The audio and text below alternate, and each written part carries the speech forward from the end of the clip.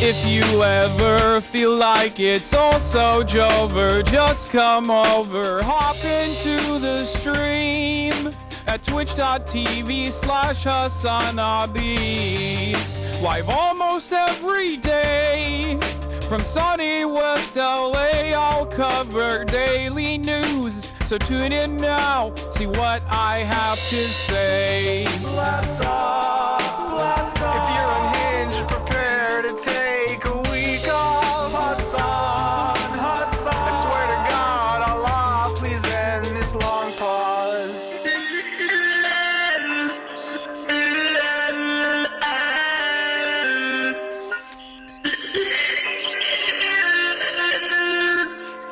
Boss makes $1 and I only make a dime.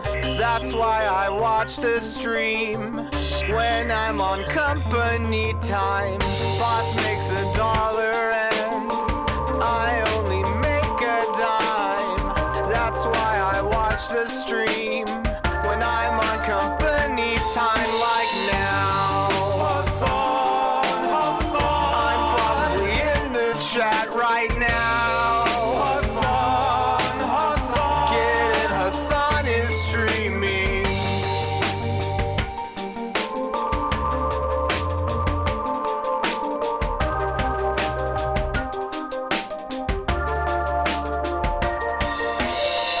I'm just a gamer frog, of course I hate myself. If there's just one Stunlock more, my hopes will go up on the shelf.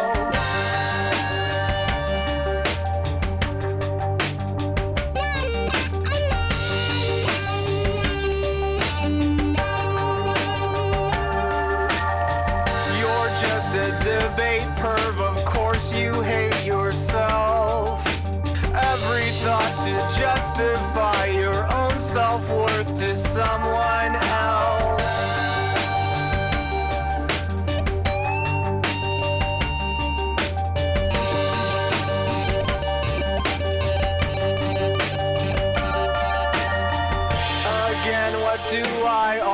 say.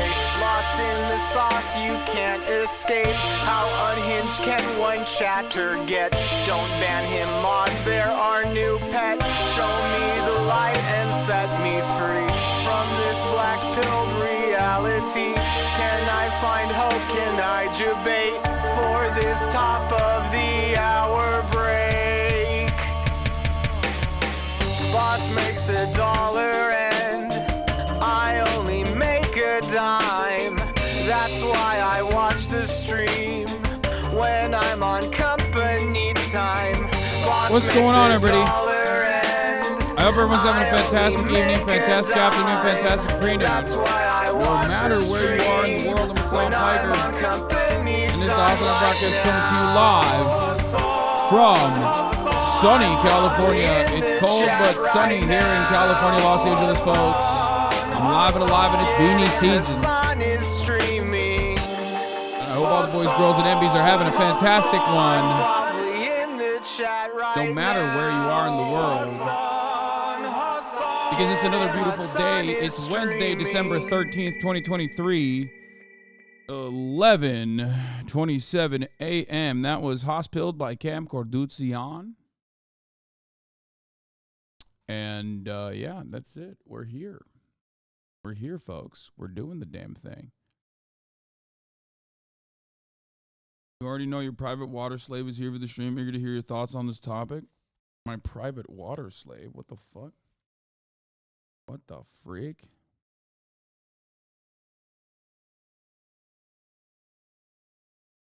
Oh, I trimmed the beard a little bit, yeah. I trimmed it because I do this thing where I shave these parts one thing, like one notch lower than this part, the goatee area, with the hopes that when it grows back out, it grows more evenly. And it grows in like a better shape instead of just like exploding my face. I also did not like that everybody was saying I was Steven Crowder. That was another reason, but anyway. But yeah, this is a part of the broadcast, folks, where we talk about my personal news in between the time period where I press the stop streaming button and press the start streaming button. What has happened in the world of Hassan Hasanabi Piker? And let me tell you, okay, first and foremost, I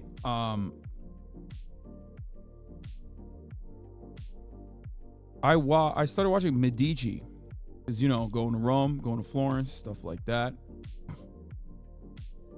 So I started watching Medici, getting really into the Italiano, getting really into the Italian life, you know? Romanophile? No, I'm not at all. I'm too much of a Ottoman son to be a fucking Romophile. I think Romophiliacs are Rome perverts because they have nothing like cool or fun in their own history. Like, I think it comes from a sense of shame. Like, there isn't like decent myth making. I would say in America, for example, a relatively new country, right? Doesn't have like thousands of years of history.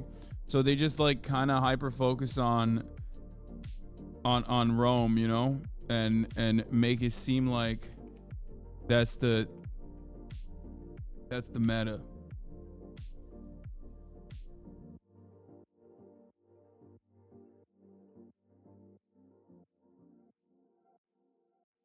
Medici, not Medici. Also, Roman Empire obsessed people here in Italy are almost always fascists and Mussolini apologists. I mean, it's really cool. There's something, I can't wrap my head around it. I don't know how to explain it, but there is something very fascinating about like history developing and then massive wars and famine and plague and destabilization completely wiping out a lot of the gains made when history does happen. And then there's just like a server reset. Like Europe got a server reset after the Roman Empire, you know? Like they got a server wipe, a server reset, Escape from Tarkov style. And then they were just like dying because they weren't wiping their asses correctly. Right? Yes, this is part of why I like being a historian. I just think it's fascinating that like Roman technology, like Roman building technology, like the utilization of lava in its cement and like finding the perfect chemical compound or the perfect chemical mixture. Not being able to figure that out until like literally last year is insane to me.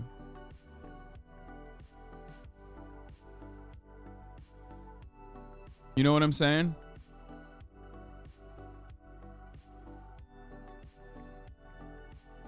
Like shit like that is fascinating to me. I guess like in a way, historians be like, what am I going to make up today? True. Well, one of the things that they made up is the Roman Empire.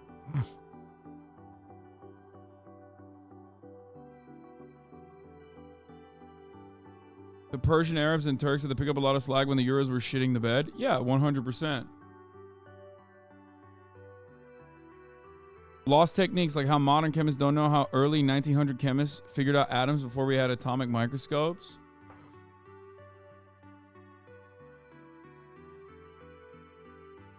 Oh, the Dersh and Norm are going to duke it out in 30 minutes on Piers Morgan. I love that.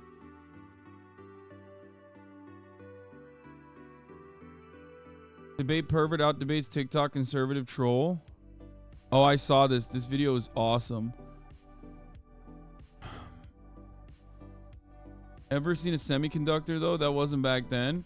No, I mean, technology is clearly, obviously advanced to unimaginable levels. I'm just saying that if you... like, it's not always a constant growth paradigm. Like, you can't think of it like there's always growth. We never go back. We never actually have like genuine periods of technological. I mean, going back in technology and regressing. Genuine periods of regression.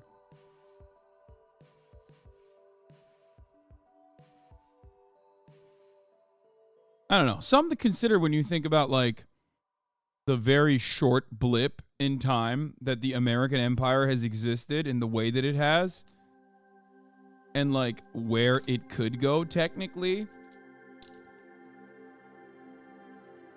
and how maybe a server reset does happen at the end of this one. You know what I mean? It does. It happens. It's not crazy.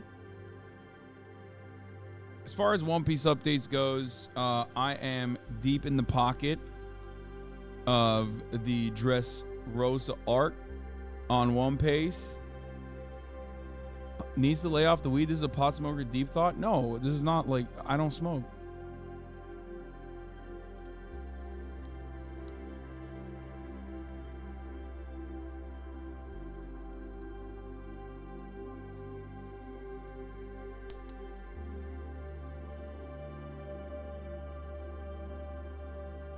Recent lost techniques. A human can't make it to the moon again the way we did before because our tech outpaced ourselves and we don't know how to recreate the successful spaceship with today's tech.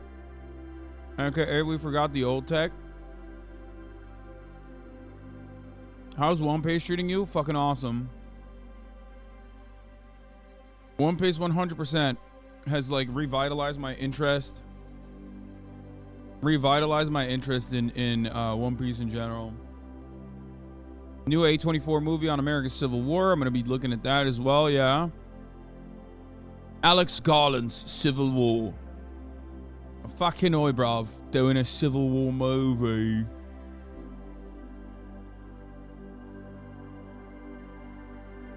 Why are the fucking English talking about American Civil War, mate? How about you worry about your own fucking country's own civil war? What's Rishi Sunak up to then? What you fucking doing? He's falling off so hard. We'll see. We'll see what happens. Did you watch a new Dune trailer yesterday? No. Real fans watch all the filler? Yeah, psychos. Rockstar and Twitch collab for GTRP, by the way. What does that mean? Also, I don't know what's happening with my playlist right now, but this is some real sauna music. This is some real spa music playing in the background, and I kind of dig the vibes.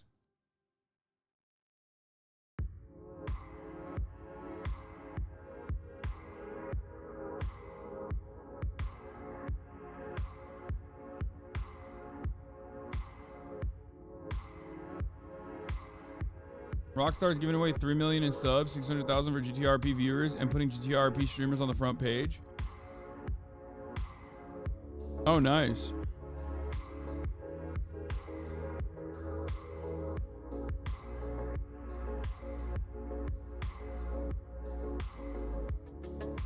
Are you going to try Ready or Not? It just dropped today, and you have to manage your officer's feelings. Dude, I really want to. I hit up Felix Biederman to see if he'd want to play it. Who would be the best squad to fucking... Who would be the best squad to have, like, a Ready or Not situation with? He has not responded yet.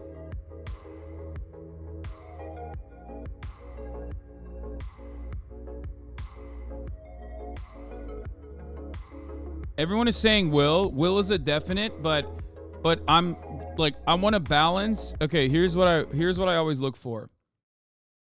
I want a balance of, oh God, you guys don't even think about it like from a content point of view. You just literally said whoever you watch outside of me. Okay? From a content perspective, there's a couple different components. Okay? Here. Think about making content, like doing a fucking heist, right? If you get 4 drivers, you're not going to do a fucking heist. We're not going racing. It's not a fucking drag race. It's a heist, innit? You need a balance, mate. You need a fucking delicate balance, yeah? Making content like that is a little bit like stealing the fucking Declaration of Independence, yeah? It's not about who you know. It's not about who comes to your fucking mind first, yeah? It's about striking a fucking delicate balance. And one of the fucking things you need to do is think. Ready or Not, it's a political fucking game. It's a game about politics.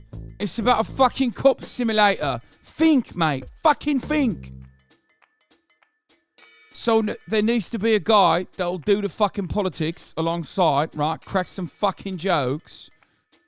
Then there needs to be a guy who brings in the fucking clout. That's right. Bringing in a diversity of fucking audience, right?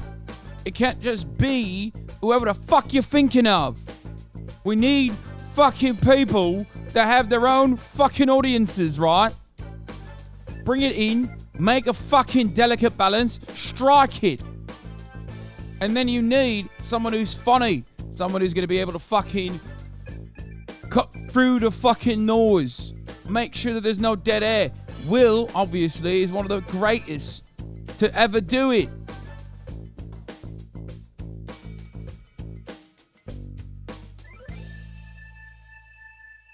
You don't think of yourself as the cloud guy on stream? Not necessarily. I think Will would be solid. Will would be solid. Jerma would always be incredible. Lyric would always be great, but those guys don't really play with me too much. Northern Lion would be great as well. Okay, I have decided I should never ask my fucking dumbass audience, especially this early in the morning, when it's just like literally, like, especially this early in the morning, who to ever have on the stream. Because you guys are so, like, this is just, I shouldn't have even tried to describe the fucking boundaries of, like, how to do this. You know what I mean?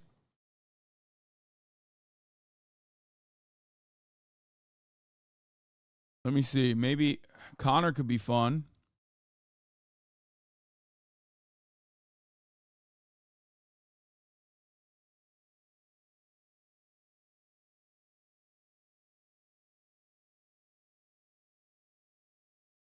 Yeah, people are just like, AOC, bring AOC. Danny Brown. Hassan, you literally get mad at every suggestion chat has for everything. You have the same reaction. I know, because anytime I ask the chat for like community feedback, it's just so insane. Like I'm scouring through the chat right now for like good suggestions, and there is straight up there's not a single fucking good opinion in there. Someone said Nick Mullen.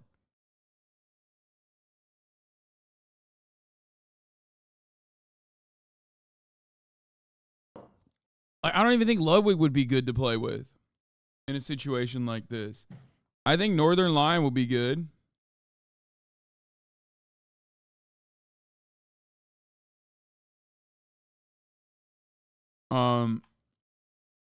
NMP Law could be funny. Also, you get mad at us for being mean, but you spend a decent amount of time ripping our assholes apart. Sure, that's fair. Okay. Yeah, Abu Obeida, bro. Get Abu Obeida on. Let him use the one time that he has on his computer to fucking...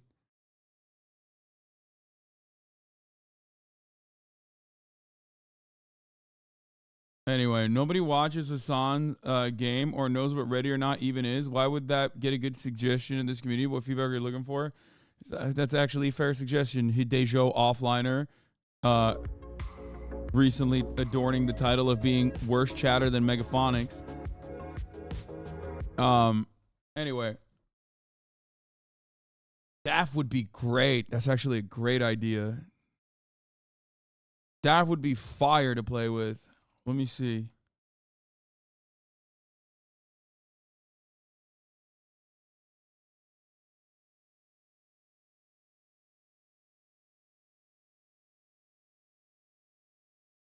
Gotta sign some shit. Funniest late night host for real on God? What? Anyway. Ask Murad if they want to play those video games with you. Yeah, no. Stop.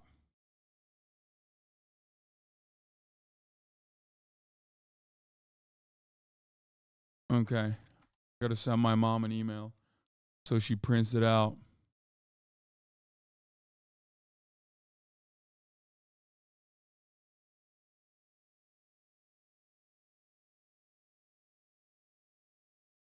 Wait. Can I just sign this? Fuck, how do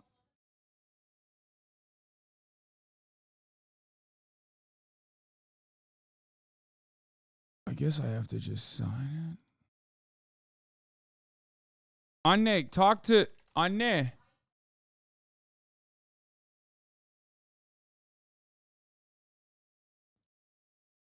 Okay. I think you should meet Andy Cortez. I'm kind of funny. He's hilarious. Are you asleep when you are asleep when she's awake though? Yeah, that's true. Yeah, Twitch has a sexual content update we're going to be looking at as well.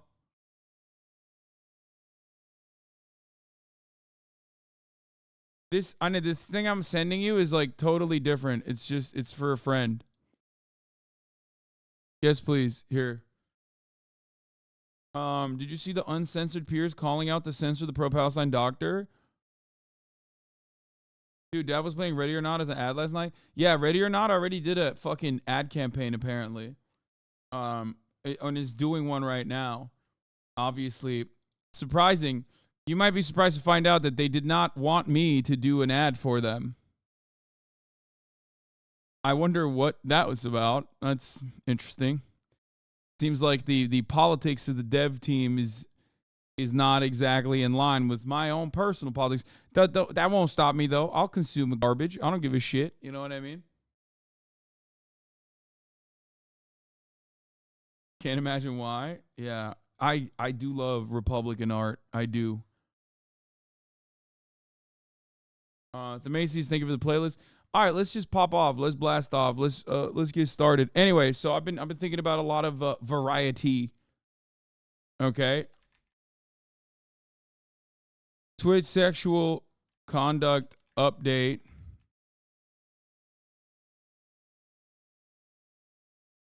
That's going to pop off in like 15 minutes. We're going to be watching it. See what's going on.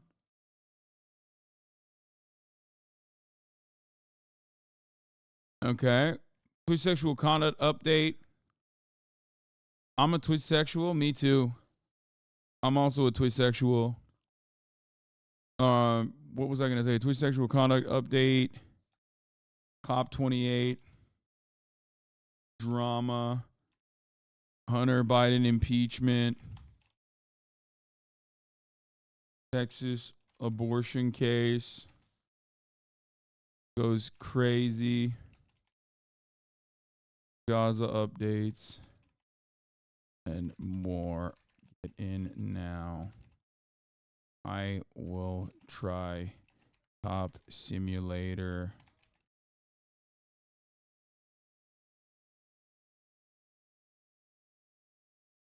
Ready or not. Okay. New Johnny Harris Palestine clip? Really? Is this a Chromeo t-shirt? Yes, I'm wearing a Chromeo Lebanon t-shirt. Chelsea Clinton tweeted about you? What? Why the fuck would Chelsea Clinton tweet about me? Are you fucking serious?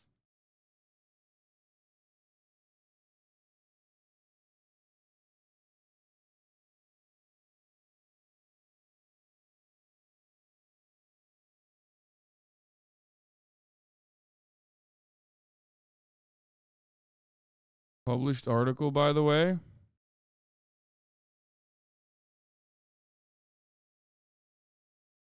No evidence of inflated mortality reporting from the Gaza Ministry of Health. Where did that come from? Did one of you guys write that or something? What's happening? Why'd you send that to me?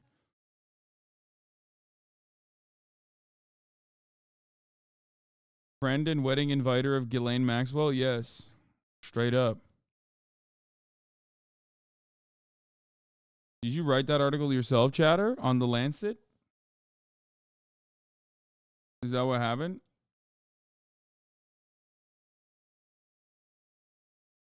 Anyway, here, let's blast off.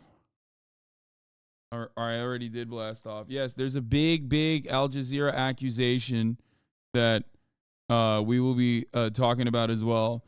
This has been reported in Al Jazeera just so far.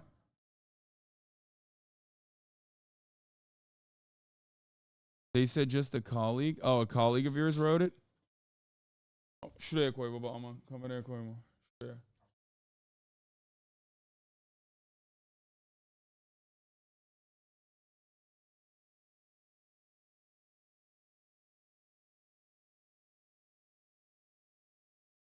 Okay. Here you go. I swear either BBC or CNN sent me a notification with this headline earlier. This is the second school now. Yeah, this is a very big accusation. This is like a wild one, in my opinion. This is like, you know, this is once more evidence comes out of it. Once more evidence comes out of this, it's definitely, you know, it's definitely gonna light a fire under people's asses, in my opinion. I've also seen videos. I haven't been able to confirm it, but I have seen videos of the I have seen videos of like IDF soldiers using Palestinians in Gaza as like literally human shields as they walk through Gaza. So those are the two things that I want to look at later. We will look at that in a little bit. What we will look at now, however, what we will be covering now is some fun shit before we get to the Twitchsexual conduct update. No. Geldi mi adam? Okay. Look at this king. Look at this absolute king. LGBTQ rights or economic stability? Why can't you have both? You need to pick one. I refuse the question. You can't refuse the question. I do. But you can't. But I did. But you need to pick one. No, I don't. I just said you did. So what? Can you pick one? No, because they're both doable. No. Only one. I don't have to pick one because you can have both. But the answer is both is not an answer. It's not a valid answer. I reject your question. You can't reject it. I just did. Can you pick one? I don't have to Why? because they're both completely doable. So LGBTQ rights or economic stability? Both. That's not an answer. Yes, it is. LGBTQ rights or economic stability? Both. Are you trying to troll me? No, 'Cause I'm just wondering which one you like more. I like them both. You can't have both. Yes, you can. Not in this question. Too bad Why are you trolling me right now? because I don't have to choose. All right, what if I had to ask you gender inclusivity or economic stability? You can have both. You can't. Why you make this so difficult? I'm trying to pass my final. Too bad. Which one do you pick? I pick them both. But that's not a valid answer. Too bad. Thank you. Thank you.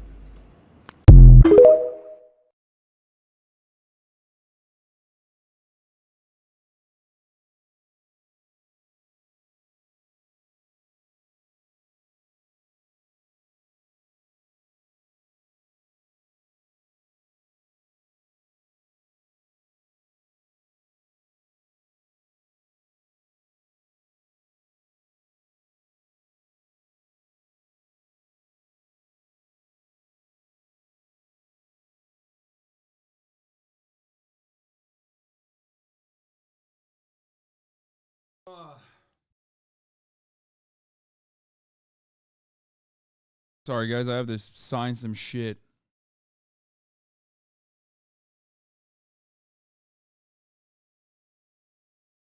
This is why did he post his own L? It's still content. These guys don't give a shit. I had to bye on them. These guys don't care. They don't care if they got an L, if they're taking an L or a W. You know what I mean? They do not give a shit.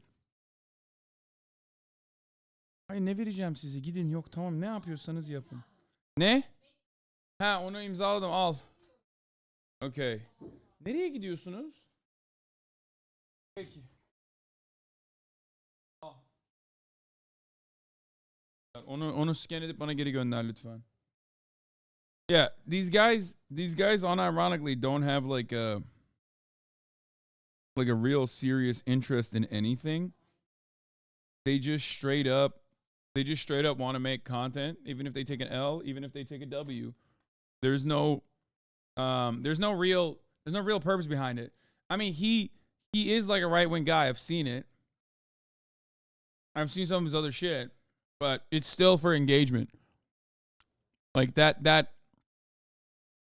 absolute pendulum swing has occurred, as I told you it was going to under the Biden administration, where now the counter, like the supposedly anti-establishment narrative is now, I guess, on the Republican side. So the youth that are personally rebelling against these institutions are doing that by being conservative, and that kind of stuff has like a lot of... Why didn't he answer the question, though? Wait, what do you mean? It was perfect. He did a great job. This is precisely what you're supposed to do. He walked up to this dude in his flippy floppies thinking like, oh, this guy's a loser. He's like a liberal guy. Rights or economic stability? Why can't you have both? You need to pick one. I refuse the question. You can't refuse the question. I do. But you can't. But I did. But you need to pick one. No, I don't. I just said you did. I don't... Okay, I'll look. I don't think I got it. I don't think you sent it. Okay. Kind of reminds me of that girl who pooped her pants who go around campus trying to debate people. Yeah. Yeah. Well, you don't have to answer that shit. Well, who says? For someone being like, why don't they answer it? Like, why? Why does he have to answer it? He did answer it. He answered it perfectly, as a matter of fact. He answered it exactly how he's supposed to answer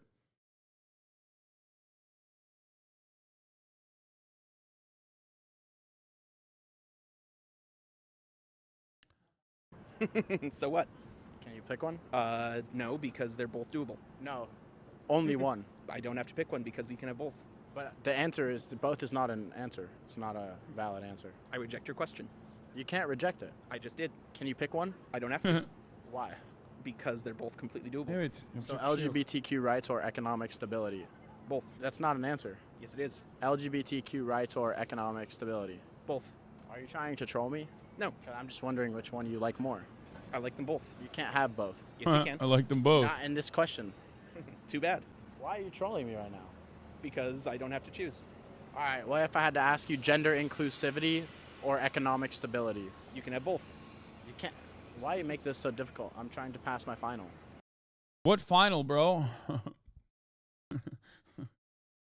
My pronouns are fine Jesus. This is how you should always respond to these fucking dudes, man. The best thing to do is obviously not respond at all. But if you are going to respond, just do that. He's like, come on, man. I have a homophobia final, dude. I have a homophobia final. Please. You're making me fuck my homophobia final up. Too bad. Which one do you pick? I pick them both. But that's not a valid answer. Too bad. Thank you. Thank you. I like that it's cordial in the end, though. Thank you. You know what I mean? Okay. All right. Have a good one. Kodak rizzes up Turkish girls. Wait, what? Really? Yeah. They're just swinging us mid, so we should keep killing them. Oh man, we're having a conversation here. No, I'm kidding. Sorry. I'm so sorry. I'm kidding. Yeah, are you Turkish? You sound Turkish. Are you Turkish? Evet. Yükleme biliyorsun. Evet biliyorum. Nasıl Türkçe? Herkes Türk mü burada? Ne yaptınız beni ya? Yo, what? Not only Radiant, bro. Not only. Yo, there's a guy. Not only is she Radiant, she's also Turkish, girl. I met her from my way. Yo, he's out C. What the freaking heck, man? Do you play a lot of Rain Valorant? is out C. One enemy remaining. Oh, Hey, shit. beef. Player standing. Spike down. That's what Jet, you see her Jet. now. I like that he said Tarek rizzes up the Turkish girl. He just, in broken Turkish, said, do you speak Turkish? That's it. Like, that's what he did. New A24 movie was announced and it's about civil war in modern America. Yeah, made by a fucking oi, bro. Insane Polish MP sprays people with fire. Yeah. I think this is really impressive. Okay. Yeah, let's start off with the anti-Semitism. Okay. Here is Polish far-right MP Grzegorz Braun extinguishing an official menorah with a fire extinguisher. I never swear on here, but fuck you. Now, I think it's impressive. I think this is impressive. A Polish man figured out how to work a fire extinguisher. You're really going to fucking act like that's not impressive? Come on, dog. That is a first. Sure, it was done to do a very clearly anti-Semitic act. Okay, surely. But like, it's one of those circumstances where you have to be like, well, you know, this is pretty cool that he was able to do that. Good for him. Good for him that he figured out how to use a fire extinguisher.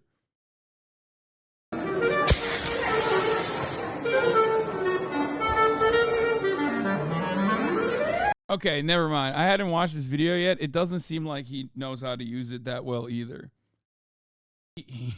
Never mind. He just kind of starts firing.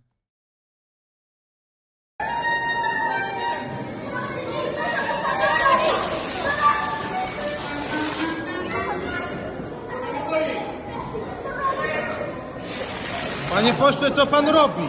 Panie pośle, co pan robi?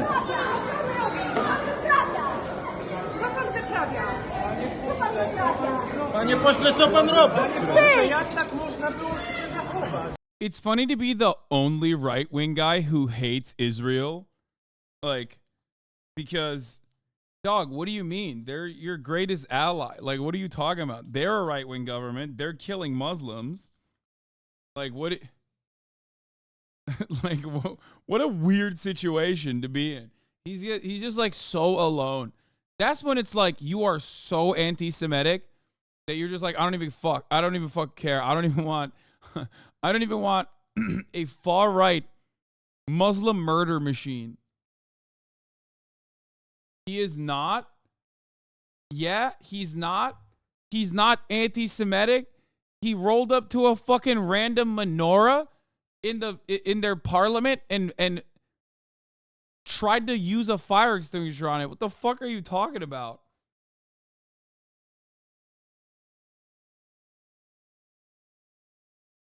That's pretty, that's it. That's peak. You know what I mean?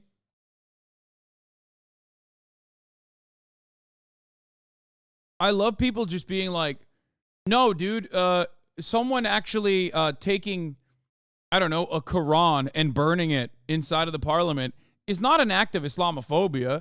It's just regular protest. It's like, no, that's like Islamophobia. And this is the same shit. The fuck do you mean? He also hates Christmas trees. Oh, he's like a Varg-style Nazi. That's so funny. Apparently, Poland booted the shitty PM and has a better one now as of 2 days ago. In the October election, the right-wing party did poorly, and they finally were able to form a coalition progressive movement. The new PM is Donald Tusk.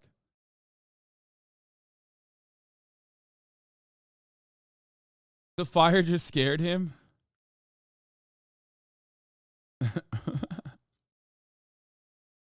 Yeah, he is Polish. He's like, what is that? What is that?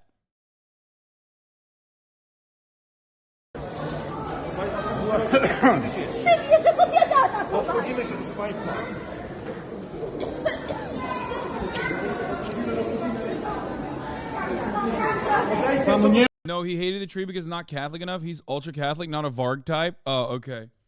I thought he was like a Varg style Nazi, where he's just like only paganism. The only acceptable form of religious demonstration is my kind of paganism. I will burn the churches myself. I will stab. I will do a self-defense style situation on a band member and stab him in the chest 35 times. And some in the back too. This is normal.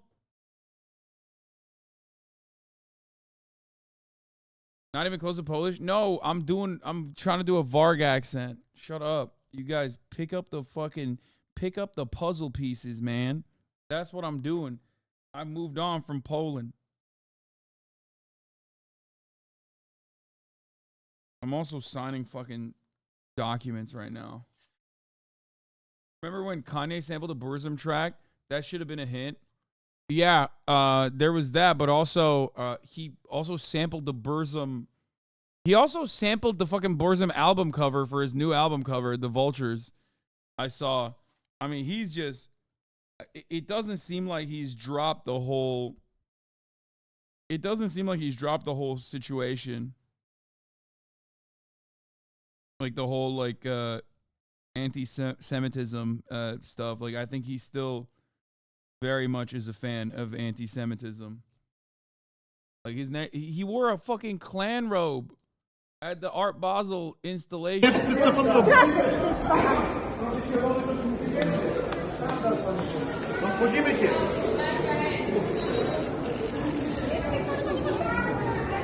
Czego pan tu zrobił?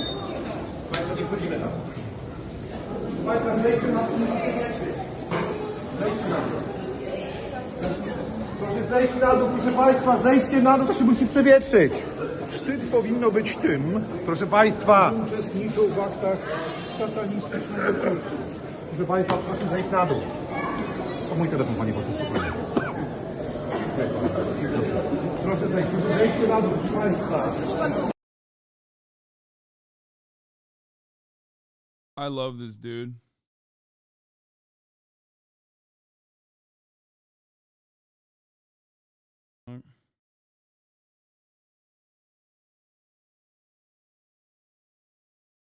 This is a funny ass fucking situation. He called it a satanistic cult. Is Kanye actually anti-Semitic or just mental illness? He seems super unstable. Why not both? I mean, why not both? I think it's a big column A, column B situation. He definitely is genuinely anti-Semitic, though. Come on, dog.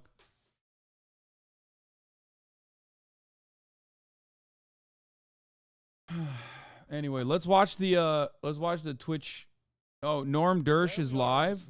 All right, we'll start off with Norm versus the Dersh. This is a big fucking face-off. About what we're seeing, and then we'll do the Twitch in thing. Gaza now is, to many people, now the very terrorism which Israel set out to destroy. This is a huge deal for losers like me, I'll be honest. It is terrorism. Like way bigger than skipping the top of the hour ad break and forgetting to run it and then telling you at the top of the hour there's a 3-minute ad break, and if you no longer want to see it, all you need to do is subscribe.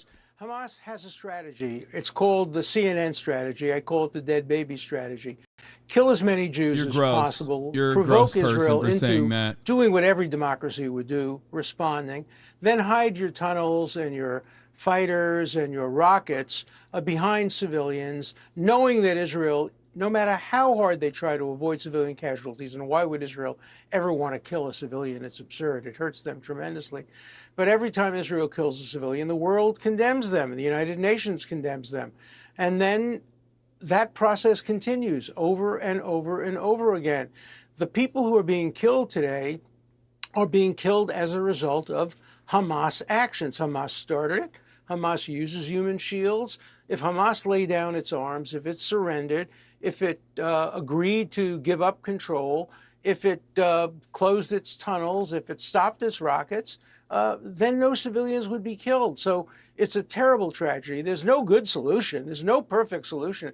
If Israel stops now, Hamas continues to do it over and over and over again. If Israel continues, it gets condemned and loses friends abroad and even risks using the United States. It's a terrible dilemma for Israel. All the responsibility, all the fault of Hamas for starting this. And That's let so me just sad that end with Israel one loses quote. friends On the because they're day killing after, too many literally babies. the day after these horrible tragedies with murders and rapes and robberies, this is what Mr. Finkelstein said. It warms every fiber of my soul, every fiber of my soul. He called the people who murdered these innocent Jews, many of them peaceniks, he called them part of the heroic resistance. And he compared them to the Jews who were fighting against Nazis in the Warsaw Ghetto. It's that kind of animosity toward Israel before Israel fired a single shot, which makes it clear that no matter what Israel does, it's going to be condemned by people like Norman Finkelstein and by the United Nations General Assembly. I think it was Abiy Eban who once said, if the General Assembly were asked to vote on an Algerian resolution that the earth is flat and that Israel flattened it, it would win 128 to 32 with 65 abstentions, and he would name each of the people. So the United Nations General Assembly, Human Rights Watch, Doctors Without Borders, these are not objective assessments. Norm is going to Israel's fucking in a eat very tough situation, Dersh's lunch and the dinner, future dude. of civilization depends Norman on Israel Finkelstein being was able to blacklisted. destroy Hamas and Norman avoiding Finkelstein was blacklisted from all academia for eviscerating this man, okay? For cooking his ass. I won't address the question of my remarks on October 7th because we already went over that ground in the previous program, and so it would be a waste of your viewers' time if I were to revisit that. Yeah, that's fair enough. So let me deal with the Yeah, thank you. So let's deal with the substantive issue. Number one, what you seem to be describing as a new development, namely Israel's indiscriminate assaults in Gaza, that's hardly a new development, with all due respect to you. I've lost the sound. Oh, no, Dersh is doing the, I hit you with the 1-2, and now I've Israel lost the sound. From literally day one set out as its goals. So if I can quote, first of all, the defense minister, there will be no electricity, no food, no water, no fuel. Everything is closed. We are fighting human animals, and we are acting accordingly. Now, that was not directed at Hamas. That was directed at the entire population of Gaza. I think your listeners understand what is the consequence of denying a civilian population all water, all food, all fuel, and all electricity. It doesn't take a rocket scientist to figure out that that is a recipe for genocide. Number two, you quoted or you had on Douglas Murray, who made a distinction between what he called the deliberate targeting of civilians versus the indiscriminate targeting of civilians. Not to want to sound pedantic, but Israel's leading authority on international law is a fellow named Yoram Dinstein, who I'm sure Alan Dershowitz knows. And Mr. Dinstein, or Dr. Dinstein, he stated that there is no fundamental difference under international law between the deliberate targeting of civilians and the indiscriminate targeting of civilians. There is no substantive difference. Therefore, under international law, according to Yoram Dinstein, Israel is targeting the civilian population of Gaza. That's another indication from the get-go, not from yesterday, not from when it was revealed to President Biden, but from the get-go, Israel has been engaging in a genocidal war in Gaza. Now, the genocidal war Stop fucking takes complaining about how various slow he forms. is. Again, I'm going to cite you old quotes. So let's take Giora Eiland, who was the head of Put some Israel's respect on it. This is a National legend. Security Council, the equivalent of our CIA. And he said, quote, Israel needs to create a humanitarian crisis in Gaza. Gaza will become a place where no human being can exist. Now, I'm not here to try to persuade Mr. Dershowitz or Professor Dershowitz. I am here to try to enlighten your listeners. So I would like them to cogitate, to meditate over what does it mean to say Gaza will become a place where no human beings can exist. Mr. Eiland, the former head of the National Security Council, went on to say, severe epidemics in the south of the Gaza Strip will bring victory closer and reduce casualties among IDF soldiers. And then there is Mr. Netanyahu, the prime minister. Not on one occasion, not from the spur of the moment, but twice in national addresses to the nation, very soberly, Mr. Netanyahu said, remember what Amalek did to you. This is a war between the sons of light and the sons of darkness. Now, as Professor Dershowitz surely knows, because he attended Hebrew school, actually he grew up just a few blocks from me, or I should say I grew up a few blocks from him because he's older. He surely knows that in the midst of a war, in a country that is schooled in the Bible, that when you say your enemy is Amalek, then you are calling for the destruction, the killing of every man, woman, and child.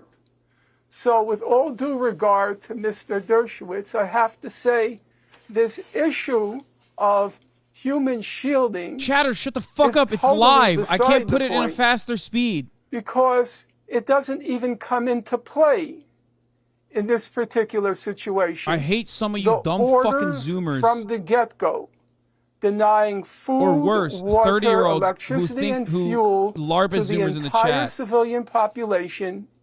The order from the get-go to turn Gaza into a place that is not able to sustain human life.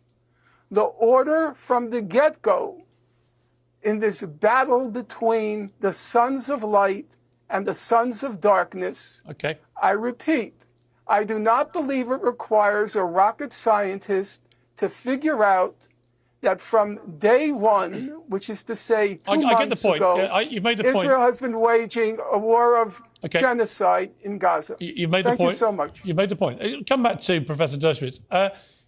Here's the problem, it seems to me. I've just listened to Norman Finkelstein at length, outlining Norman that side of the well-sourced argument. as always. It's very hard. Literally, when you look at well-sourced as always. Come again with a 1-2 punch. In the last 2 weeks in particular. Wearing down his interlocutor. Israel doesn't really seem to care if it levels Gaza to the ground, as long as it can get rid of Hamas. My issue with that is, having defended their moral right to defend themselves as a country, is I don't think they're going to eliminate Hamas. And they're certainly not going to eliminate the ideology. And they're going to basically end up with a Gaza that's flattened, 2 million people displaced. Where are they going to live? Who's going to run Gaza? How does this actually play out, other than catastrophically Piers bad? Morgan asking about what Israel needs to do because of what Hamas has done. We have to remember, first which of is all, absolutely you judge nothing. people Alan by their Dershowitz immediately actions, going not back to by their October words. 7 Quotes to from Professor re-litigate Dinsky, October who's 7 to retired say, for look, probably the 25 violence started years with in Iran, Hamas. and has nothing to do with the Israeli government, or individuals. Dinstein is 100% wrong. I'll give you an example. Is there no difference between Nazis putting Jews deliberately, 6 million of them, into gas chambers and other means of death, deliberately targeting them, and what the United States did at Hiroshima and Nagasaki? They may both be wrong, but there's an enormous difference between deliberately targeting civilians, such as the Nazis did during the Holocaust, and engaging in war actions which you know are going to inevitably cause death of civilians. So there's an enormous, enormous difference there. Then he talks about Amalek and Hamas. I know the Bible very well. And of course, Amalek was a group of people that sought to destroy Israel. But when people refer to Amalek, they don't refer to the Palestinian people, they refer to Hamas, and Hamas is Amalek. Hamas is the Nazi party. Hamas are not heroic resistance people. They cut off the breasts of women and throw them around. They behead children. They put children and burn them to death. Yes, they should be destroyed. It's going to be very difficult. This is not going to have an easy solution. Israel may, in the end, not be able to completely there it is. destroy. Going back to October 7th and making stuff up. Classic playbook maneuver here. Germany, do not focus on the 18,000 murdered Palestinians. And in the end, what happened is the Japanese and the Germans were grateful for it. And then the United States and Great Britain helped rebuild Germany and Japan and turn them into great allies. That's my hope for Gaza. My hope for Gaza is that the people of Gaza will finally the be rid of Japanese Hamas. famously grateful for the atomic bomb. And that the United States and Europe can then rebuild it better than it was before, like a Marshall Plan, and hope that definitely not like elected generational scarring from that sort of thing. We'll then have a two-state solution. Yeah, but I've been in favor of a two-state solution since 1970. Alan, let me just jump in there. Only tonight, the Israeli ambassador to the UK made it abundantly clear: two-state solution is gone. Israel. I'll play you the clip. I'll play you the clip here. Yeah, but he's wrong. Is there still a chance for a two-state solution? I think it's about time for the world to realize the Oslo paradigm failed on the 7th of October, and we need to build a new one. I'm telling you. In order to build a new does that new one include the Palestinians living in They're a getting state horny. They're getting horned up. They're getting arrogant again. The biggest question is, what this type is of new. Palestinians are on the other side? This is what Israel realized do they on have the a 7th of state, October. though? The answer is absolutely no. You see, when you hear that, this confirms. Yeah, but hang on, Alan. This confirms what many Palestinians have feared, that for 20 years or more, the Israeli government, and Netanyahu in particular, have had absolutely zero interest in any two-state solution. And so if that's but not... let's remember that... I like that Alan Dershowitz is saying the primary communicator, the fucking ambassador to the UK is just talking out of her ass. 2001, they came very close to 2001.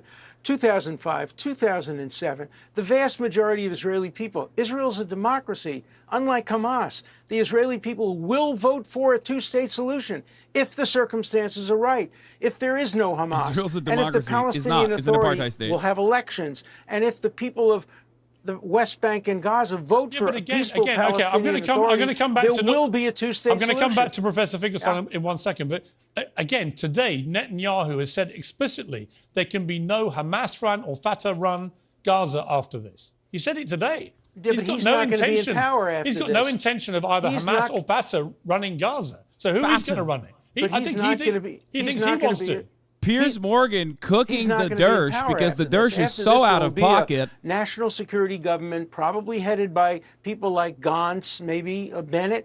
The people of Israel are going to decide, and the people of Israel get to make that decision, and they're going to decide on a two-state solution. The one thing that's Whoa, clear that's crazy. is with Gaza dominated by Hamas, there cannot be a two-state Okay, solution. let me go back to but Professor without Finkelstein. Hamas, Okay. anything's possible. Okay, I agree with that. I don't think Hamas can possibly be left in control. I just don't think that this mission is going to eradicate Hamas in the timescale which may America be is now right. clearly laying down for their support. Professor Finkelstein, You may be right. how do you see this playing out from here? Okay, I would like to say a couple of things, if you don't mind, if it's okay. Yeah. Number one, Professor Dershowitz attaches a lot of importance to what the people of Israel want. And so let's look at what the people of Israel want. According to the most recent polls, 60% of Israelis believe, he's hitting him with the Jewish Israeli Israelis, Democracy Institute. 60% of Jewish Israelis believe that Cook 'em, Israel Norm. is not using sufficient force in Gaza. Totaling. 60% believe that Israel should, or the government, should escalate Totaling the amount of 94% of force Israeli it should use Jews in Gaza. in the latest IDI Number two, poll. it's the Israeli government, it's the Israeli people who democratically elected this ultra right-wing government. It's not as if the claims are made that Hamas has been imposed on the people of Gaza. But there's no imposition in Israel. I quite agree with Professor Dershowitz, at least for Jewish Israelis, it's a democratic country. And they democratically elected the ultra right-wing government. So I think those are two very good indications. I can't say they're very auspicious indications, but they are very good indications of what the Israeli people want. Number three, I'm not now going to go into a long disquisition on the history of the so-called peace process, but I would ask your listeners, if they have the time, patience, and interest, to just Google what's called the peaceful settlement of the question of Palestine. And that's a General Assembly resolution that comes up every single year for decades.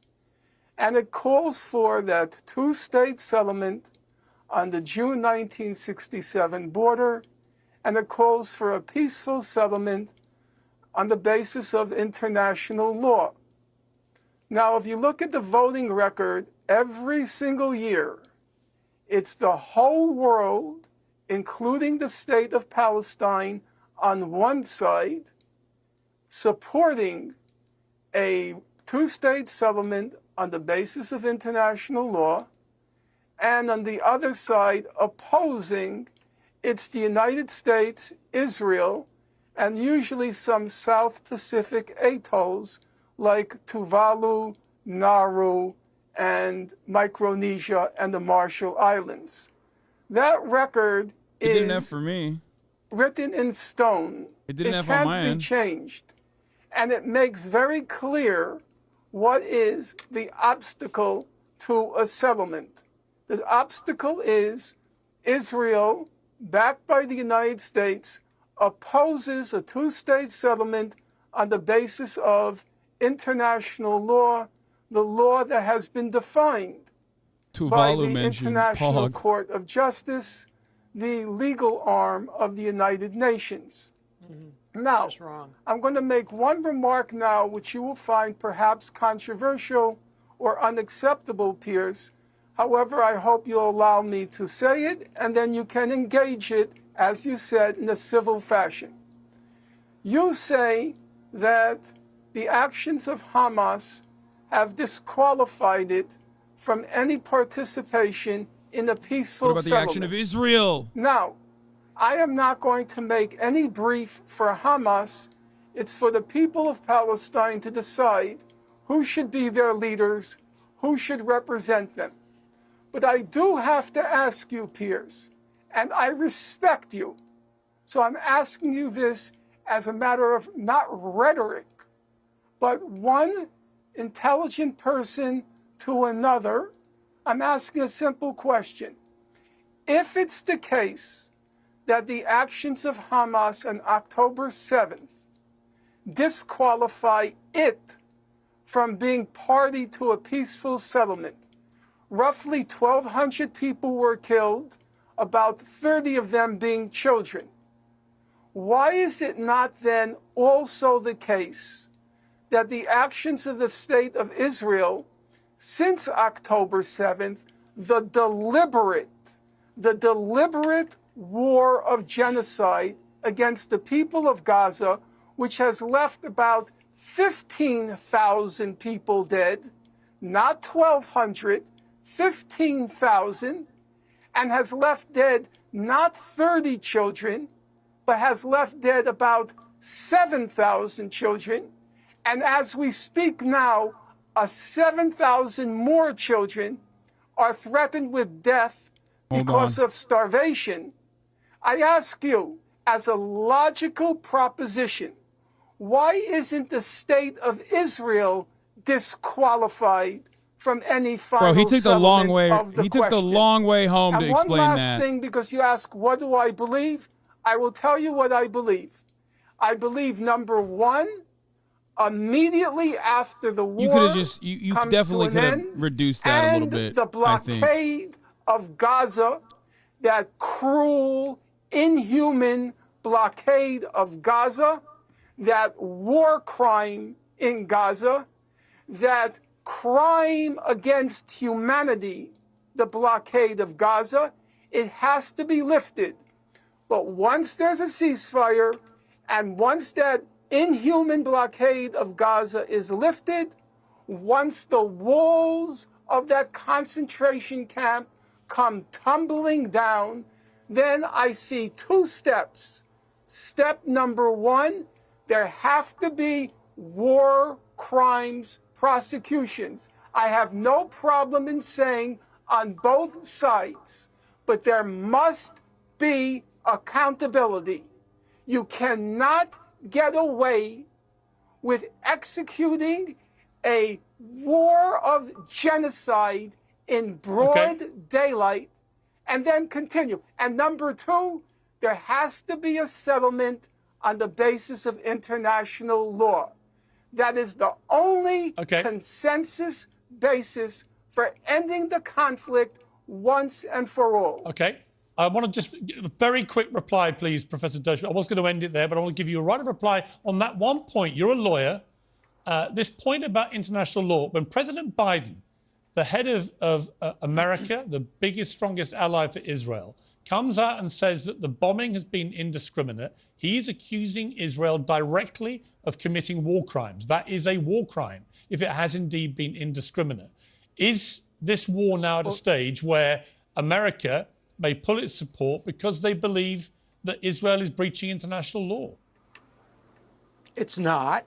Today, 10 Israeli soldiers, including a commander, were killed in northern Gaza because Israel refused to bomb that site, which it could easily have done. Instead, it sent in brave 18, 19, 20-year-olds, some of them considered children under the Hamas definition of anybody under 19, and they were all killed because Israel made a decision not to bomb indiscriminately. It has never bombed indiscriminately. Alan Dershowitz is talking about how people under the age of 18 are not children. I know he said 19, but I'm a supporter of Dersh, Joe don't Biden, do but it. He's wrong. It's not indiscriminate. It's very, very discriminate. In terms of international law, Finkelstein is just dead wrong. I helped draft 242, the UN resolution. I was working with Arthur Goldberg in 1967, and that talked about territorial adjustments. Israel has the right to make some territorial adjustments. They shouldn't have had occupation of civilians, but going back to the 67 borders is an invitation to suicide. And you know when the blockade of Gaza will end? The day that Hamas is no longer in control, and the day when rockets no longer attack Israeli civilians, that's the day the blockade will end. The blockade is a good thing designed to prevent Hamas from firing rockets, using tunnels, and doing a repetition of what happened on October 7th. I do not agree that the blockade is a good thing. I do think that the occupation of Gaza for many decades has been a terrible thing. The plight of the Palestinians has been horrific. None of that justifies October the 7th, which is one of the worst. I like that he terror attacks in said. modern times. I like that he originally said, "Oh, the UK ambassador bringing up the two-state as a non-starter is wrong," and then basically arrived at that conclusion himself shortly thereafter. By people talking and reaching a resolution. This is a 2v1. Piers is on. Very much indeed. You made it civilized by your. Thank you. I appreciate it. Thank you. Well, answers the next. Definitely.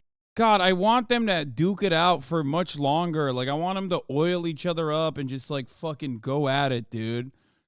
It sucks. It sucks that this is, like... It sucks that this is the only form of Norm Dersh content that we can get. Yeah.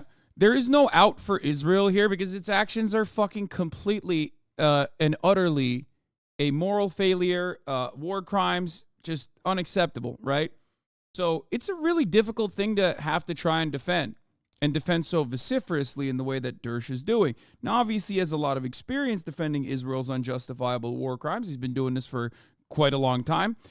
Just like Norm is very good at documenting Israel's war crimes, and he has been doing that for quite a long time.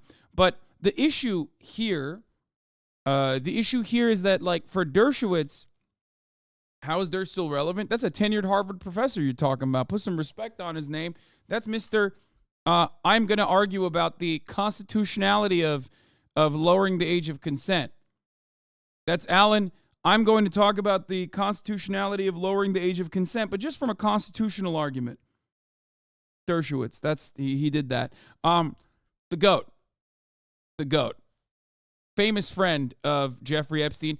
You notice he was like kind of, he was kind of sad, probably because he's still mourning the loss of his bestie, who he flew on the Lolita Express with multiple times. But don't worry, he said he always had his underwear on. These are all real Alan Dershowitz quotes. I know it sounds crazy. Alan Dershowitz is much like Israel. When you bring up genuine facts about his life, people that are, uninitiated with Alan Dershowitz will go, "You're being anti-Semitic. There's no fucking way what you're saying is true." Okay? Except, no, it is literally true for Alan Dershowitz. Okay? It's just like, it's the same shit whenever, like, we talk about a new thing that we've learned that Israel has been doing. And you're like, come on, dude. That's like, you just made that shit up. That's like a fucking insane thing to say. Same with Alan Dershowitz. Alan Dershowitz is also like Israel. They love the murder of innocents. See his most famous client. There it is, obviously. My favorite thing about Alan Dershowitz is that they always have him on. They always have him on Fox News. Like, always. And he ends up always finding a way to talk about Jeffrey Epstein victims, no matter what they have him on for. He's also a hack academic and eviscerated Norm's career for getting called out, as you mentioned earlier. Exactly. Alan Dershowitz has also blacklisted Norm Finkelstein from academia for decades due to getting absolutely fucking obliterated by Norm Finkelstein in general. Okay? Sometimes Kellyanne Conway gets brought on daytime news shows and asks for her expert opinion. I'm just like, she literally posted her own daughter's nudes on Twitter as revenge for spilling the tea on her mom in the White House. Yeah, there's a lot of real freaks on the Republican side. There's a lot of freaks on the Democratic side too, but nowhere to the same degree. Like the freak behavior on the Republican side is like straight up way, way worse.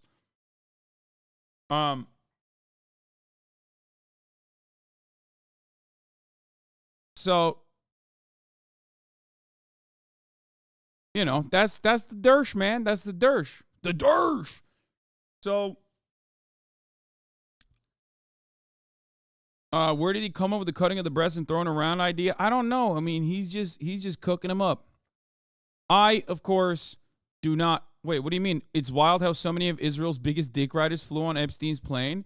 Hello, Ehud Barak, former prime minister of Israel, was caught photographed leaving Jeffrey Epstein's New York rape dungeon palace in 2016.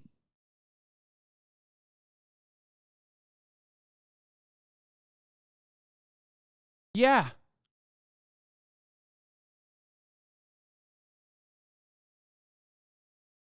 Yes, the common rumor is that Jeffrey Epstein wasn't simply just CIA, but also potentially Mossad as well. Anyway, hadn't heard about Dersh's first wife until seeing this tweet. I mean, fear of violence against Jews would be a lot easier to take seriously if it wasn't being said by someone whose Jewish wife mysteriously jumped off of a bridge shortly after she told her family that the children were being abused by her husband. Like, sorry, Dersh, you have 100% had a hand in ending Jewish lives than the people you're criticizing.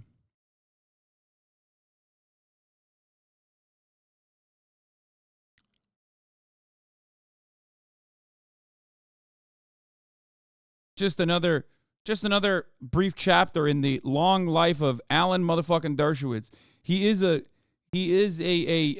interesting guy.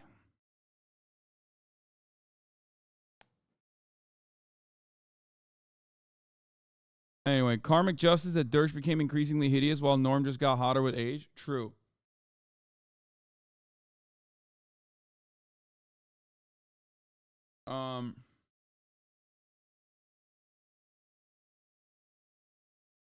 All right, so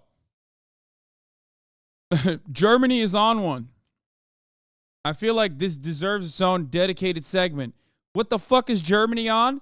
Oh, Free Palestine ist das neue Heil Hitler, says Welt. Das Beste aus der Weltredaktion, Nachrichten, Reporter-Tweets, TV-Highlights und Allmeldungen. Mal Hand, mal Feed, immer News.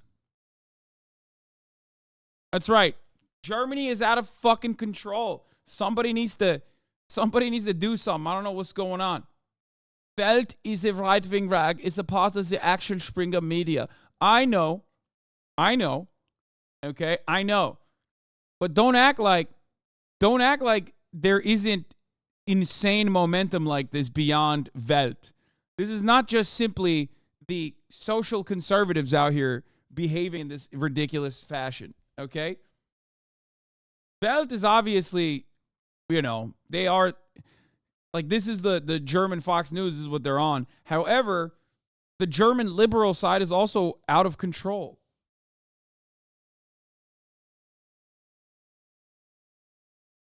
Let's go. Fed meeting went well. Should be 3 to 4% inflation next year and 2% by 2026 and 2027. We don't call it Axel Springer. We call it Axel Ströme, please. Bitte. Anyway. So, yeah.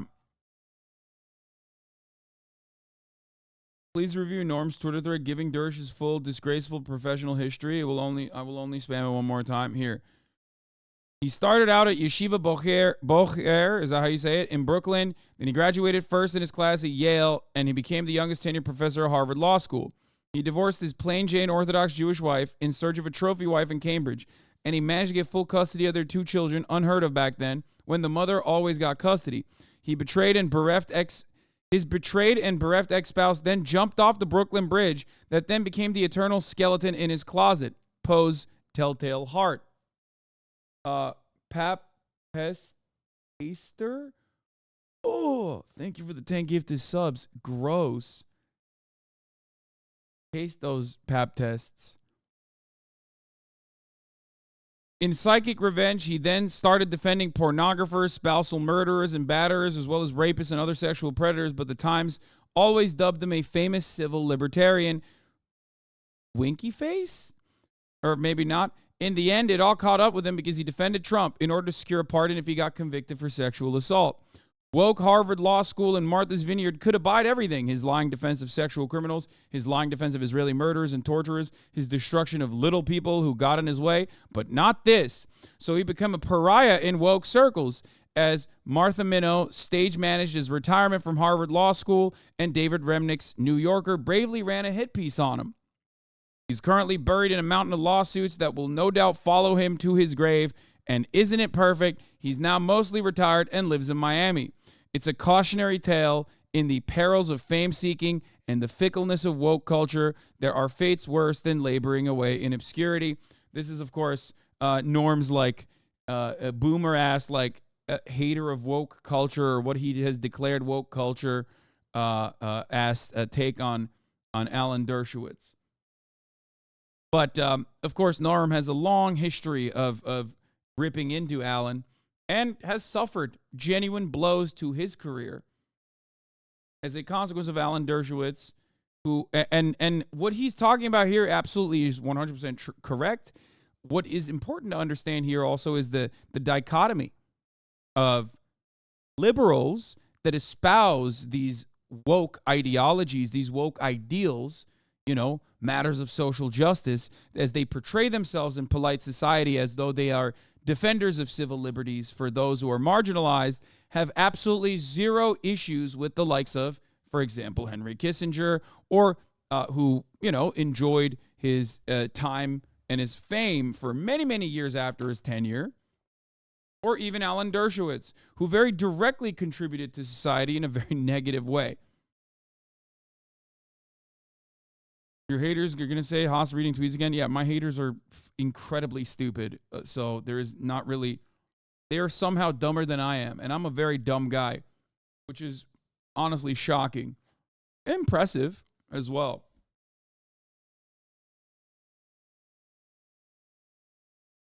I love that is the meta, is like Hassan only reads tweets. It's like, yeah, dude, from who?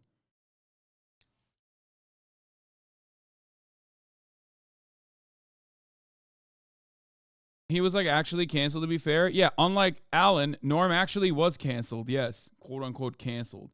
For going against the grain, of course, and dedicating damn near his entire academic existence to not writing about fucking cancel culture and woke stuff, but instead about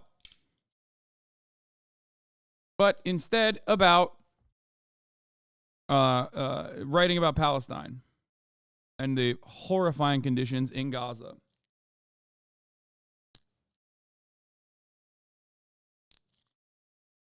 Anyway.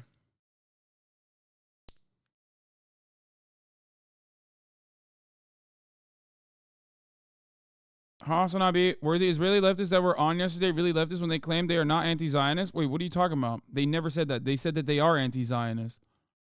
I've never had an Israeli leftist on that isn't openly and declaratively anti-Zionist.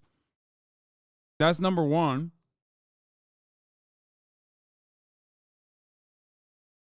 Number two, because isn't also those teenagers demonstrate courage and resilience and have actually taken a fucking honorable stance.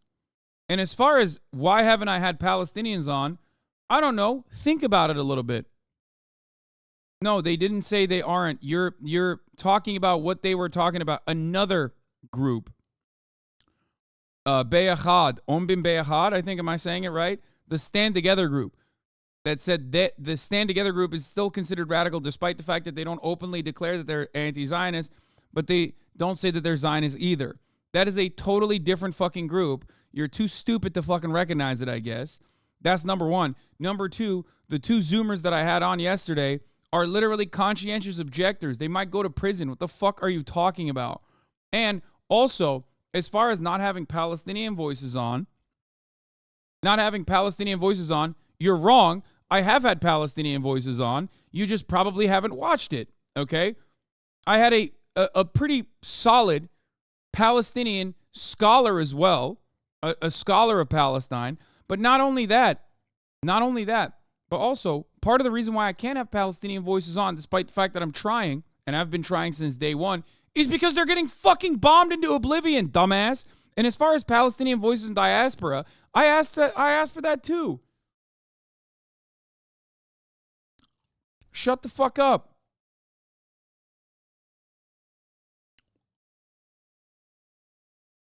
Anyway, they said they aren't pro either. No, you're wrong. Okay? They're literally conscientious objectors. Shut the fuck up. Meanwhile, you're a dumbass. Obviously, Israel's in the right here. Yeah, dude. You're a genocide supporter, so have fun with that. You are an immoral scumbag who is defending genocide. You can fucking cry in your little circles all day, every day, and cry and cry and cry about, like, how mean people are in like, some circles. Okay? Oh, no, they're calling me a genocide defender. You are. You are a fucking genocide defender. That's it. Framing them as just Israeli leftists is so wild. Yeah.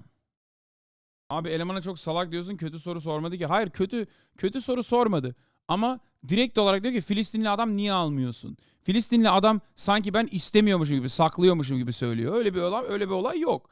Hem Filistinli adam daha önce aldım, hem de aynı zamanda diasporada yaşayan Filistinli adam buraya geldi, konuştu. Hem de onun dışında devamlı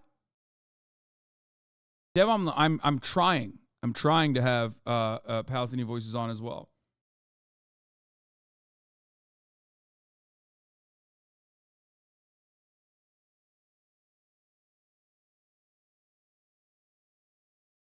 You can't get Mohammed Kurd till this day. You got no pull.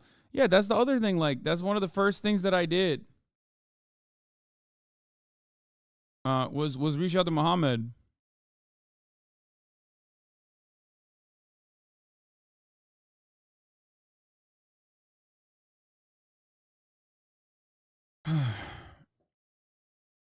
Why haven't we heard from any crazy white boy voices? Might I lend mine? Also, I think you have to understand something. Okay? There are plenty of Palestinians in the chat, like this person who just said, I'm Palestinian. Hassan already covers all my talking points. Like, another thing that you have to remember here is that I am doing commentary for a Western audience, okay? A Western audience that might be right on the fucking edges of understanding things, okay? Understanding the Palestinian plight. There's a difference. Especially as someone from a Muslim background himself, okay, whose name is Hassan, this is the one area where my otherwise white privilege as a cisgender, heterosexual man, all of those privileges kind of perish away because a lot of people in America, in the Western world, view this conflict from the perspective of Islam versus Judaism. Okay? It's wrong. It's inappropriate. That's not the fucking story at all, but that's simply how dummies see it. So I'm already, in the eyes of many of the Americans, the Muslim representative in the matter. Do you understand? Which is why trying to balance that with Jewish voices, scholars in general, is precisely what I try to do here. Because in the eyes of the audience that I'm trying to change the perspective of, I'm already representing the Muslim, the Arab, the Palestinian side of the matter. Do you understand?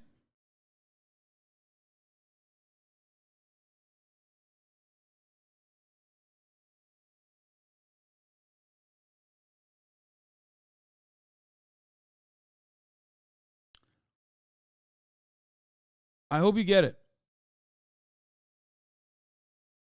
Especially because one of the most effective counters in this circumstance, one of the most effective counters in the heart of the collective consciousness of like the progressive American society or the progressive Western society, who you do need to make an argument for, who you do need to genuinely change the minds of, okay, is anti-Semitism. the conflation that anti-Zionism is anti-Semitism. This is precisely the reason why, because I know what it looks like. I elevate a lot of anti-Zionist Jewish voices. Okay? One, because they're doing something worthy, and they're doing a phenomenal job. And two, because to a broader Western audience, it's important. It's important for them to hear from the perspective of, like, American anti-Zionist Jews.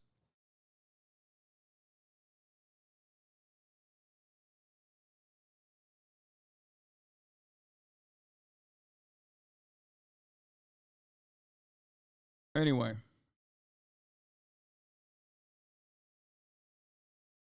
You foreseen it a month ago. After they managed to ban from the river to the sea, they come for free Palestine. Yeah, and they're doing that already. Anyway.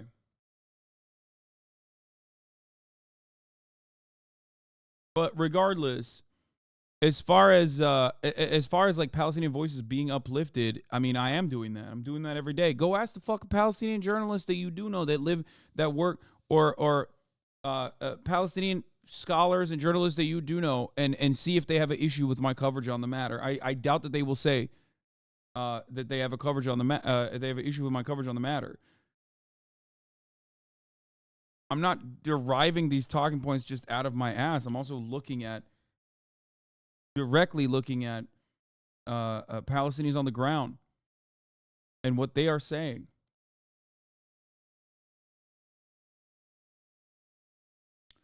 Interview Motaz if you could, of course.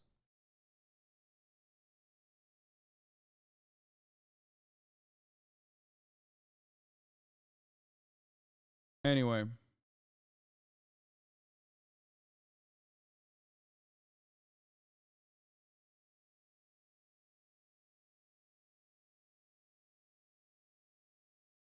Were you still trying to get Ian Pape and Gabor Mate on the show? Yes.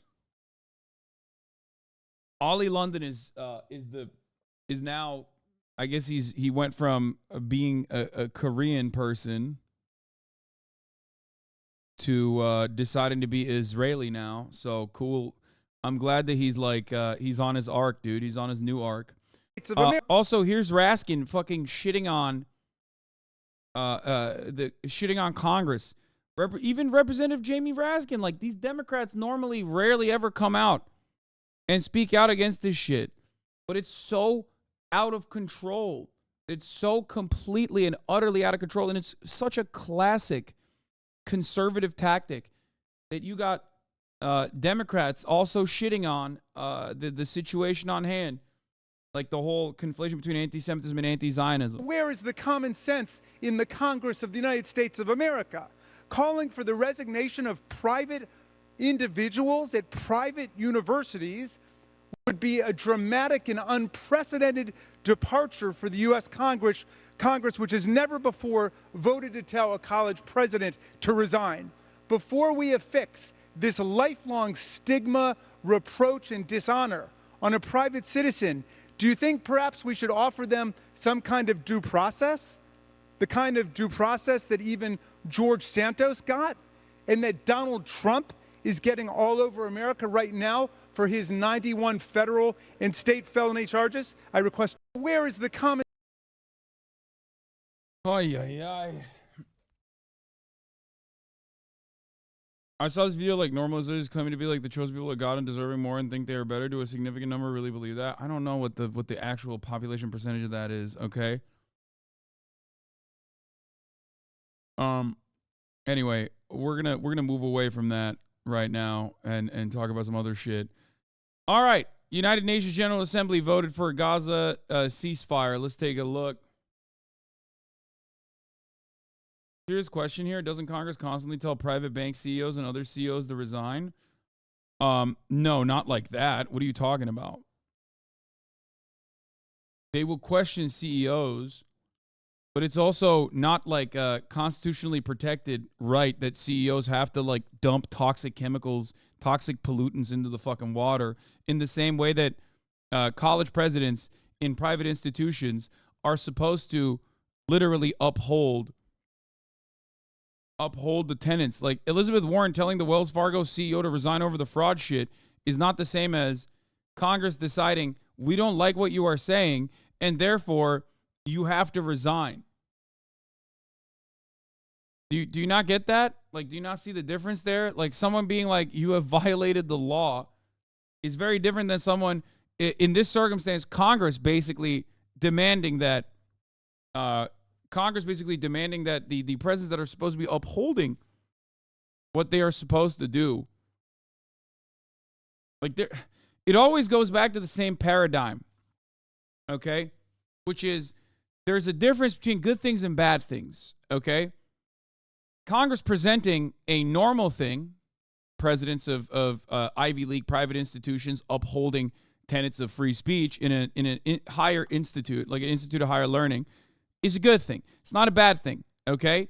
There's obviously limitations to that, like a call to genocide all Jews would be a limitation to that, okay? Which is why it is not a part of the code of conduct. You can't do that, right? People falsely conflating that, especially people who themselves, like Elise Stefanik, who themselves have unironically defended Nazis and have tried to get straight up neo-Nazis elected into Congress, turning around and cynically conflating anti-Semitism with anti-Zionism and then demanding that college professors presidents resign is completely unacceptable. That is a bad thing. Not a good thing.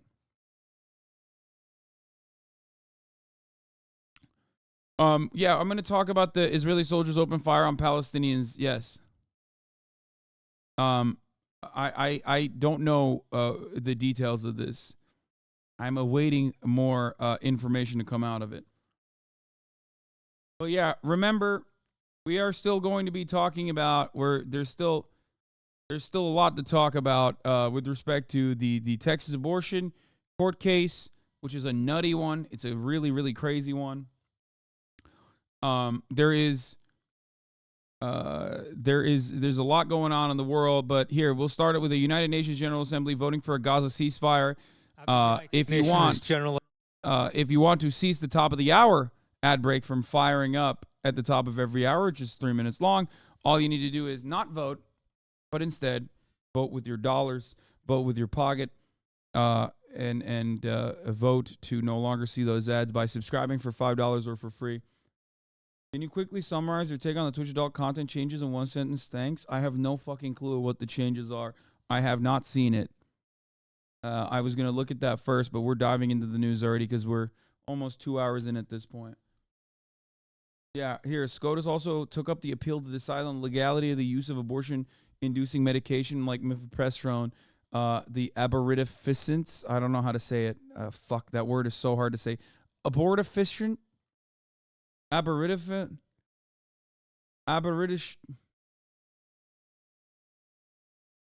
Abortifascist.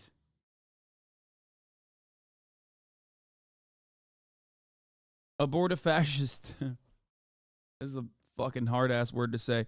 But yeah, this is also a wild thing to take on a year out from the election, but I guess the Supreme Court's just saying YOLO is YOLO time. Anyway, you only live once, and if you don't want to watch those ads, you can also maybe get gifted a sub. If you're lucky, here's a 3-minute ad break. Now, let's get to the United Nations General Assembly voting for a Gaza ceasefire. Assembly, where the world speaks its mind. A majority were minded to back a ceasefire.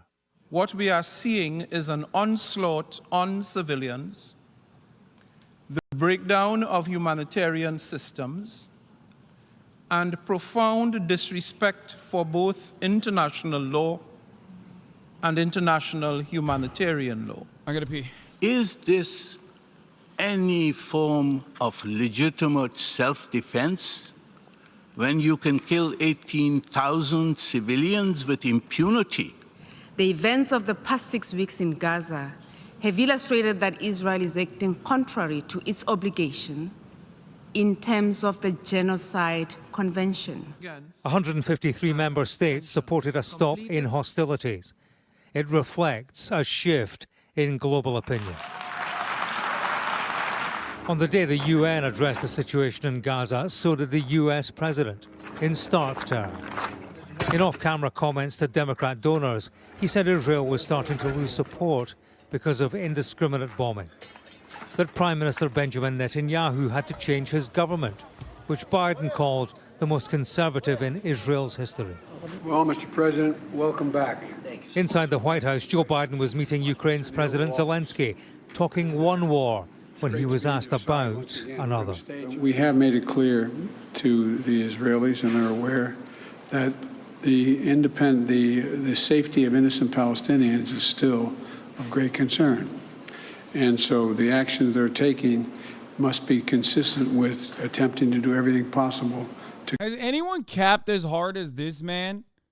Like, the number one capper. Has anyone?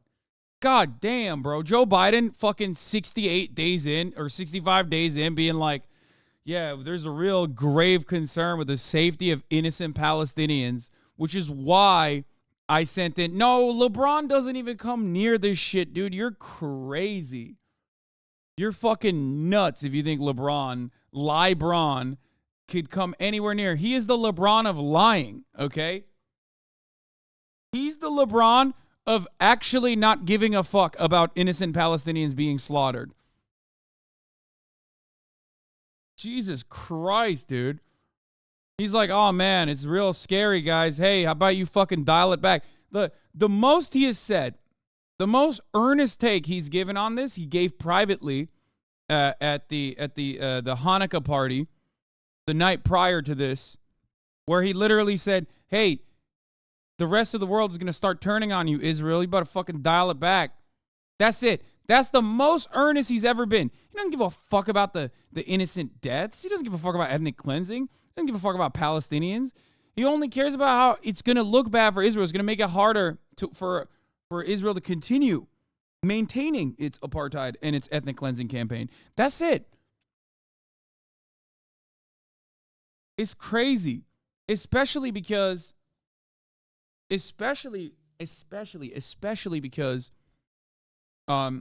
while he's been saying all this shit, he's been, one, repeating stuff that he didn't actually see because he's delusional, okay? Like beheaded babies and shit like that. But then also, obviously, reinforcing this, like, horrifying narrative that the Gaza Health Ministry's numbers are actually bad and you can't trust them, right? And then beyond that, he also has sent in a fuck ton of munitions to Israel under emergency authorization. So the notion that he cares about civilian casualties is ridiculous. It's like handing a fucking weapon to a serial killer and then turning around and being like, I sure hope he doesn't continue doing his serial killing, which he has a right to do, by the way, but do it in a way where, you just avoid killing civilians, I guess. It's nuts. There's no world where this is appropriate. No one believes this. To prevent innocent Palestinian civilians from being hurt, murdered, killed. The United States had raised a hand to veto a ceasefire at the UN Security Council last week. They are behind Israel, even if both allies part on the long-term plan for Gaza, as acknowledged by the Israeli Prime Minister speaking before Joe Biden's remarks. After an intensive discussion with President Biden and his people, we received full backing for the ground entry. Have you seen this AP article that showed Palestinians in the West Bank Hamas support is higher, is at 44%. I think it's even higher than that. This is from the latest findings. Yeah, no, it's super high. Palestinians in the West Bank support for Hamas is super high. Palestinians in Gaza and their support for Hamas is even high, which is normally not the case. Entry and curbing the international pressures to end the war. Yes, there are disputes about the day after Hamas, and I hope we will reach an agreement. Yeah, it's super high. The highest numbers they've arrived at is like the October 7 operation and like Even with the backlash associated with it. Differences over the future of Gaza are nothing new between US President and Israeli Prime Minister. The difference here is the candid nature of Biden's remarks, his willingness to expose the distance between the pair and their vision, more so than at any time during this conflict. James Matthews, Sky News, in Washington. Yeah, we'll look at the polling numbers actually. Let me see. I bookmarked it on Twitter. I looked at the polling numbers earlier.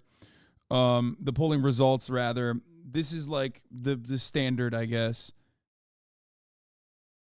And then we'll do the artistic nudity shit as well. The Twitch artistic nudity stuff later. And also don't forget there's obviously the exclusive video and images obtained by Al Jazeera showing bodies piled up inside of the Shadia Abu Ghazala school in Gaza. Witnesses said many sheltering inside were killed execution style by Israeli forces, including women, children, and babies. I will be looking at that as well. But before I do that, let's talk about the popularity of Hamas in the aftermath of October 7th, 3 months in almost, or I guess 2 months into Israel's ethnic cleansing campaign in Gaza, and how people in the West Bank and people in Gaza feel about Hamas as well. Hold on.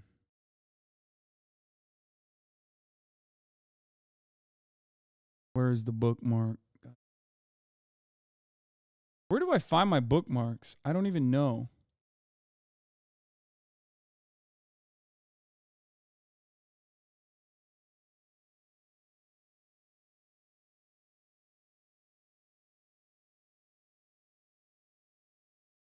Left side near the bottom.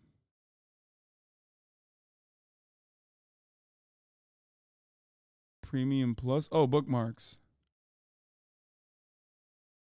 All right, here it is from Yusuf Munayer.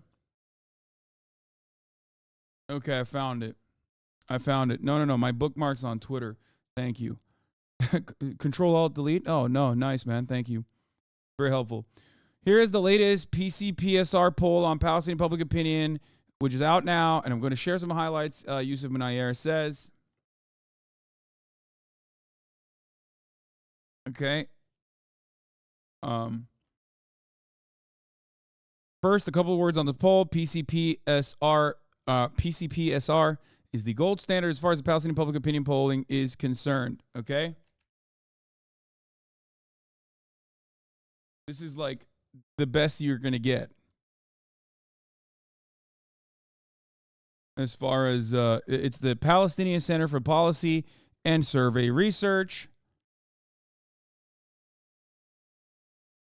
This looks at the Palestinian respondents in the West Bank, Gaza, and Jerusalem. That's not all Palestinians, of course, so understand what population the sample represents. It's also very difficult to poll in Gaza, obviously. However, the poll notes that it was conducted during the brief truce to ensure some modicum of safety for the researchers.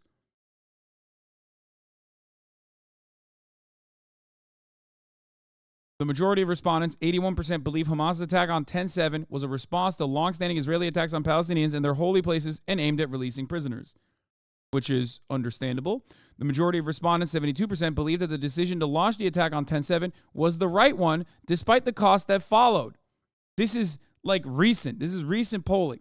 72% of Palestinians polled said that despite the fact that ethnic cleansing came as a consequence of that, because ethnic cleansing was already fucking happening, that they literally believe that the decision to launch 10/7 was the right one, despite the cost that followed. 82% of those in the West Bank, understandably higher than the Gazan population, said that the cost is worth it, of course, versus 57%. The majority of those polled in Gaza said that despite the fact that there's ethnic cleansing that they are, that they're experiencing currently, the majority of Gazans polled said that despite the costs, it's still worth it. That's insane, okay?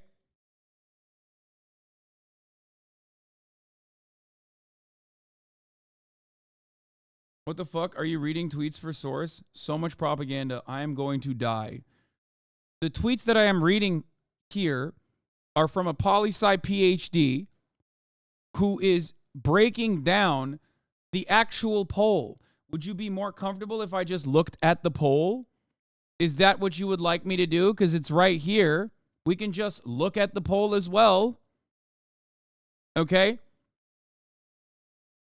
Are you happy with that? It's just one other format. It's still the same information. It's just a more digestible format.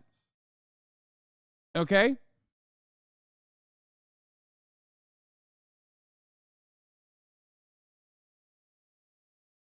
I don't understand it.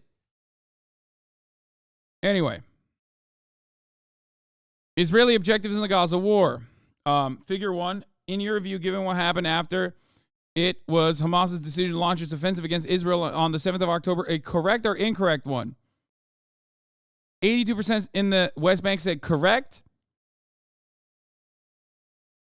72% total said correct.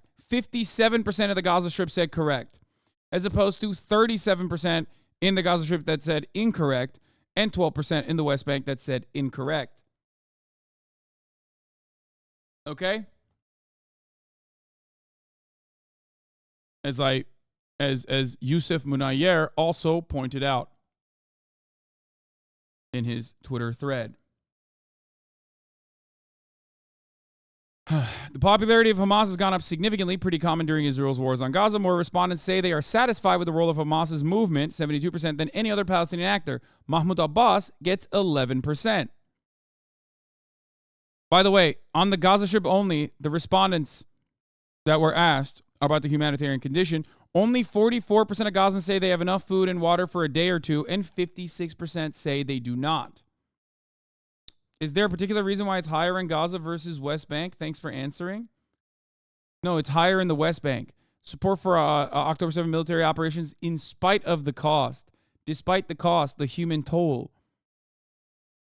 The reason why it's higher in the West Bank is because they are not paying the same price that Gazans are. Because Israel is currently conducting an open ethnic cleansing campaign in Gaza, they are obviously still delivering a tremendous amount of pain in the West Bank as well, but not to the same degree as Gaza. In Gaza, they're just leveling the entire fucking... they've leveled the entirety of northern Gaza and have now turned their crosshairs on southern Gaza as well. So just something to consider there. When they need food or water, only 1/3 of Gazans say they can reach a place where they can have access to assistance, with 2/3 saying they cannot. Almost 2/3, 64% of Gazan respondents say a member of their family have been killed, injured during the current war in Gaza. 36% say none of their family members have been killed or injured.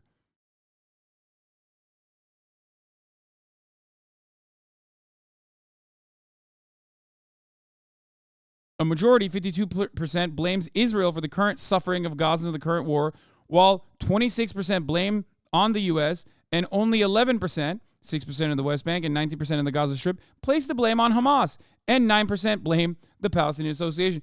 Authority, not association, sorry. That one is actually kind of funny.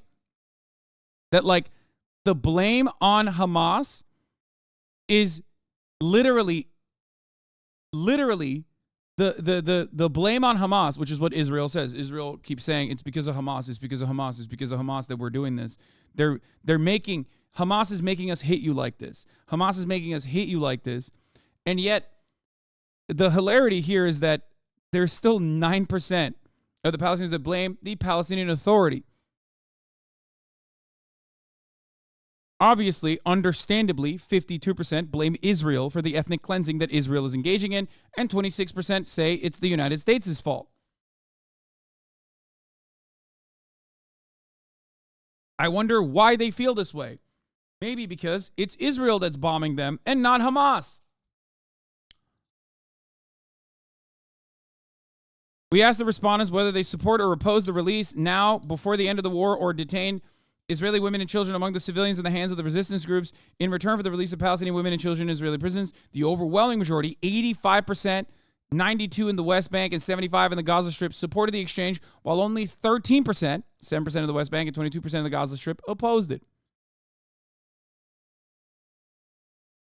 A majority of 71% of the Palestinians in the West Bank and the Gaza Strip believe Gazans who left their homes during the war to safer areas will be able to return to those homes once the war stops. West Bankers are much more optimistic than Gazans, 83% and 53% respectively. Only 53% of Gazans believe that they will be able to return to their homes, whereas those in the West Bank believe, 83% of those in the West Bank believe that the Gazans will be able to return to their homes. As far as war crimes and atrocities goes, we offered the public a list of acts or measures and asked respondents whether they are permitted under international law. The majority, 84%, said it allows taking soldiers prisoners. But the vast majority, 78%, said it does not allow attacks on or the killings of civilian women and children in their homes. As far as October 7th goes, 77% said it does not allow the bombing of hospitals, or I guess they're talking about Israel's actions as well. 77% said it does not allow the bombing of hospitals. 76% said it does not allow cutting electricity and water. While 95% think Israel has committed war crimes during the current war, only 10% think Hamas also committed such crimes. 4% think Israel has not committed such crimes. And 89% think Hamas did not commit war crimes during the current war. 85% say they did not see the videos shown by international news outlets showing acts committed by Hamas against Israeli civilians, such as the killings of women and children in their homes, and only 14%, 7% of the West Bank and 25% of the Gaza Strip, saw these videos. That actually looks identical to why they would think that they did not commit war crimes or acts against civilians or acts of terror. When asked if Hamas did commit these atrocities, the overwhelming majority said no, it did not. And only 7%, 1% in the West Bank, and 16% in the Gaza Strip said it did. Remember, those with a direct relationship with Hamas, that has existed under Hamas governance, have less of a favorable opinion of Hamas. This is consistent. This has been consistent. The West Bank, where there is no Hamas, hates the Palestinian Authority, but has a more favorable opinion on Hamas. Okay?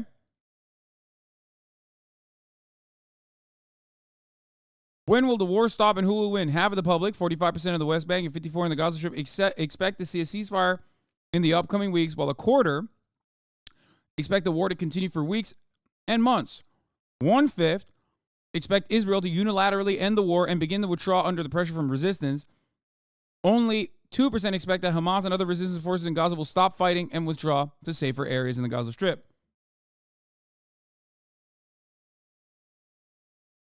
While the vast majority of West Bankers think Hamas will emerge victorious in this war, only half of Gazans think the same. Once again, the people in the West Bank think Hamas will emerge victorious in the war because they're watching from afar. I guess technically not super afar, but they're not in Gaza. Whereas Gazans that are asked this question, only half of them think that Hamas will emerge victorious from this. Similarly, while only 1% of the West Bank think Israel will emerge victorious, almost 1/3 of Gazans think that neither one will emerge victorious.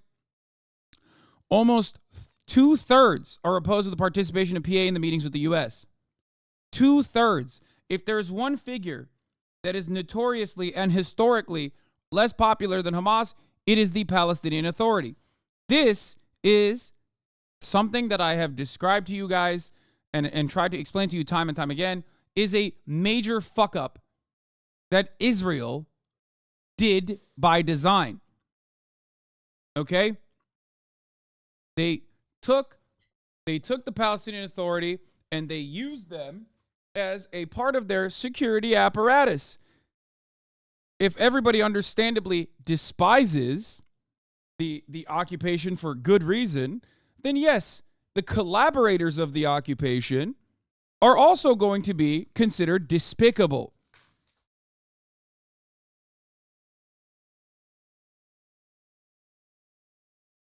Okay?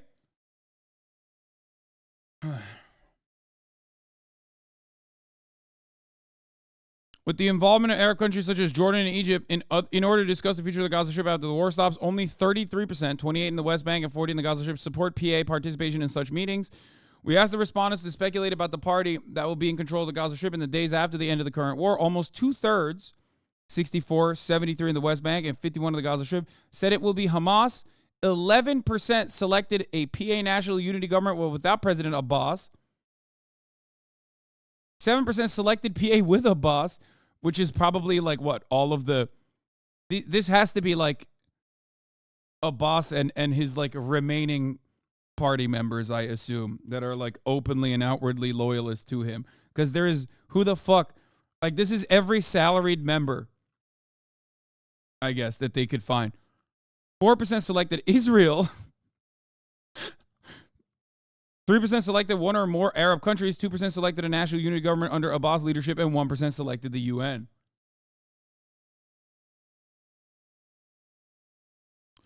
When asked about their own preferences for the party that should be in control of the Gaza Strip after the war, 60%, 75% in the West Bank, but only 38% in the Gaza Strip selected Hamas. Remember, 75% say, let Hamas control the Gaza Strip. Only 38% of the Gaza Strip says, let Hamas control the Gaza Strip.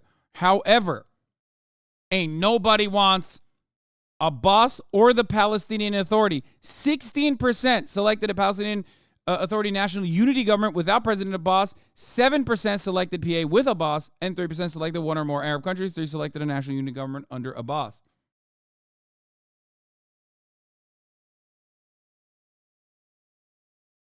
Okay? This is their own preferences. No, this is not who they speculate will be in power. This part is what their preferences are.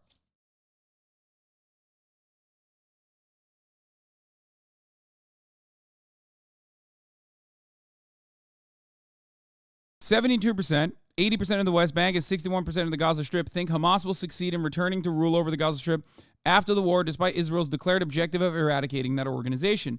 Why do they think this? PA is more popular in Gaza than the West Bank? Yes, and vice versa. The Gaza Strip, 16% PA under Abbas popularity. In the West Bank, you can't even see it. Do you want to know why? Because I think it's like, what, 7%? Do you want to know why?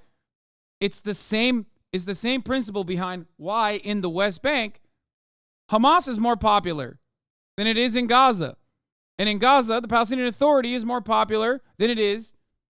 The Palestinian Authority is more popular in Gaza than it is in the West Bank. Because they literally only see the I guess, benefits from their perspective. They don't actually exist under that formation.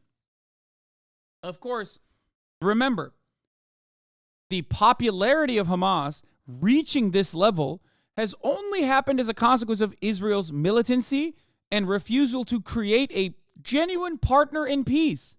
Israel always loves to say, oh, we have no partner in peace. We have no partner in peace. That is by design. This is a major policy failure. If you did care about like maintaining a state minus or like a kind of state for Palestinians and make the oppression of Palestinians long lasting, right? You would have to at least create a collaborator that wasn't seen as a collaborator by the broadest majority of the population that you are oppressing. Palestinians do not trust the Palestinian Authority because the Palestinian Authority has always been utilized as a part of the Israeli security apparatus. That's it. Anyway.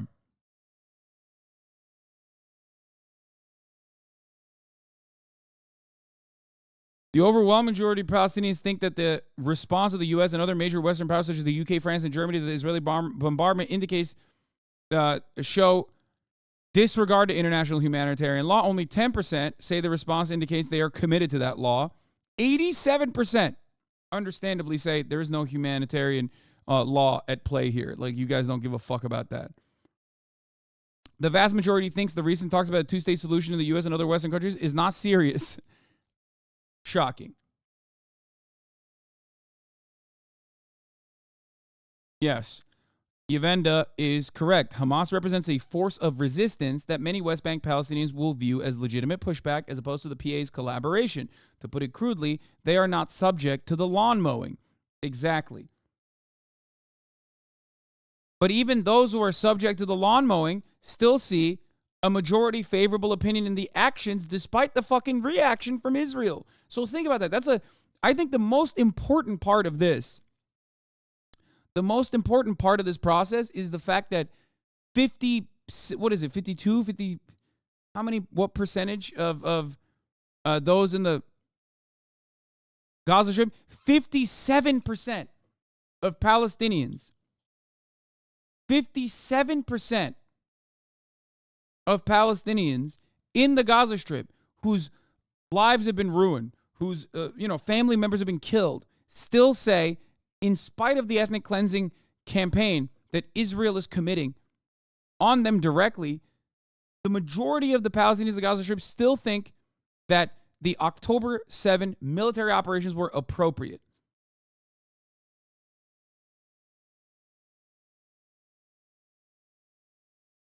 Why are the responses from Gazans more tempered than West Bank Palestinians? Like more people in the West Bank support Hamas's administrative actions because they don't live under it.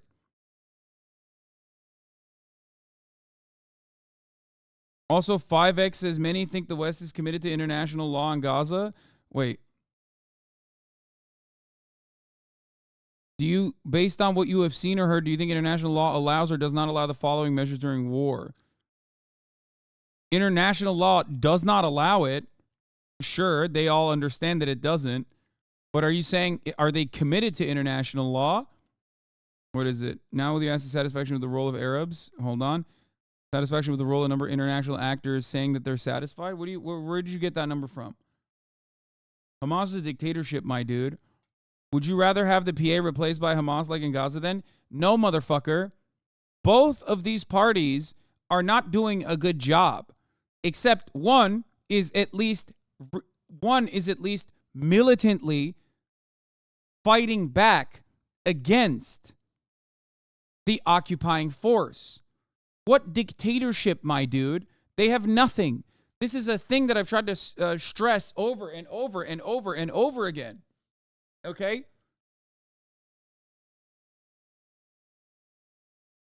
This is so stupid to look at this framework and try to apply like Hamas is a dictatorship. Like, what are you talking about? They got nothing, dude. They don't have a fucking... First of all, the people in Gaza don't even have a standing army. Like, what are we talking about? Last time there was an election was when the United States of America wanted to have the election so they could have their guys win, the PA, okay? And they fucking lost. And that was in 2005 or 2006. What do you mean a dictatorship?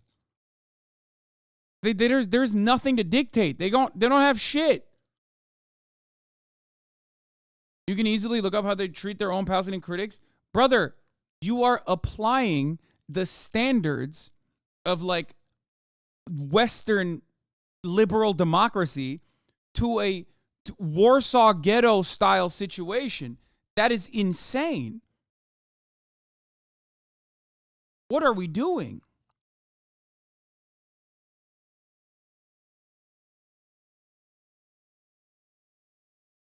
And it's not even a Warsaw Ghetto style situation. It's a Warsaw Ghetto after the uprising, after the Warsaw Ghetto Intifada.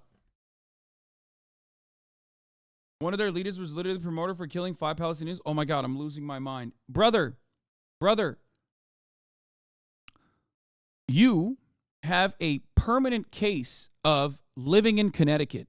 If you try to understand this within the moral boundaries that you have, living in Connecticut, eating jalapeno poppers on a fucking daily basis, maybe masturbating to whatever kind of fucking porn that is readily available to you, and going online and talking shit and living your goddamn life where your biggest form of oppression is that, like, no one wants to fuck you, yeah, it's going to be very difficult for you to comprehend how these things work in a place like the Gaza Strip that is under blockade by the occupying force in perpetuity, where people that are being born into those conditions are being born into an open-air prison, where people are being born into an endless occupation. That regularly goes in and blows up their fucking city blocks and is doing the most unjustifiable amount of blowing up the city blocks this time around.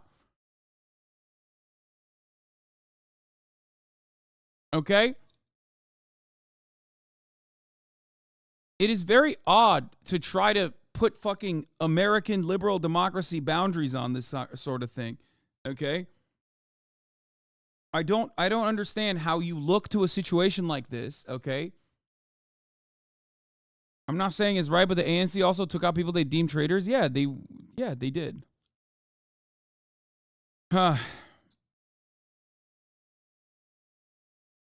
You have to remember, everything you know about your own form of existence, about your own mode of existence, is not even remotely close to how people exist in Gaza. Okay?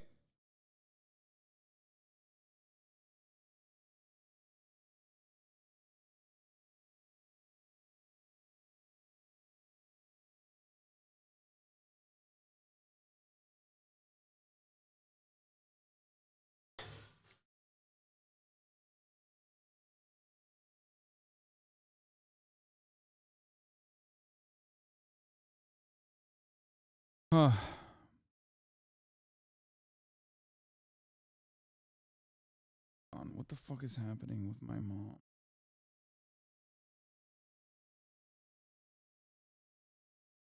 All right. You lost me at height, 5'1". What are you talking about? Like, the reason why the Palestinian population, in spite of the fact that they exist under this blockade, the reason why they look to Hamas as the only form of resistance, is the only form of military resistance against the occupation, and see that as a favorable party, that they've actually increased, that has actually been able to increase its favorability over the course of the past 15 years specifically, is because they are what remains. This is why I always say Hamas is merely an expression. It's merely an expression of people saying, we are going to make this occupation as costly as possible. If we are going to all die, we are going to die on our own terms. Okay? Instead of begging on our hands and knees, we will go out standing tall. Do you understand it?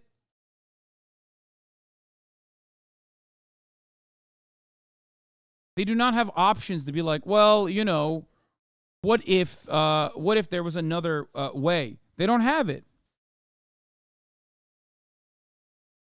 They don't have anything. And if you don't have anything, you're going to look to whoever the fuck is resisting.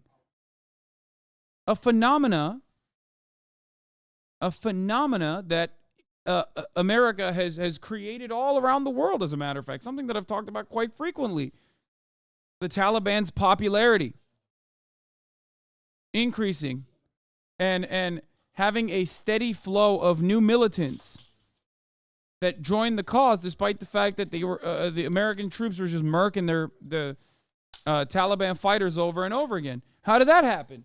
I don't know. Maybe because when a fucking foreign country invades your nation and kills your fucking family members, you're probably going to join up with the force, whether you agree with them or not. The only group that is fighting against them.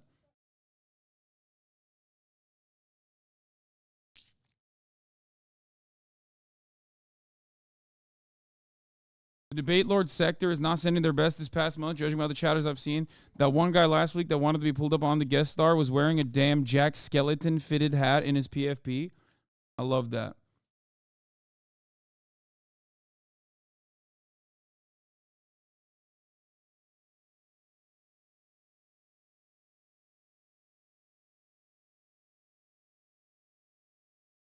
Anyway, on the Palestinian side, satisfaction with the role of Hamas, 72%, 85% in the West Bank, and 52% in the Gaza Strip, was the highest, followed by the role played by Yahya Sinwar, 69%, 81% in the West Bank, 52% in the Gaza Strip. Ismail Haniyeh, 51, 57 in the West Bank, 43 in the Gaza Strip. Fatah, 22, 23 in the West Bank, and 21 in the Gaza Strip. And the Palestinian Authority, 14%, 10 in the West Bank, and 21 in the Gaza Strip. Mahmoud Abbas, 11%, 7 in the West Bank, and 17% of the Gaza Strip. And Mohammed Shataya, 10%, 6% in the West Bank, and 16% in the Gaza Strip. Notice how there's a reversal here. But overall, Hamas's movement has become more popular in the West Bank because they don't exist under the Hamas governance, and they don't see the retaliation when Hamas does things. And when Hamas operates like this, they are operating, and they very openly say this, they're doing this for the West Bank Palestinians. But when you have nothing, and this oppressive force, this occupying force that has occupied your family, when this occupying force is just destroying you, and it's killing your family, killing your way of existence over and over again, relentlessly killing everything you know, then yeah, people are going to fucking be like, I don't care. I don't give a shit who's resisting. At least someone is resisting. Do you understand?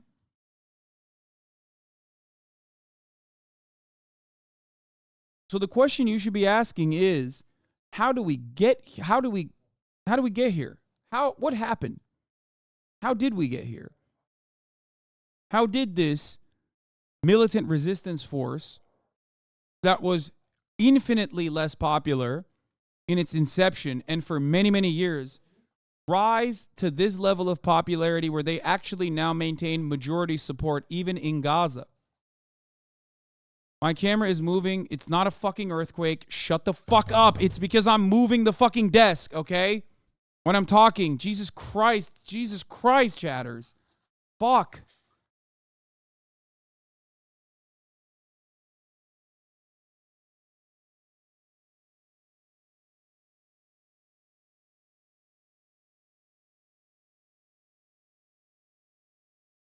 Anyway.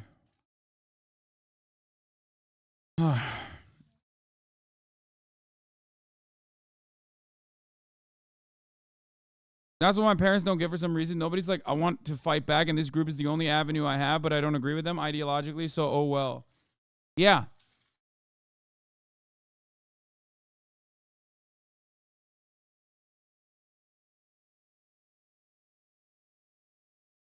And then as far as non-regional actors goes, Russia is the most popular one. Then China. And then Germany, surprisingly. What the fuck? I don't think these guys have a lot of access though in the Gaza Strip. I don't think they have access to figure out what the fuck Germany's been doing. So maybe that's why they have this like approval for Germany's actions, because it's not. That's very weird.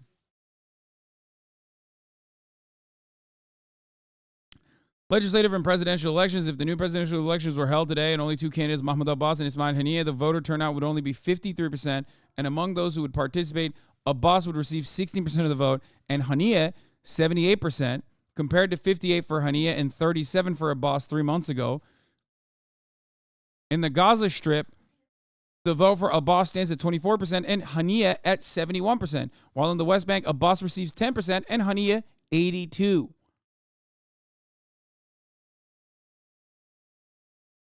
If the presidential competition is between three, Marwan Barghouti, Abbas, and Haniyeh, participation would rise to 71%. And among those voting, Barghouti receives 47%, Haniyeh 43%, and Abbas 7%. 3 months ago, support for Barghouti stood at 49%, Haniyeh at 36%, and Abbas at 13%. Okay? The 7% number is so stable for Abbas, I legitimately think it's just like party loyalists. Okay? If the presidential election competition is between the two, Marwan Barghouti and Haniyeh, Participation rises to 69%, nice. And among those voting, Barghouti receives 51, Haniyeh 45. 3 months ago, the Barghouti stood at 60% and Haniyeh at 37. Why has the popularity of Ismail Haniyeh risen through this process? Well, because of the thing that I just mentioned to you. He is seen as the leader of the resistance. He is seen as the only group that is willing to fight back against Israel's unjustifiable war crimes. This is why you cannot look at the situation on the boundaries of like American understandings of the world. You cannot look at the situation and be like, oh, I don't really understand this. Like, what the fuck's going on? October 7 is not the first day for Palestinians, okay? October 7 is one of the instances where the Palestinians have resistance against the occupation in methods that you don't agree with. I certainly don't. But that doesn't change the reality that it is an act of resistance. Okay?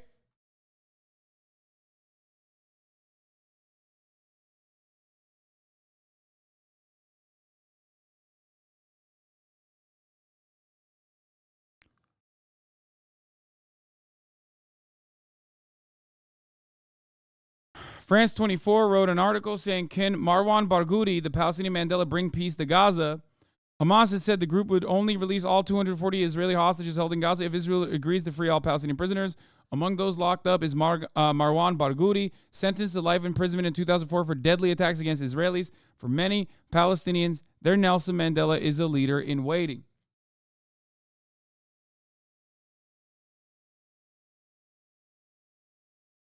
The former leader of Tanzim, the militant faction of Fatah, was sentenced to 5 life terms in prison for multiple counts of murder and membership of a terrorist organization. Every time there's an internal crisis or a flare with Israel, his name comes up, said Jean-Paul Chagnolard, head of Institut de Recherche et d'Études Méditerranéen Moyen-Orient, a Paris-based think tank. He was arrested over 20 years ago during the Second Intifada. He was a very active Fatah leader and was not assassinated. That's an important detail because at the time there were many targeted assassinations and he wasn't one of them. He was arrested, and I don't think that was by accident. He played a key role in signing the prisoners' document in 2006 written by Palestinian prisoners affiliated with Fatah, Hamas, Islamic Jihad, and the Popular Front for the Liberation of Palestine, and the Democratic Front for the Liberation of Palestine. The text called for the creation of the Palestinian state on the 1967 borders, for Palestinian resistance to be limited to territories occupied in 1967, for a mutual ceasefire to be respected, and for Palestinians to uphold their right to resist occupation in accordance with international law.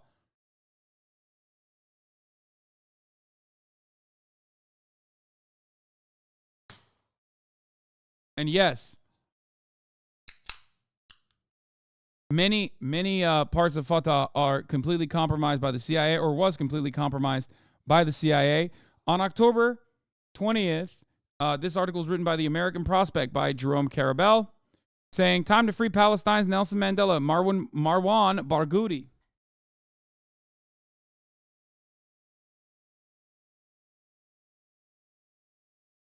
So if you are wondering if they're like who could potentially lead, it's this guy. Now, of course, would Israel allow that? Fuck no. While in prison, Mandela's convictions drove him to learn Afrikaans, the language of his captors. Barghouti, in turn, has spent his time in jail becoming fluent in Hebrew. Critically, both men advocated for peaceful coexistence with, not the annihilation of, their adversaries. One should not romanticize. Neither Mandela nor Barghouti were devotees of Mahatma Gandhi or Martin Luther King Jr.'s nonviolent philosophy. Both believed that armed resistance to oppression was sometimes justified. As early as 1953, Mandela advocated armed resistance, classified by the South African regime as a terrorist, and was on the American terror watch list, by the way. Nelson Mandela was until 2008. And while Barghouti rejected violence in the early years of the Oslo peace process, claiming that in 1994 the armed struggle is no longer an option for us, he later embraced armed struggle as he watched Israel expand settlements of the West Bank and consolidate control. But by 2012, Barghouti admitted that the turn to violence during the Second Intifada had been a grave error and has repeatedly stated that he supports only unarmed resistance. Crucially, both Mandela and Barghouti arrived at hard-won recognition that after years of relentless struggle, they would have to learn to live with their longtime enemy. Recognizing, as he put it in his eulogy of Mandela, that they must defy hatred, choose justice over vengeance, Barghouti supports, in exchange for an end to the Israeli occupation that began in 1967, a permanent peace between Israel and Palestine as independent and equal neighbors. As such, he stands in stark contrast to Hamas's leader Ismail Haniyeh, who steadfastly refuses to recognize Israel.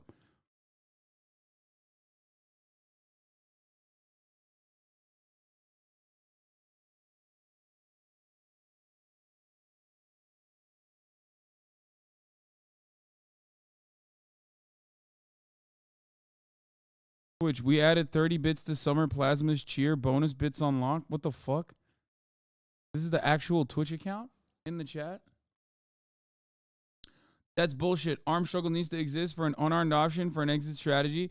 I love a chatter in the United States of America, okay, or wherever you are, telling a dude who literally did armed struggle, okay, and has been in prison for 27 years, being like, no, dog, you don't know any better. I, on the other hand, do. Now, obviously, it's a combination. And I don't think that Barghouti is across the board someone who doesn't think that there's no resistance at all.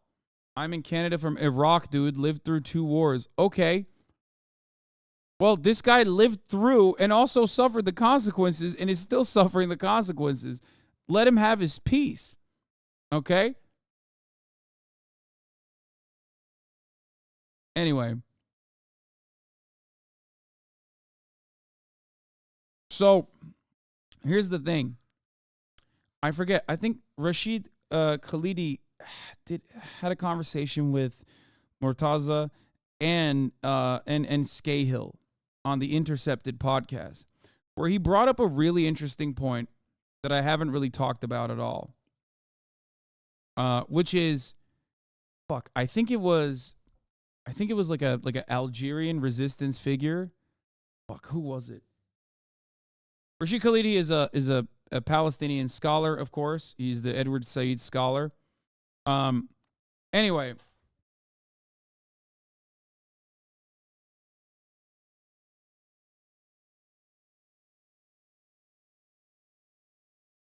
I forget who it was, but it wasn't Fanon. No. I forget who it was that the Palestinians brought in to like look at their methods of resistance. And one of the points that was brought up, that Rashid Khalid brought up, was that it could have been Iqbal Ahmad, maybe? I don't know. I have to look this up. Hold on.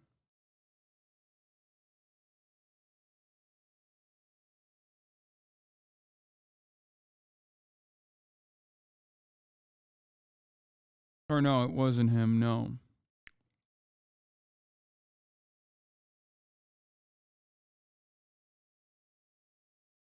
Anyway, listen. They brought this dude up. They brought this dude. I'm going to find it now. Fuck it. Hold on. Hold on. Rashid Khalidi Intercepted.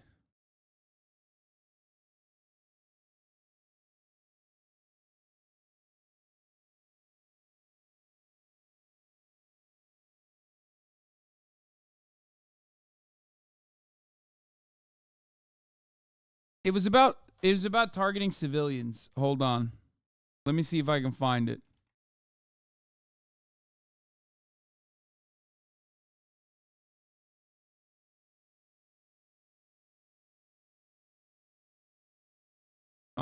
Justin Trudeau of Canada. I think it's unprecedented.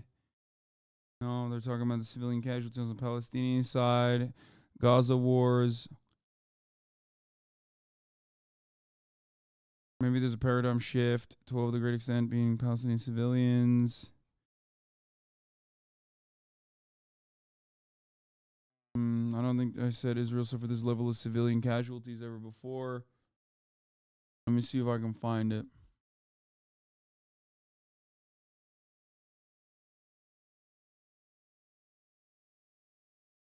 However, what has happened as a result is Israel has unleashed the ordinary Palestinians to pay the ultimate price.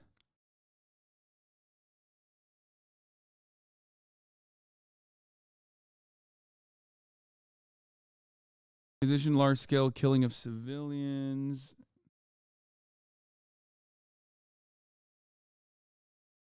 had the experience. People who ordered have lost, Mohammed Daif and others who actually ordered it. Did they care? Clearly they didn't. This was a part of what they envisaged. I have to assume it was intentional. In addition to large-scale killing of civilians, some at least, which must have ordered, some of which have uncontrolled people that came from the territory. Yep. Israeli civilians. Oh, here. Okay, here. This is it. I found it. Murtaza says, in your book, even now, you actually explain very, very well in this manner in which Hamas has managed to take advantage of the deliberate weakening of the PLO by Israel. And most recently, in the wake of Oslo, the wake of the Israelis sort of did not adhere to the spirit or the tenets of the agreement that have continued to colonize territories, which should be a part of Palestinian state in the future. And Hamas has taken advantage of that dissatisfaction to make its own star rise and use various tactics. There's a really interesting part of the book where you mention in the 80s, a Pakistani anti-colonial intellectual who's very famous named Iqbal Ahmad. The chatter was correct, who visited the PLO. It is Iqbal Ahmad. And he was somebody who was very much involved in supporting the FLN in Algeria and other resistance movements.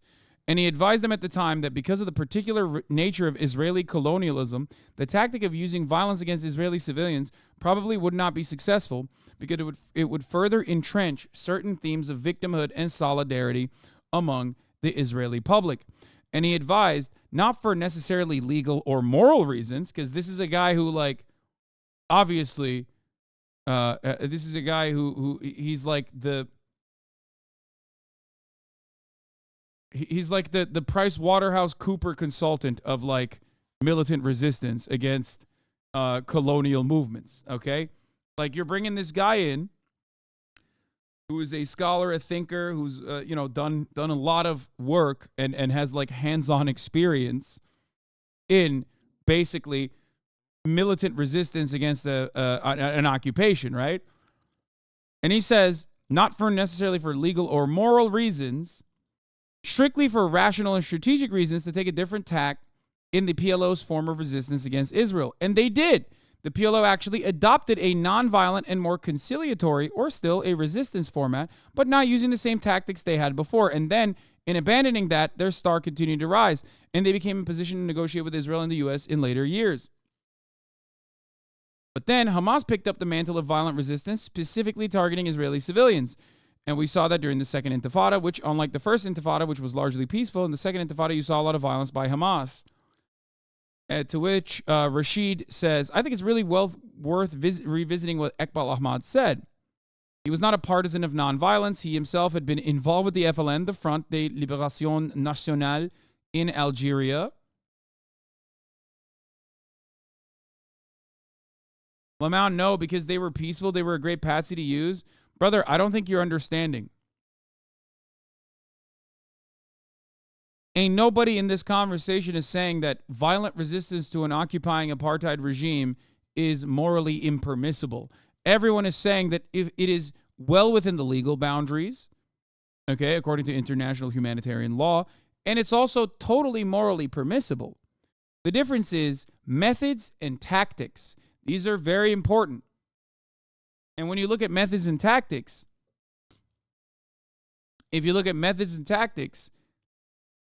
at least a dude that has a lot more experience in successfully engaging in an act of decolonial violence that was dished out against civilian populations as well, like in Algeria. The difference between the French in Algeria, and I'll tell you, the difference between French in Algeria and Israelis in Israel proper is that despite the fact that Israel might have the highest number of dual citizenships out of most other countries, it still doesn't change the reality that many of the Israelis, especially Israeli Jews, do not have any other place to go. The French, on the other hand, living in Algeria, certainly have somewhere to go. They have France, which many of them did go to. The French just went to France. I remember a quote that is from an Algerian, I think it was like an Algerian resistance FLN person, who literally said, as we entered their homes, they had left their food behind. The food was still fresh. There was still steam on top of their dishes. And in a moment, they were gone, as they had never been there at all. Like, the idea is that the French and the violence in that anti-colonial resistance movement, the violence against even civilians, was seen as a successful method of decolonialization. This is not a moral conversation that we're having. We're simply talking about the tactics. Whereas violence against civilians in the Israeli population simply lead to the hardening of that position.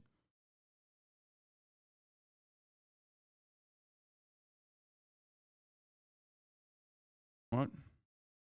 How can you have dual citizenship and not have anywhere else to go? Brother, that's why I just said, hello? The second nationality doesn't get tragically erased just by being Israeli?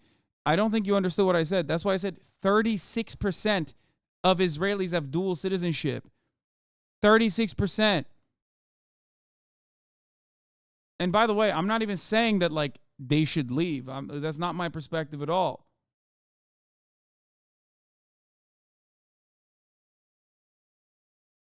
That means the broad majority of Israelis, which obviously, of course, includes Palestinian citizens of Israel as well, cannot leave. They have nowhere to go. Unlike the French that could go back to France. Okay? There are plenty of people that live in Israel that have no other state, many of which are descendants of Holocaust survivors. Do you understand?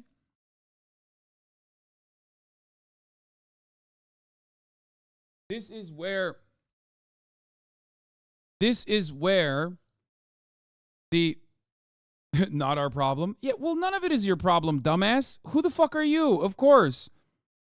Don't say not our problem. I hate this LARPing bullshit. Okay, shut the fuck up. What do you mean, not our problem? Nah, dog, I got a fucking red triangle on my Twitter description. Like, I'm doing my best to do resistance. Like, shut up. Shut up. I am a Palestine. Okay. You're not there, so shut the fuck up.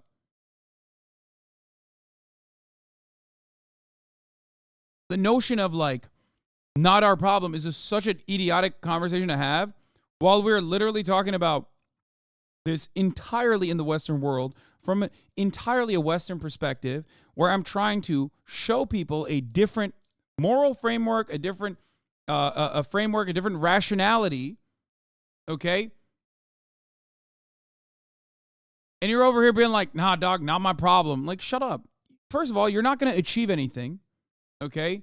You're not going to achieve anything. I'm in Jordan so close, soon, inshallah. Listen, there's no success here. Like, you're not going to achieve shit. So just shut up and listen to an actual Palestinian scholar who definitely knows more than you, regardless of your own personal experience being a Palestinian living in fucking Jordan, okay? Because this is not my perspective. I'm trying to deliver to you information from at least Rashid Khalidi, okay? Anyway, Eqbal Ahmad was not a partisan of nonviolence. He himself had been involved with the FLN, the Front de Libération Nationale, in Algeria. He worked with Frantz Fanon in Tunis on FLN propaganda. He believed in armed struggle, actually. And he was an intellectual. He was working in propaganda, but he was not an apostle of nonviolence by any means. So when they brought him to South Lebanon to assess the PLO strategy, I think the PLO probably assumed, well, he's going to tell us the best way to do this. And what he came back with was that no, whereas violent resistance and armed struggle are perfectly justified in certain circumstances and necessary in others, against this specific enemy, which is to say Israel, which emerges out of a specific history of Jewish people, violence against civilians in particular is inadvisable. And he made that argument at a time when actually the PLO was having success only on the political level. If you go back and look at the 60s, 70s, early 80s, the PLO was enormously successful diplomatically in much of the world. The first time that a Palestinian address in an international forum was Arafat's address to the General Assembly in 1974. This is really important to comprehend because that's precisely what Israel knows, and that is precisely what Israel has tried to fucking stop time and time again. the reason why I've talked about the no partner in peace narrative that Israel has designed, concocted, where where Benjamin Netanyahu has openly stated time and time again that, if you want to thwart Palestinian statehood, then you have to prop up Hamas as the negotiating partner, and that you have to squash any other kind of political movement, because everyone recognizes Hamas as a violent, militant, terrorist faction. Okay? And we can always deal with them. We can always control how high the flames go. Okay?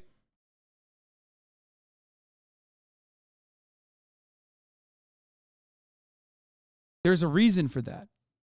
There's a reason why Arafat was humiliated, destroyed, neutered, and there's a reason why the Palestinian Authority continued along the remaining years of Arafat's legacy by continuing to be an even worse apparatus for the Israeli security. Okay? They did not work for the Palestinians. They worked against Palestinians. They locked up Palestinian leaders at the behest of Israel. That's the reason why Palestinians look to that and go, only 7% support for Abbas, and only 11% support for Fatah in general. Okay? This did not happen overnight. Hamas was not a popular movement by any means, historically. Hamas itself also was not a movement that deliberately targeted civilians until Baruch Goldstein and the massacre in the mosque. Like, even their militant resistance framework shifted onto Israeli civilians. None of this justifies it, of course. I do not agree with that. So why should we not strive for Israel to be dissolved? Brother, I am an advocate for the dissolution of the apartheid structure. I am a believer that Israel already is operating as one state that occupies 5 million Palestinian bodies. Okay? That has to stop. We are simply talking about methods that are deemed successful, methods that could be successful, methods that have seen success. Okay? The irony is something that a lot of people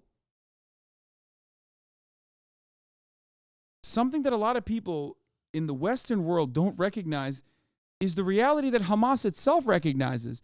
Despite being the militant resistance party, the militant resistance group, Hamas itself revamped its charter in 2017, okay, and started communicating very differently with Israel. Part of the reason was because they wanted to do the PLO thing. And of course, that was not allowed. That was never permissible. That was not going to happen. But that's the reason why currently Israel can negotiate with Hamas, regardless of whether or not they claim that they can't and that these guys are all terrorists. Okay? So why are you in the motherfucking Western world outflanking Hamas on tactics?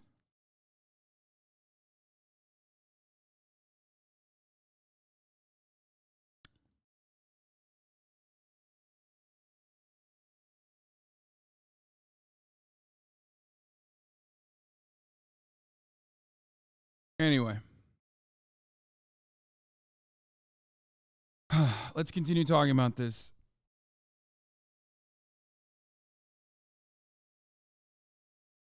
Good faith argument. Why should Palestinian freedom fighters extend the logic of Israelis have nowhere to go when Palestinians literally have nowhere to go and are being mercilessly bombed by Israel? What? The idea here is keeping your violent resistance directed at actual fucking soldiers and not civilians. Civilian casualties are going to happen no matter what. Okay? No matter what. But they must be kept to a minimum. Especially when you don't have fucking, the same targeted striking capabilities that Israel has, or the population registry that Israel has in Gaza and in the West Bank. Okay?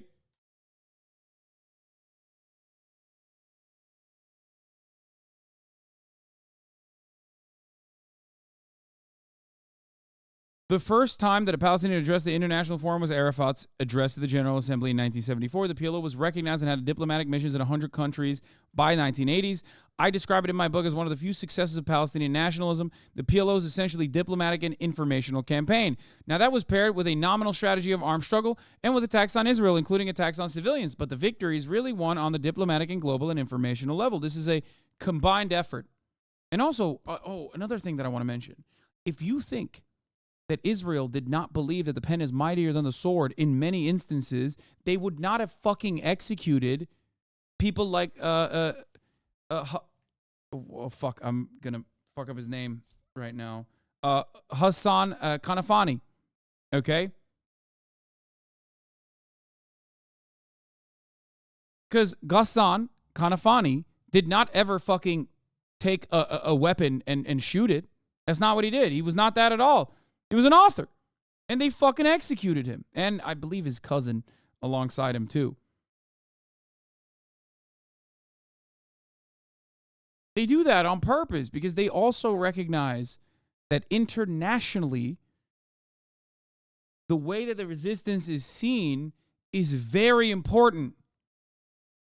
If you can appropriately humanize Palestinian resistance against a sea of dehumanization that Israel engages with. It was his niece, sorry, not his cousin. That is significantly more dangerous. I believe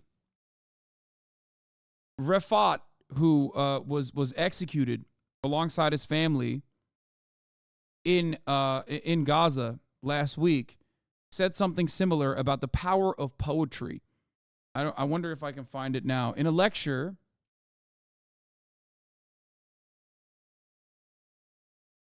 I listened to him talk about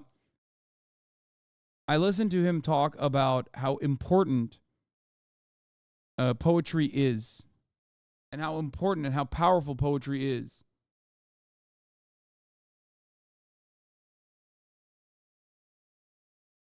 Does anyone have it? Not his final poem. I'm talking about a lecture.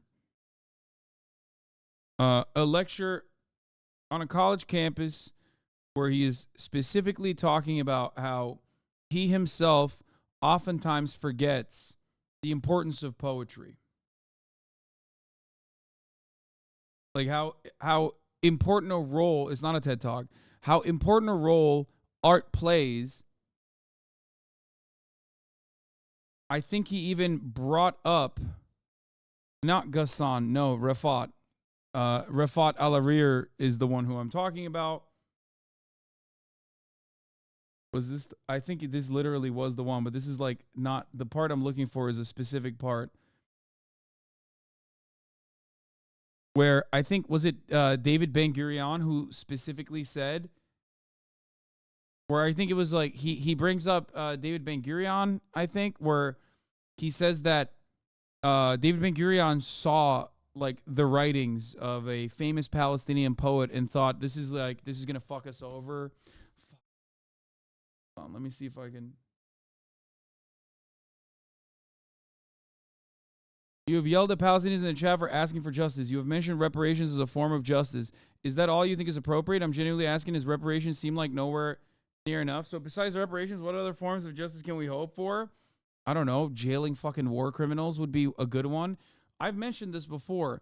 Truth and Reconciliation Committee, jailing of fucking war criminals, making an adequate assessment, reparations for Palestinians, and an allowance for a right to return. Those are, he said it was more dangerous than 10 soldiers. Oh, this is, I think this is it. Yep, this is it. This is it. This is it. This is it. This is the quote I was looking for. I watched the video, though. I don't know where it is. But anyway, I'm watching this right now, and Rafat says the following. Of course, we always fall into this trap of saying she, Fadwa Tukan, was arrested for just writing poetry.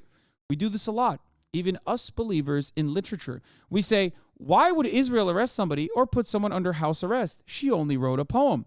So we contradict ourselves sometimes. We believe in the power of literature changing lives as a means of resistance, as a means of fighting back. And then at the end of the day, we say, she just wrote a poem. We shouldn't be saying that. Moshe Dayan, it wasn't David Ben Gurion, it was Moshe Dayan, an Israeli general, said that the poems of Fadwa Tukan are like facing 20 enemy fighters. Wow, she didn't throw stones. She didn't shoot at invading Israeli jeeps. She just wrote poetry. And I'm falling for that again. I said she just wrote poetry. And the same thing happened to Palestinian poet Dareen Tatour. She wrote poetry celebrating Palestinian struggle, encouraging Palestinians to resist, not to give up, to fight back. She was put under house arrest. She was put into prison for years. And therefore, I end here with a very significant point. Don't forget that Palestine was first and foremost occupied in Zionist literature and Zionist poetry. When the Zionists thought of going back to Palestine, it wasn't like, oh, let's go to Palestine. It took them years, over 50 years of thinking, of planning, politics, money, and everything else. But literature played one of the most crucial roles here. Palestine in Zionist Jewish literature was presented to Jewish people around the world. And this part is very powerful. He says, as Palestine is a land without people for a people without a land. Palestine flows with milk and honey. There's no one there, so let's go. That became the mantra, a mantra that to this day is like a foundational principle of Zionism. A lie, but it's such a successful selling point. But there were people. There have always been people in Palestine. But this is an example of how poetry can be a very significant part of life. So here's the thing. This is precisely the reason why Israel understands the importance of poets and academics and works to kill them. Okay? They arrest them and kill them and suppress their message. Why do they do that? Well, they do that because they recognize the importance of the humanization that occurs when you are personally invested in someone, when you have a sense of connection with them. Okay? Do you understand? This is why figures like Bizan are so important. Klestia, Bizan, Motaz, these guys have developed a relationship with millions of people around the world. Rafat as well.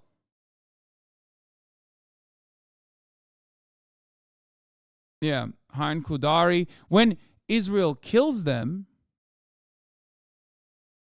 when Israel it kills them or harms them and kills their families, you see it. You see it from a personalized perspective.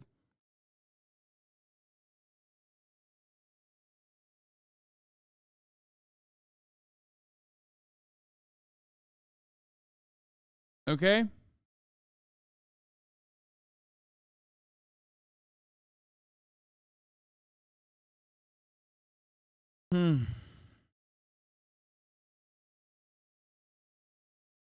This is why they fucking execute these people. They understand the importance of Palestinians humanizing themselves and putting their best foot forward in the Western world.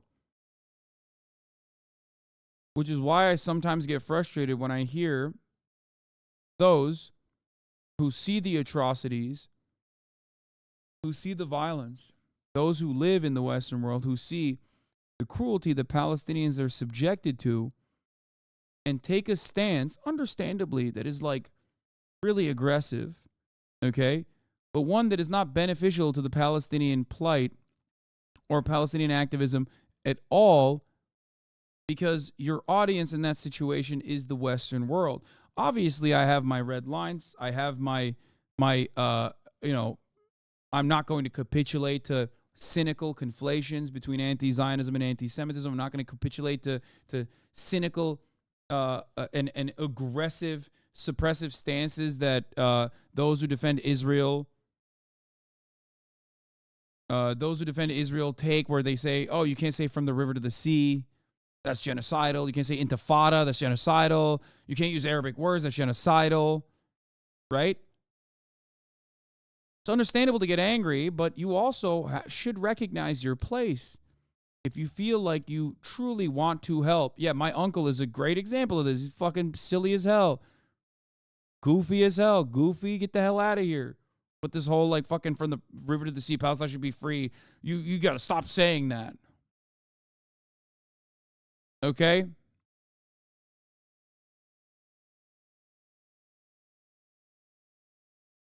Anyway.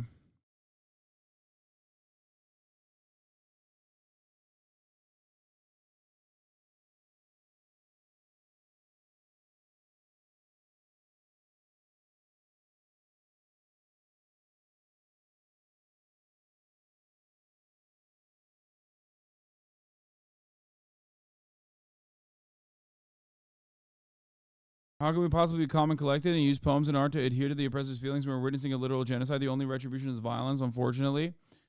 No, there is always a place for violence as a form of resistance. That's not what I'm talking about right now. I'm talking about like when you're here, okay? When you're in the Western world, when you're speaking to a Western audience, you know what I mean? Like, that's very different.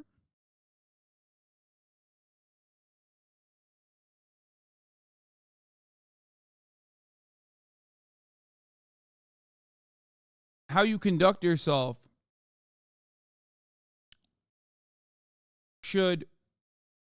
how you conduct yourself and how you present your cause is important, because you're making an argument to the Western world. You're making an argument to people who are out of touch. You're making an argument to people where you are supposed to humanize Palestinians.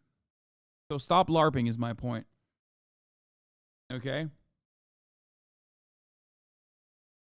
It doesn't mean that, like, spend any amount of time criticizing Palestinians in general, because that is also not only counterproductive, but I would say cowardly, right? Understand and explain, analyze these actions and why these actions are taken.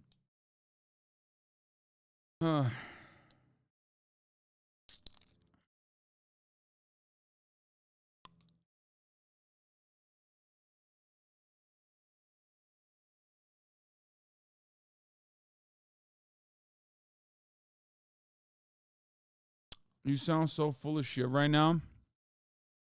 Yeah, I mean, dude, you have comrade in your fucking name. Like, what do you mean I sound so full of shit? Yeah, of course. You're on Twitch, brother. You're not a fucking revolutionary Marxist-Leninist, a part of the fucking vanguard. You're yelling in a Twitch chat. Yeah, of course I'm going to come across like I'm fucking full of shit, because I'm not LARPing.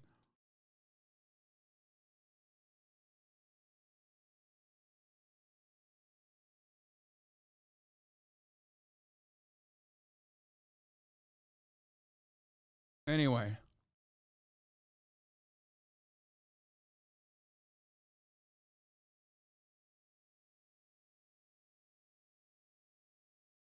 The second great victory of the Palestinians. What do you mean LARPing? Is just saying from the river to the sea? No. I said do not concede to cynical conflations between anti-Zionism and anti-Semitism. When people say from the river to the sea, Palestine should be free is anti-Semitic or calling for the genocide of Jews, that's fucking bullshit. Obviously, that's not what I mean.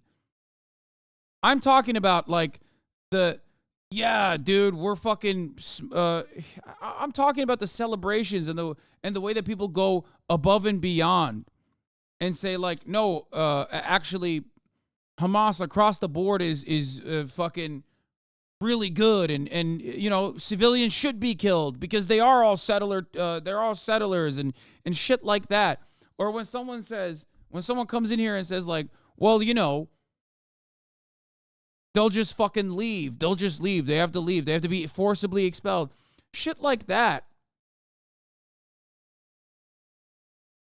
Shit like that is unproductive, silly, stupid. Yeah, it's like people like Suki's mom calling Rashida Tlaib an arm of the imperialist regime. Things like that are just LARP. And it's stupid.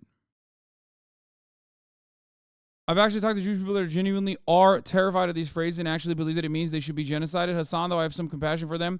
Do you think TikTok star baby Ariel is lying when she says that the phrase means to genocide. Like, no, she genuinely is terrified. Who the fuck is TikTok star baby Ariel? What? What the fuck is a TikTok star baby Ariel?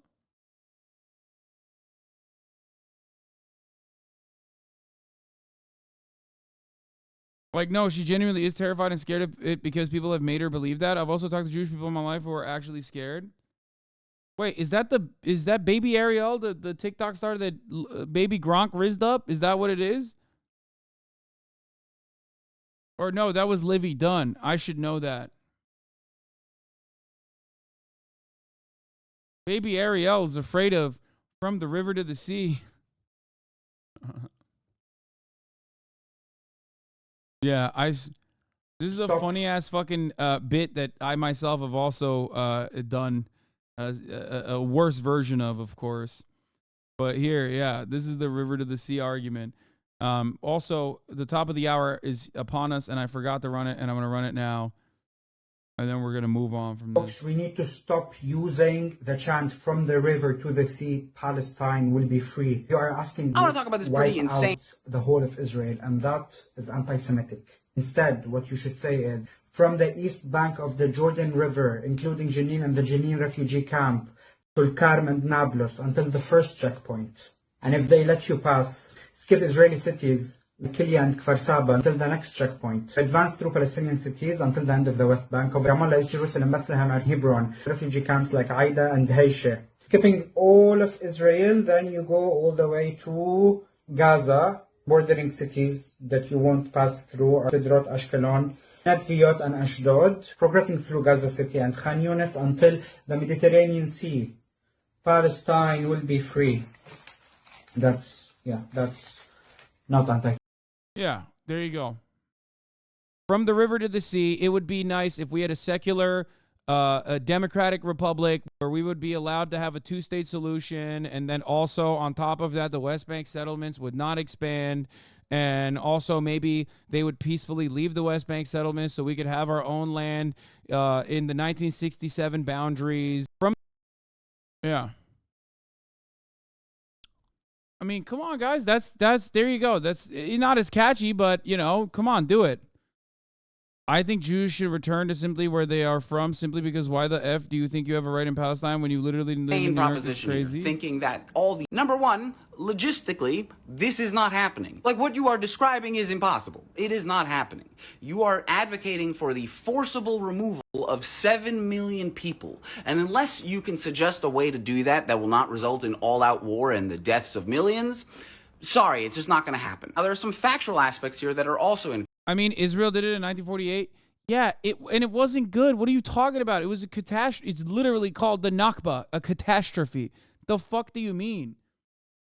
Listen, dude. Listen to everyone that says like, oh, you know, they just gotta go. You're LARPing. Nobody's going anywhere. Okay. Will there be people who don't want to live alongside Palestinians because they see Palestinians as lesser than? Absolutely. Those racists can fuck off, and they will. Oftentimes, they do. Okay? As a matter of fact, some of those racists literally fucked off from apartheid South Africa and went to apartheid Israel. They literally did this. Okay? They were like, oh, no more fucking apartheid, mate. I'm going to go to Israel now. They still apartheid there? Fuck. And then they fucking went to Israel. They did that. Okay? They'll figure a fucking place to go to, but that's different. That's different. The broad majority of the population is not going anywhere. And why should they? As a South African, I might say, what the fuck is that South African accent? Oh, shut up. I know, I fucked it up. Okay? My point is, yeah, there is always going to be some people that are like, oh, ew, I need to live next to Arabs. Fuck that shit, right? Fuck those guys. They'll voluntarily leave. But the broad majority of people are not leaving. Why the fuck would they? This is their life. This is their way of existence. This is all they know. That's so stupid. What is this? This morning to 1 million from the river to the sea comments on my recent Oh my God, I don't want to watch this. I'm going to die, okay? I don't know who the fuck baby Ariel is, and I don't want to know. Correct. Namely, that the Jews in Israel are all from Brooklyn.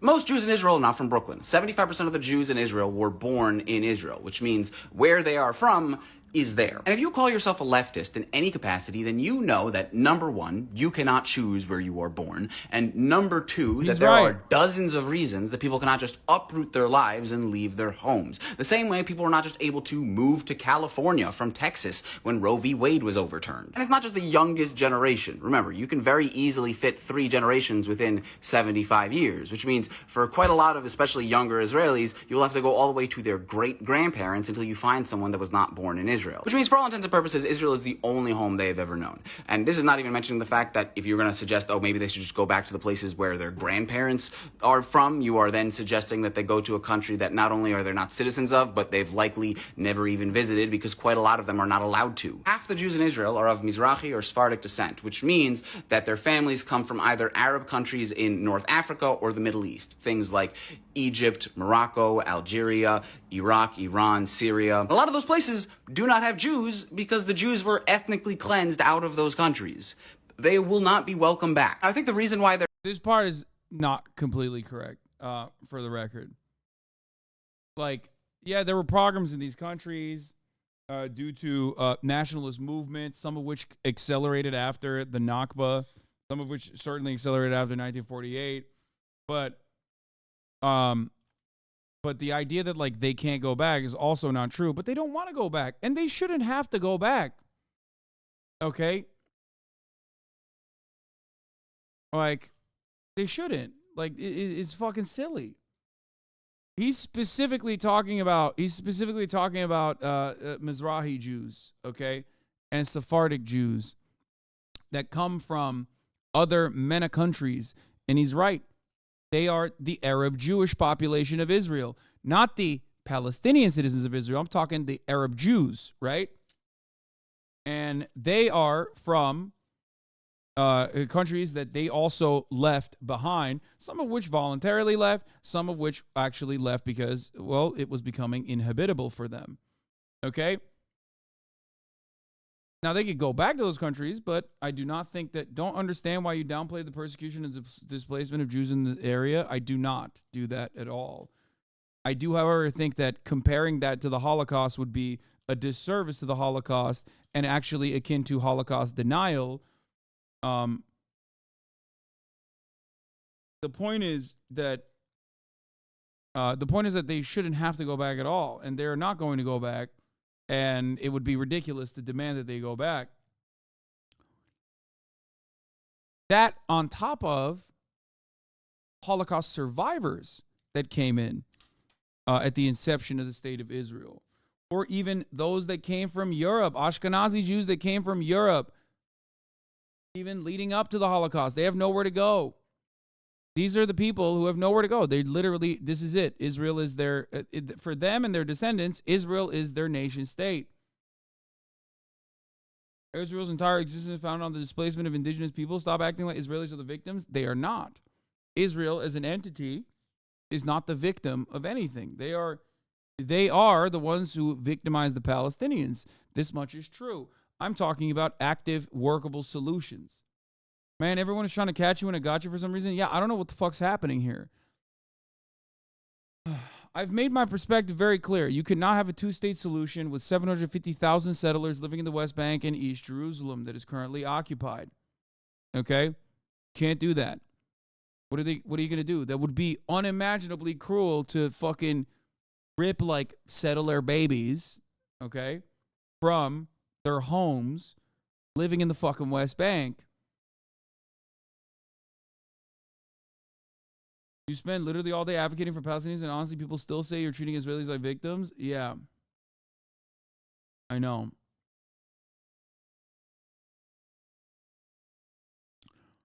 This is why I also explain to people that it's pure and utter fantasy to think that, like, 9 million Israelis or 7 million Israelis, if you take out the Palestinian citizens of Israel from the equation, 7 million Israeli Jews are not going to fucking magically eviscerate from the land. That's just, like, it's laughable. It's not a real thing. Like, that's not going to happen. That'll never happen. You're fucking ridiculous. Is this you or Jank talking? No, I don't think people understand. This is not even, there's a reason why a two-state solution is incredibly popular, or historically has been incredibly popular for Palestinians, as obviously the popularity has waned over the course of many, many years. The reason isn't because that is the most just way of looking at the situation, the most equitable solution. The reason is because it's the most realistic solution. It was one that was dangled in front of the Palestinian population as a fucking carrot as the West Bank settlements expanded over and over again to create a non-state and maybe just a sequence of Bantustans with no contiguity for the Palestinian population of the West Bank. However, the reason why Palestinians, despite knowing that this would be still objectively unfair, were willing to concede on that front is because they understand the situation. So why are you here in the Western world lapping the Palestinians who simply just want to return to their fucking ancestral homes, who want to live a life of freedom and dignity, okay, in their own nation state? Why are you lapping them and being like, no, this is about vengeance, dog. Palestinians need to kill every Israeli they possibly can. I'm going to fucking sit here and I'm going to LARP. Shut the fuck up. If we're talking about realistic solutions and what it means to push for a one-state solution, this is what it entails. Okay? This is what it entails.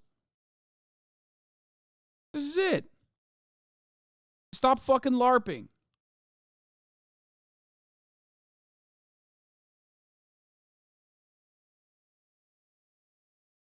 You say that it would make sense shortly after the Nakba happened, but the fact is that the Nakba never ended. We're still being displaced. I know. So many families recently stole homes who will have to leave, even if it's within Palestine. No, this is not true. The part of this is like truth and reconciliation, or at least like reparations and the truth, or not the truth, sorry, reparations and the process in which reparations are given to the Palestinian population, okay, create, one, a sense of closure, and two, create a structure where a moral wrong has been corrected. That doesn't mean that like you don't get to live anywhere. Like you get a new house if you would like, or you move someone into a new house. Why can't you recognize Israel holds all the power, including the media narrative? Why not stop using the phrase river to the sea if the ultimate goal is to make the world sympathize with the plight of Palestine? Israel knows the phrase works in its favor? No, because that's cynical nonsense, okay? Suck my fucking dick. I don't give a fuck how much power Israel holds or whatever the fuck you're trying to say, okay? There's the truth, okay? There's the truth, and that's important too. Optics only matter to a certain fucking degree. Once you start saying, well, free Palestine makes me feel unsafe, okay, well, I'm not going to do that, okay? I'm not going to fucking capitulate to your idiotic fucking demands.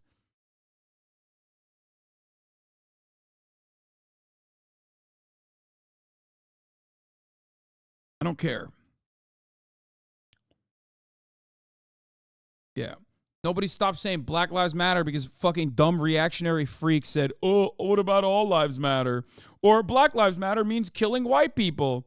They tried it, and everyone was like, yeah, no, fuck you. Okay, shut up. You're racist. So you can change the dynamic. It's just the media is not interested in doing that and accurately dealing with this slogan and hyper-focusing on the optics of what it makes people feel like. There are so many people that believe all the Jews in Israel from Brooklyn is a bit of an issue of selection bias, because you watching this video probably speak English, which means the entirety of your TikTok feed is going to be in English. So most of the people in Israel that are talking about Israel will be Americans, because the Israelis that are uploading TikToks on the issue are normally uploading them in Hebrew. So if you are American, it's very likely that all the people you see in Israel talking about this issue will also be American, unless they are very fluent English speakers. 8-year-old uncle, a college position from earlier. I know that this is a fringe position, this idea of we need to expel all the Jews from Israel, because I have never seen any pro-Palestinian content creator on this app advocate for this. Yeah, that's the other part about it. That's like, he's right. Like, this is not a position that, bro, you're lapping Hamas, dog. Okay? When you say we have to expel everyone from Israel, every Jew from Israel, like, you are a fucking LARPer Why is he covering it? Because he's making fun of a fucking commenter who did say that. Okay? Like, you're literally talking about, like, Hamas's 1988 charter for no fucking reason, when even Hamas in 2017 was like, yeah, maybe that's, like, so much.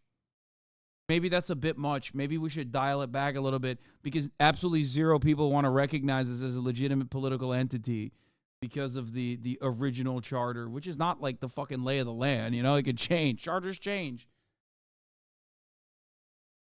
The point is not retribution. The point is not vengeance. The point is justice, okay? Justice for all. This is a fundamental principle that I believe in. Okay? Hamas apologia. What? Chanting Intifada at pro-peace rallies isn't a good look, though, but I agree for the most part. Hamas apologia. No, I don't agree with you on this, Hollaback boy. I think chanting Intifada is not a bad thing. Intifada is struggle. It can take up violent forms, as it has in the second Intifada. But the first Intifada was strikes. Like, that is 100% an adequate thing to say in this circumstance. It's just like,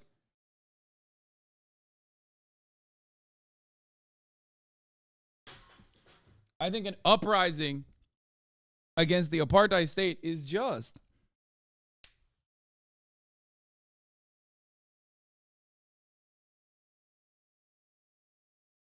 There's literally a video of Hamas founder Ahmed Yassin saying we can coexist with Jews, Lamau. I know, I don't really give a shit about that stuff anyway. It's just all fucking back and forth optics. Who gives a fuck?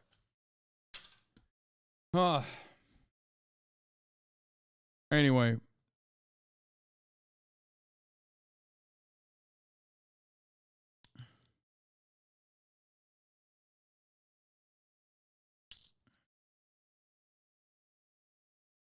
So,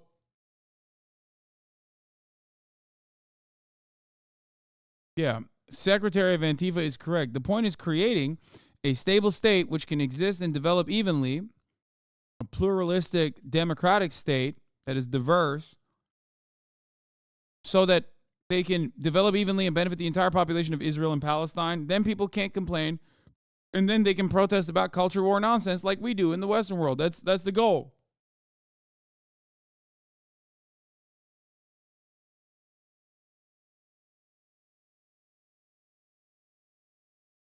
But yeah, I think that, like, people coming after Intifada, for example, and saying like, "Oh, you can't say that. You're calling for the genocide of Jews," is ridiculous. Because, like, okay, the the Warsaw Ghetto Intifada wasn't the Warsaw Ghetto genocide of the Jews. You know, it was. That's how you say it in Arabic.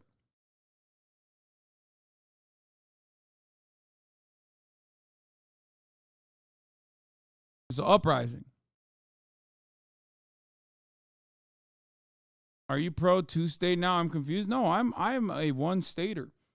I'm a one-stater specifically because I think it's untenable to believe that there will ever be a two-state solution that is just and moral, because a two-state solution implies that you have to expel 750,000 Jews living in the fucking West Bank and in East Jerusalem. I used to be someone who believed in a two-state solution. I am no longer a believer in the two-state solution for that reason.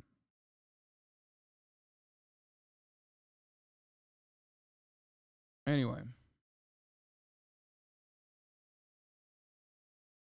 Not a single Palestinian that I know in person or on this app I've ever heard say something similar. I don't know any Palestinian advocacy group that's advocating for this. In fact, quite literally, I see them advocating for explicitly the opposite. Palestinian emancipation is not, or has not, ever been broadly defined at any moment throughout its history, evisceration of all Jews living in Israel, or the forcible expulsion of all Jews living in Israel. You want all Palestinians who live between the River Jordan and the sea to be free, with everyone else who lives in that region to also be free. It's not a case of either or.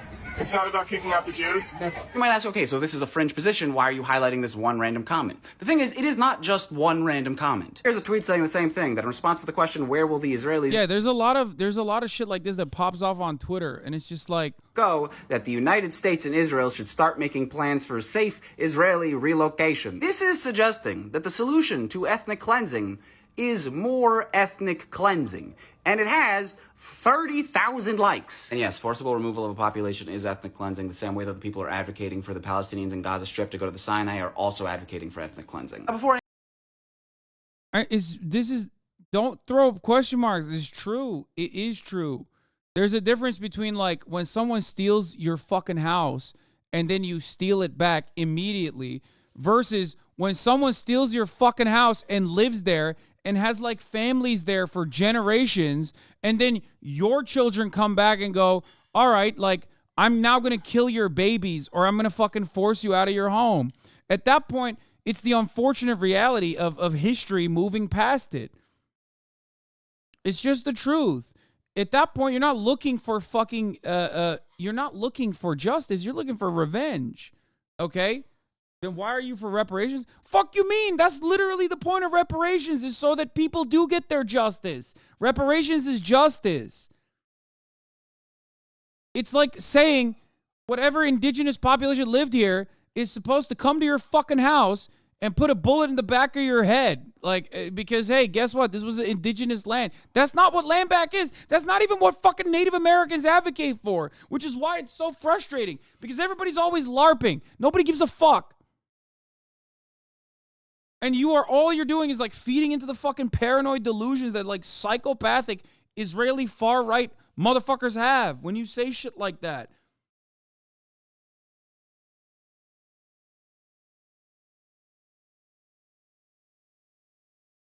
This is a very Turkish take from you, but it's also just true. It's just so dumb.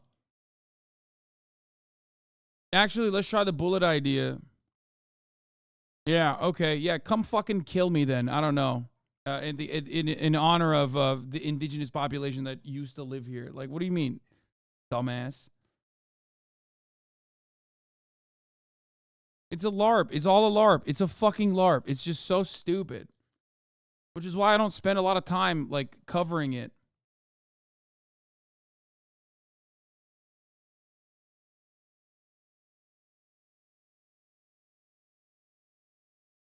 Genuine question, how long a time must pass for it to become wrong? I don't want an exact number just to understand it.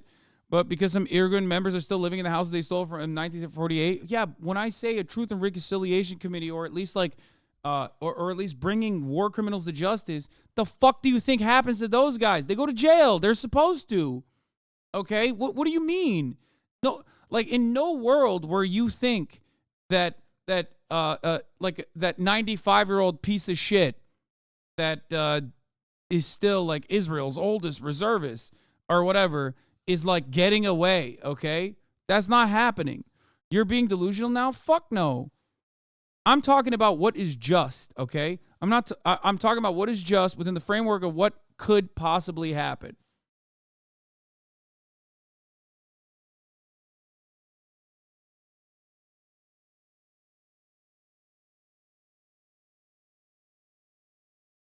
Didn't he get ice? No, I think he's still standing.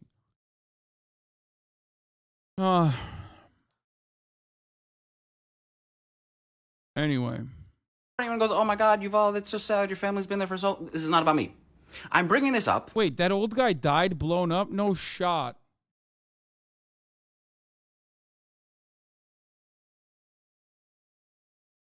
Yeah, it's hilarious that people are saying Truth and Reconciliation is delusional, but expelling 7 million people is realistic. Yeah. Yeah, totally. Thank you, Chatter, for bringing this up.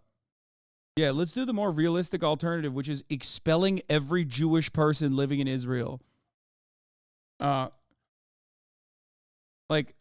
I already said it. Like, the reason why I don't believe that there can be a fucking two-state solution is because there is a one state already. It's a one state. It's one state. Okay, right now it's one state.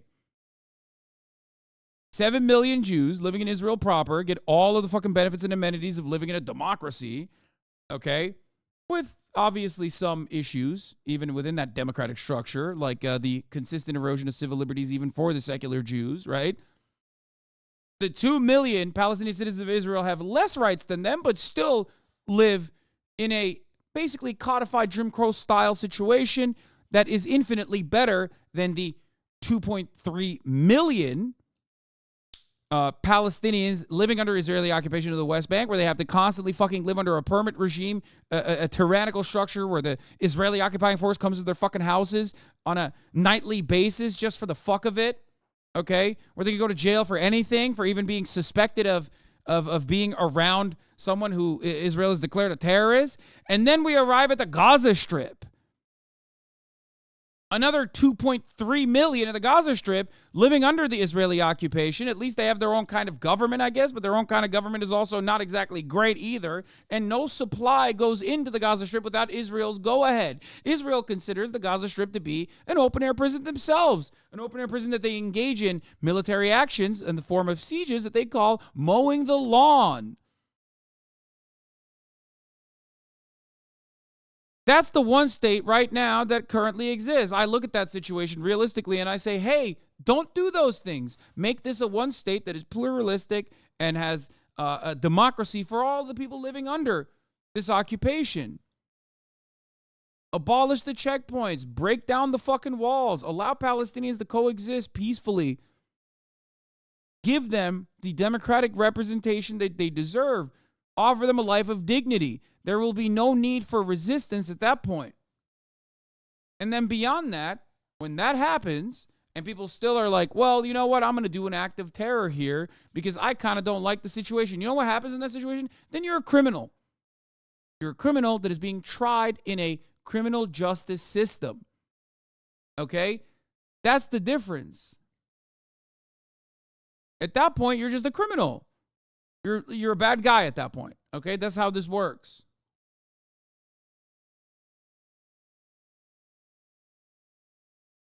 What about a right to return for Palestinian refugees? Of course, my man. Of course. Ridiculous. Not even a thing. Like, that's not even a question. Of course. A right to return for Palestinians.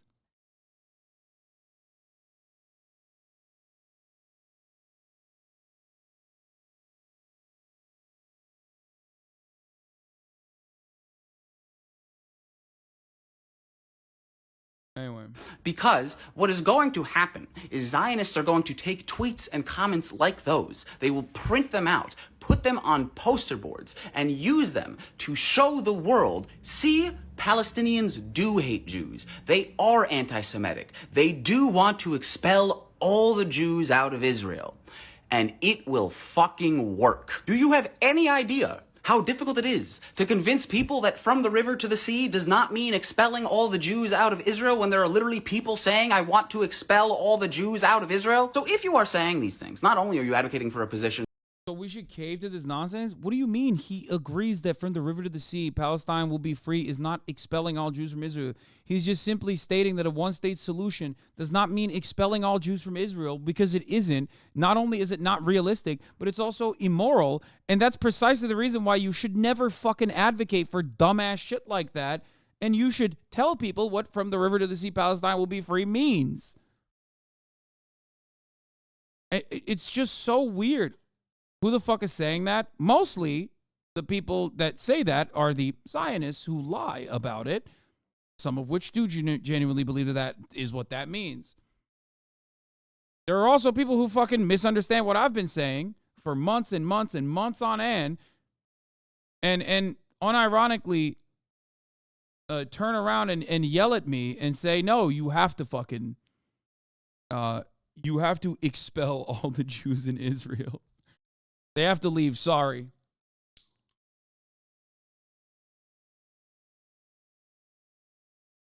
One last question, and you will shift my entire opinion for good. My grandfather still has the papers that prove that home in Haifa is his. Right now, Zionists live there. What do you believe we should do about it? This is a great question. This is a matter of a civil court process. I think your grandfather deserves to live in his own fucking house that he still has papers to. This conversation is one that is being had in Sheikh Jarrah right now in the opposite direction, where Israel is, of course, doing the same shit that Israel has been doing over and over again. Okay? Of course your grandfather deserves to live in his own fucking home. That's his home. That's ridiculous.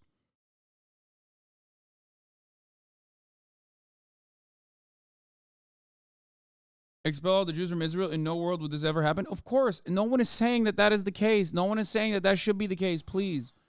I'm currently literally advocating against this position because it's so fucking stupid. It's day 66. Hassan has made this take on day 1. You guys are so stupid. Exactly.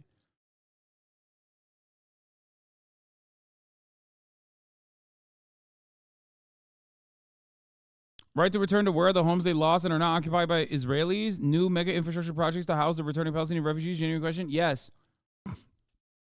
Yes to both.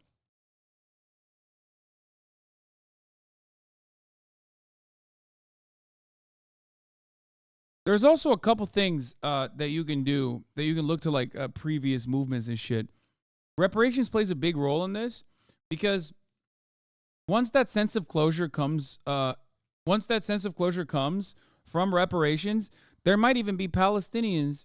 There might even be Palestinians that don't want to fucking return to Israel or Palestine or whatever the fuck it's called at that point, or a singular state. That might just say, all right, I'll take the money and I'll move somewhere else. And there, of course, certainly are going to be people like that. Not the majority, obviously. I'm not saying that at all. But that sense of closure is what is necessary.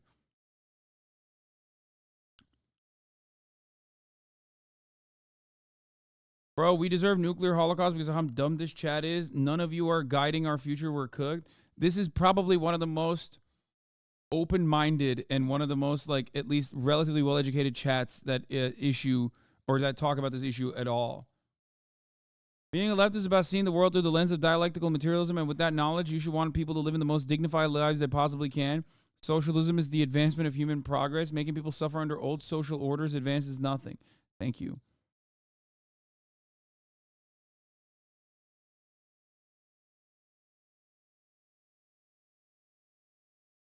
Anyway. So the chatter talking about Irgun earlier, getting away with it would be if status quo continued for that man's lifetime. Retribution would be taking his house and expelling or killing him. Actual justice would be the future he sought back in 1948 becomes undone and a peaceful coexistence is achieved in the region. That's the point. Zionism necessitates the apartheid, and without it, it is no longer what Zionists sought. Good take.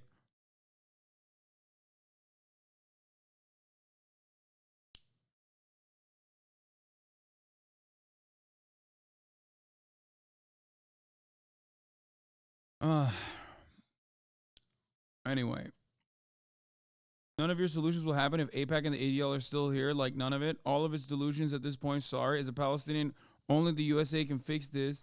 Let's be real for 2 minutes now. That's so funny that you just mentioned that.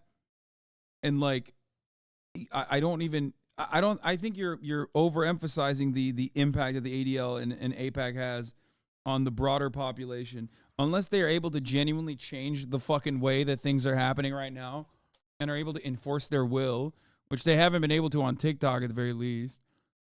Like, you know, you just have to keep up the pressure. There's nothing else you can do against the American government, of course. That's what I'm talking about here, which is very important, which is why I also talk about how you must conduct yourself a certain way when you are doing that.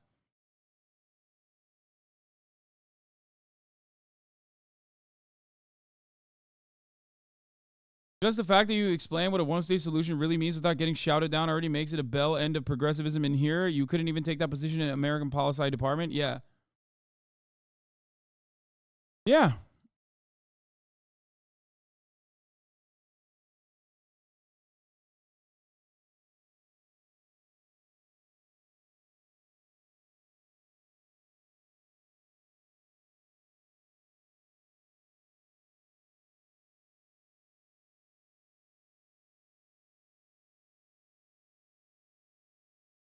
Yeah, the underlying problem isn't with Zionism per se. There were Jews living in the region peacefully since the early 1900s. The problem started when the UN stepped in and started drawing lines on a map. No, the problem started when the English anti-Semites said, oh, we don't want no fucking Jews here either. Let's fucking send them to this fucking desert, yeah?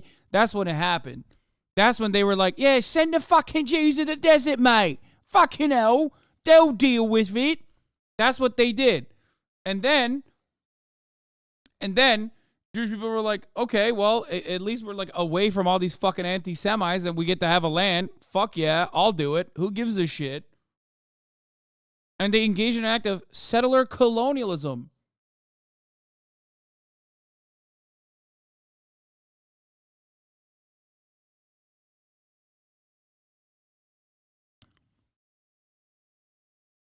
Why didn't the Arabs embrace them? Some did. Some did. Some did, literally, from the beginning.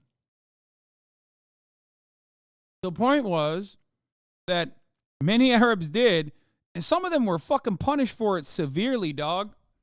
Okay?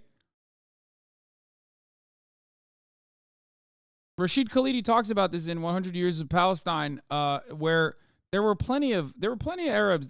Arabs taught a lot of the new Jewish settlers that came in under British occupation how to deal with like the agriculture in the region.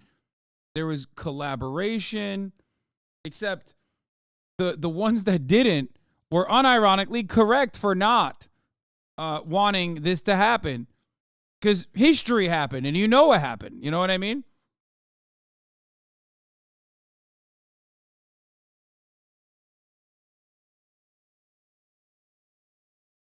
It's like not that different when you think about the accurate lore of Thanksgiving. You know?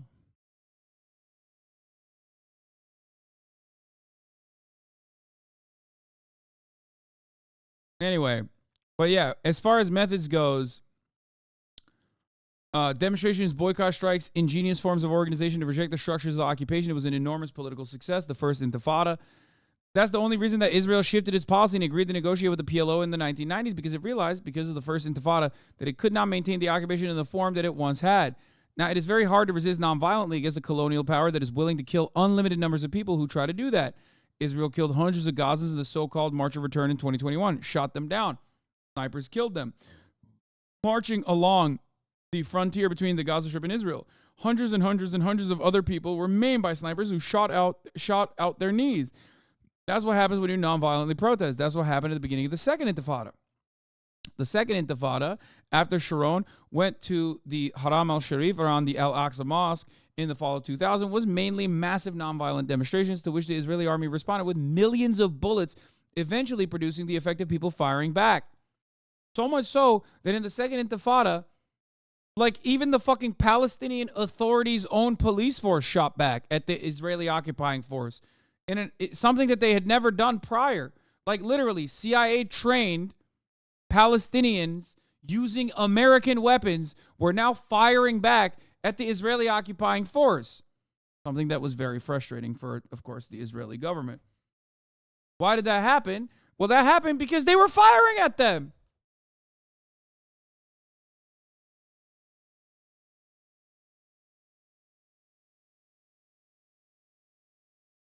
And eventually, suicide bombs against Israeli civilians inside of Israel, by the way, launched not just by Hamas, but also Fatah and other groups. So I really think that in light of these experiences, while following Iqbal Ahmad's advice would be very, very, very hard, I think it's well worth revisiting that, because he was talking about a specific mentality whereby certain kinds of attacks provoke reactions rooted in trauma among the Israeli public.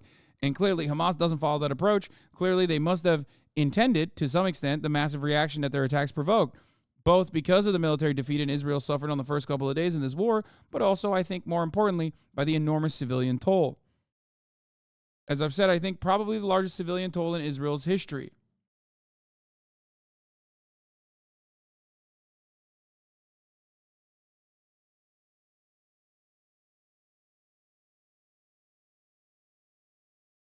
Chat, Arab Jewish people in Palestine went to Muslim schools and Muslim children went to Jewish schools. They had integrated communities and culture, and their faiths even took practice from each other. They also gave food to each other after no eating food holidays. No eating food holidays. Chatter, you were yelling that we all heard you. What? Anyway.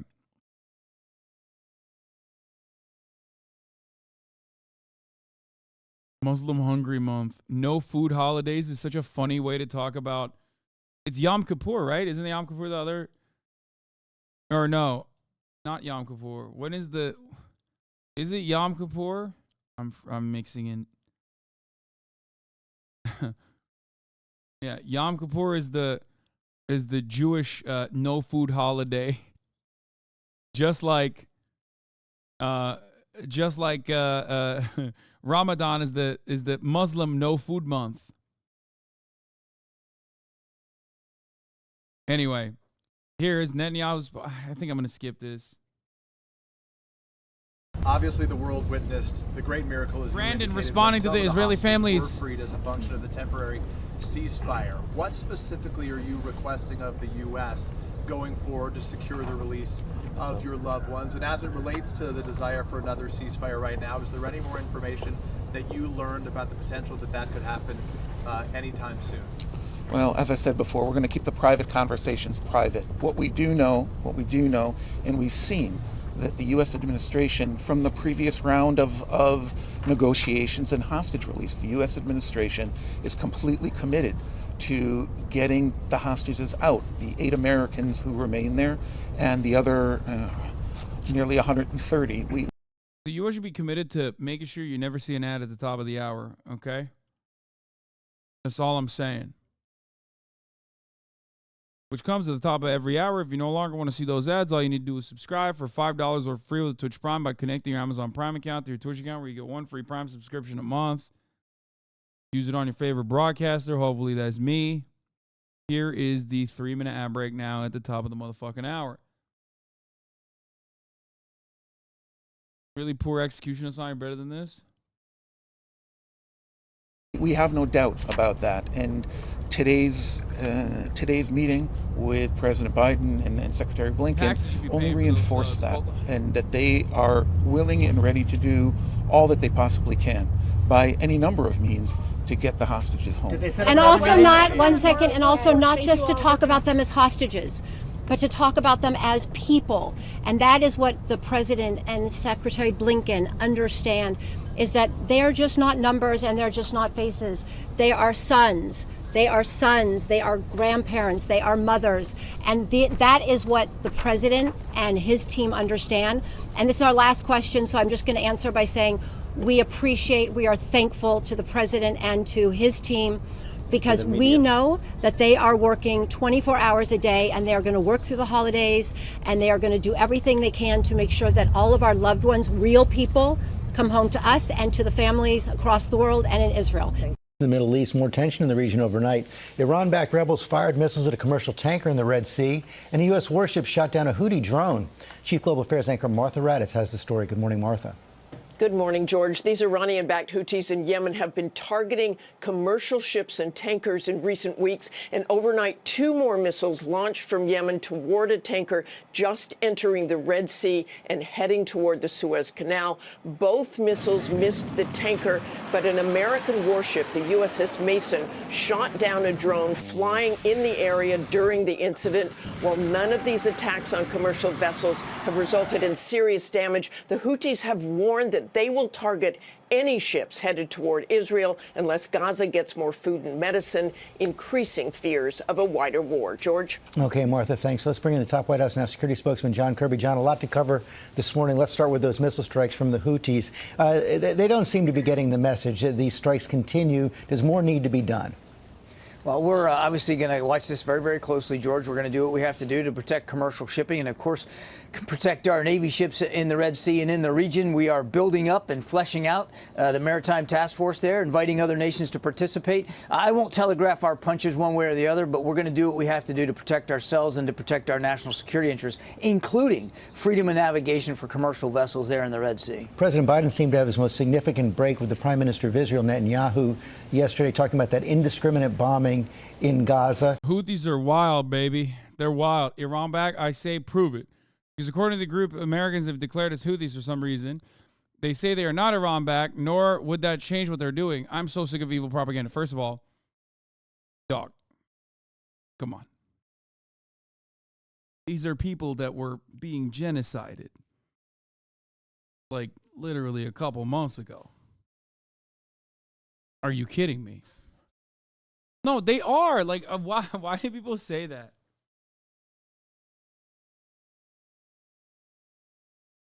I don't know why people go, oh, dude, they're not Iran backed. Like, shut up, prove it. It's like, they are. That doesn't change anything. You know what I mean? Like,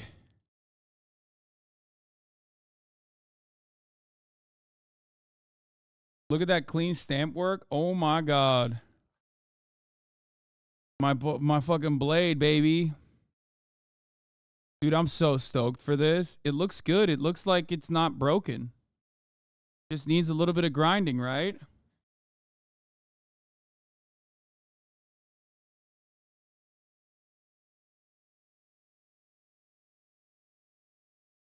Yeah, they made these advanced ballistic missiles and drones all by themselves after years of a genocide and an international blockade. Yeah. They're as Iran-backed as Israel is Saudi-backed? No. They're as Iran-backed as Saudi is America-backed. Which it is.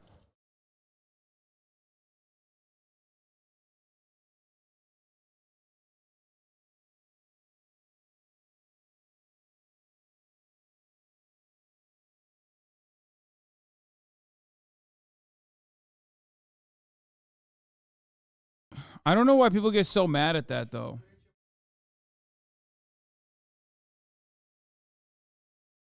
Thank you. Where is this going from here? Will the United States have to step in and do more to contain Israel? Well, we're going to continue to support Israel, George. We're going to continue to make sure that they have the weapons and capabilities they need to go after Hamas wherever they are inside Gaza. And we're going to continue to, again, urge the Israelis to be as careful and as deliberate as possible in their targeting. We know the intent is there, George, that they are trying to make an effort to be more precise, but the results don't always come out that way. And that's what the president was referring to. We want to make sure that they continue to get just as precise and targeted as possible to minimize those civilian casualties. There also seems to be a big difference over the day after in Gaza. Prime Minister Netanyahu seems to be ruling out having the Palestinian Authority step in and try to take control. The United States is urging that. We believe that whatever the future of Gaza looks like, it's got to... Bro, Gazans don't want that shit. Like, nobody wants that. Palestinian Authority sucks.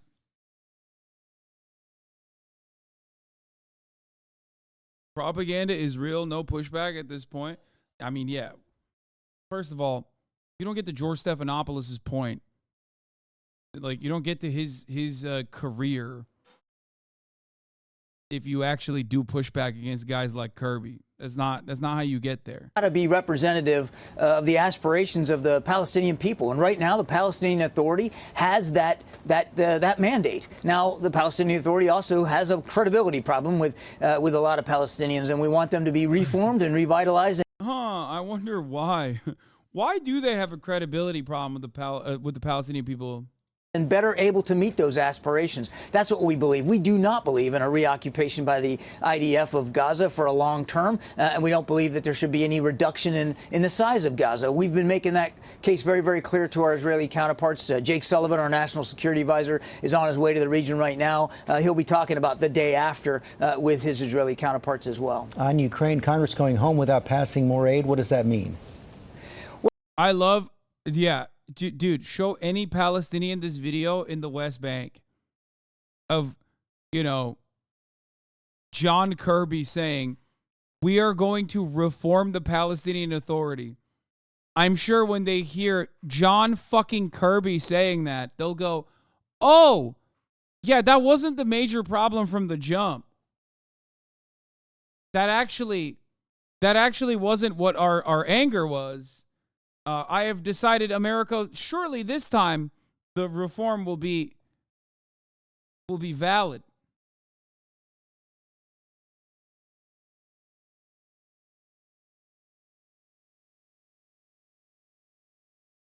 Also, it's this guy too. John Kirby, spokesman for the National Security Council, wearing a dog tag calling for the release of the kidnapped, bring them home now. I think that's literally a IDF dog tag, right?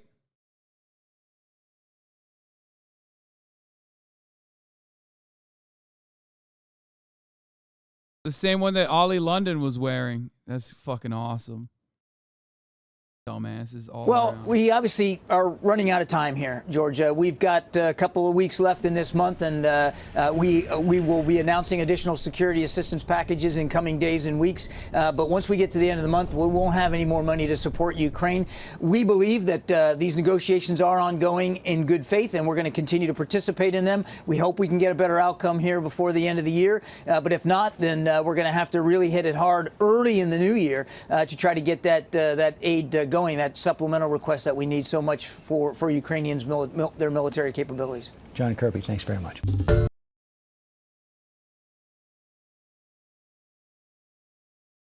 Oh. All right. Quick update. House to vote on whether to continue impeachment inquiry into President Biden, which is my favorite type of inquiry. Because it's like they don't have the information, right? They don't have the evidence, but they're simply developing the evidence within the inquiry or within the impeachment inquiry. Republicans in Congress plan to vote today to make the House impeachment inquiry of President Biden official. A months-long investigation has not found evidence of wrongdoing by the president, and the White House denies that there is any. Nicole Killian is on Capitol Hill. Nicole, good morning. So what's the connection here?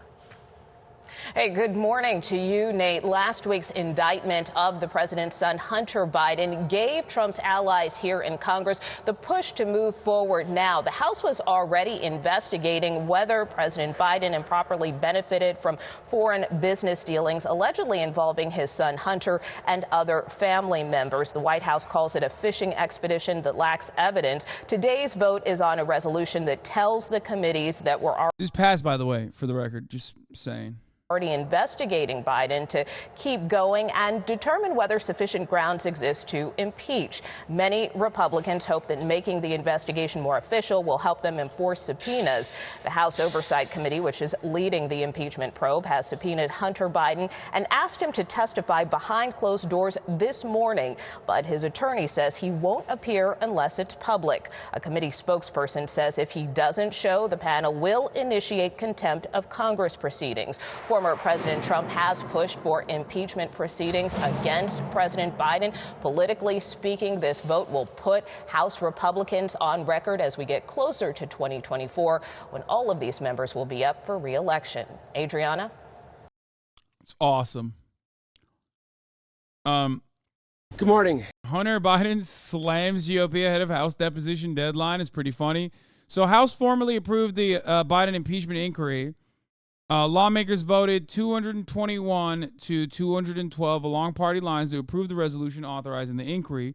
Earlier in the day, Hunter Biden, the president's son, who's at the center of many of the lines of inquiry, defied a GOP subpoena to appear for a deposition on Wednesday morning. Now, of course, the reason why he defied the subpoena wasn't because he was like, oh, no, you can't fucking actually do this inquiry. The reason why he defied it was because he doesn't want to do it behind closed doors. He said he would be willing to show up if this was like an actual public inquiry. I wonder why he doesn't want to do it behind closed doors. Perhaps it's because all of the inquiries that the Republicans have done behind closed doors have led to just misinformation. The reason why they do it behind closed doors and not like a televised trial or a televised inquiry is so that they can just like lie about the stuff that they found, or rather didn't really find at all. If they had actual evidence, you think the Republicans wouldn't want to fucking do a televised trial? Are you joking? Of course, the party that does not have the evidence wants this to be done behind closed doors because they want to make sure that they could just like massage the narrative and go to Fox News and tell them like, this is what we found.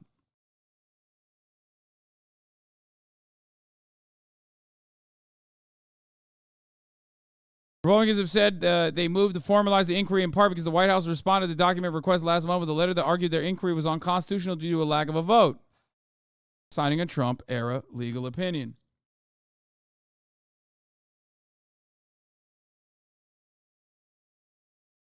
But investigators are struggling to back the most salacious allegation, which was first published by former President Trump ahead of his own impeachment, that as vice president, Joe Biden took actions in Ukraine with the intention of benefiting his son's business. Yeah. I'm here today to answer at a public hearing any legitimate questions Chairman Comer and the House. What's your opinion on the GOP trying to make Biden look corrupt? Takes away from him being really old. Isn't Biden kind of on a bed of nails with all the bad points on his age? Yeah. I said this early on. I said that when you try to make Brandon simultaneously be like a person at the throes of Alzheimer's, who's like demented and his brain is leaking out of his ear, but simultaneously this like big scary villain who's able to concoct these operations, these incredibly corrupt operations, like dealing with our foreign adversaries and stuff like that. You basically are creating a narrative that goes against it. The Alzheimer's, we're talking about Trump now. Oh my God, Fango, don't do this. When you look at Donald Trump and his performance on camera, and you look at Joe Biden and his performance on camera, one is closer to dying than the other. And let me tell you, it's not Donald Trump. Come on. I know you guys get libbed up on this shit every time, but there is a very clear difference between the two. Trump is also profoundly old. He's older than Biden was when he ran the first time. Well, not ran the first time, when he became the president. Okay, love how Chad thinks that opposing a fascist somehow live. No, the libbed up part is not you opposing a fascist. The libbed up part of it is you going, no, it's actually Donald Trump that really looks like his mental faculties are out of order. Because when you say that, you sound delusional. Like in a lineup, you put fucking both side by side. Donald Trump, unironically, comes across as sound. He comes across as stupid, but he comes across as someone whose mental faculties are in order. We've had this conversation before on this broadcast where Fango has disagreed with me, but the reality is you are never going to be able to get the American population to believe you if your goal is to say Trump is more senile than Biden. It is a denial of the reality that people can see. Yeah, and he can barely put a sentence together. It's a weird narrative. Fuck no, that's not true, man. He fucking campaigns like crazy. What are you talking about? That's not true. That is not true. Trump is not all there either.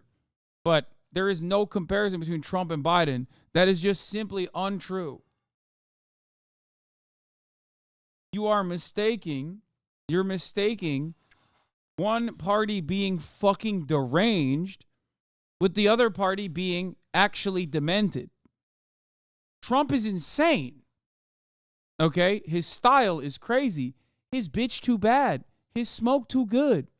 Okay?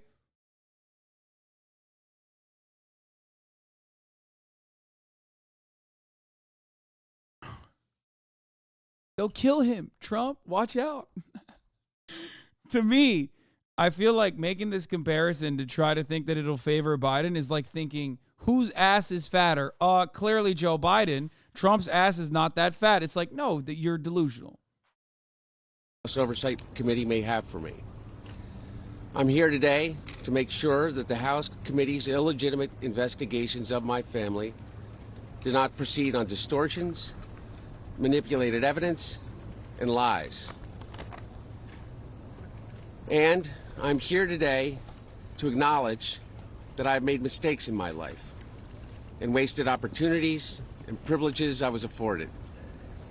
For that, I'm responsible.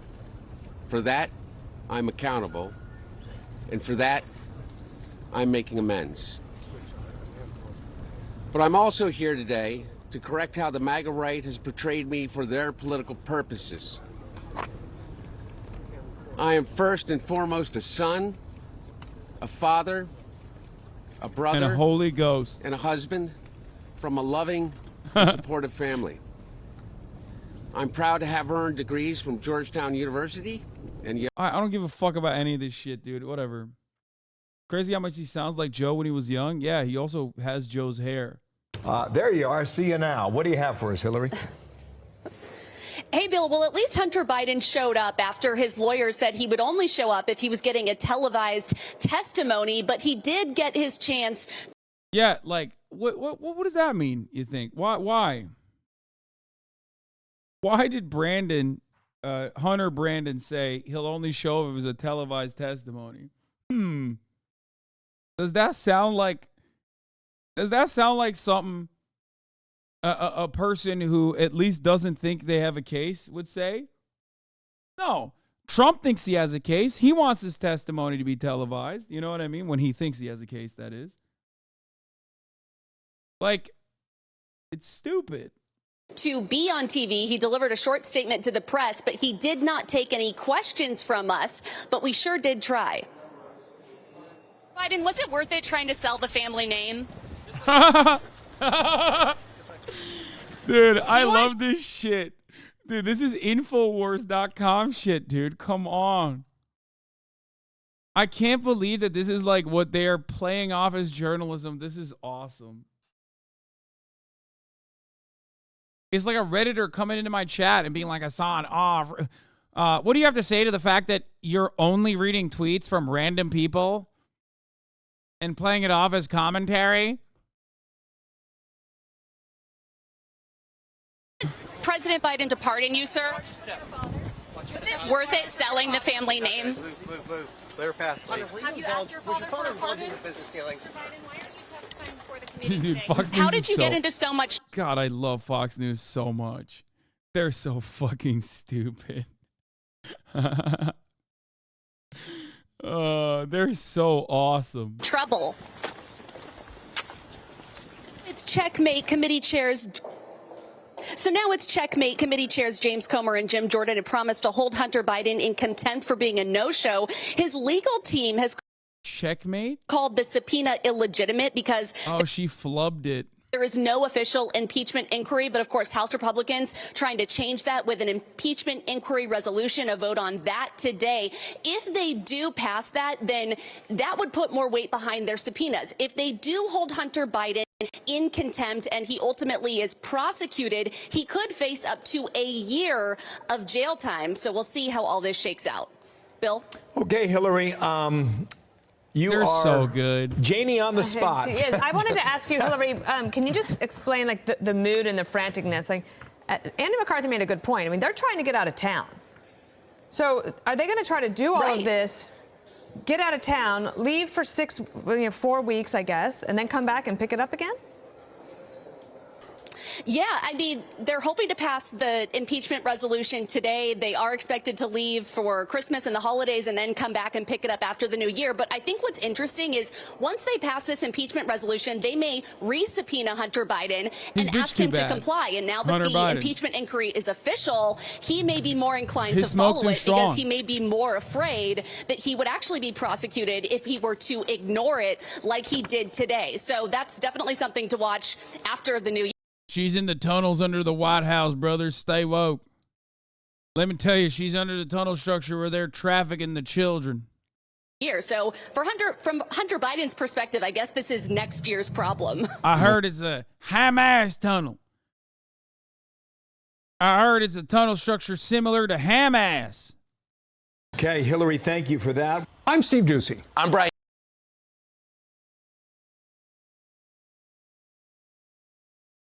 Let's listen to him. A repetition of everything that we've seen over the last 11 months. But we are in a remarkable juncture for the U.S. House of Representatives because this is an impeachment inquiry where no one has been able to define what criminal or constitutional offense they're looking for.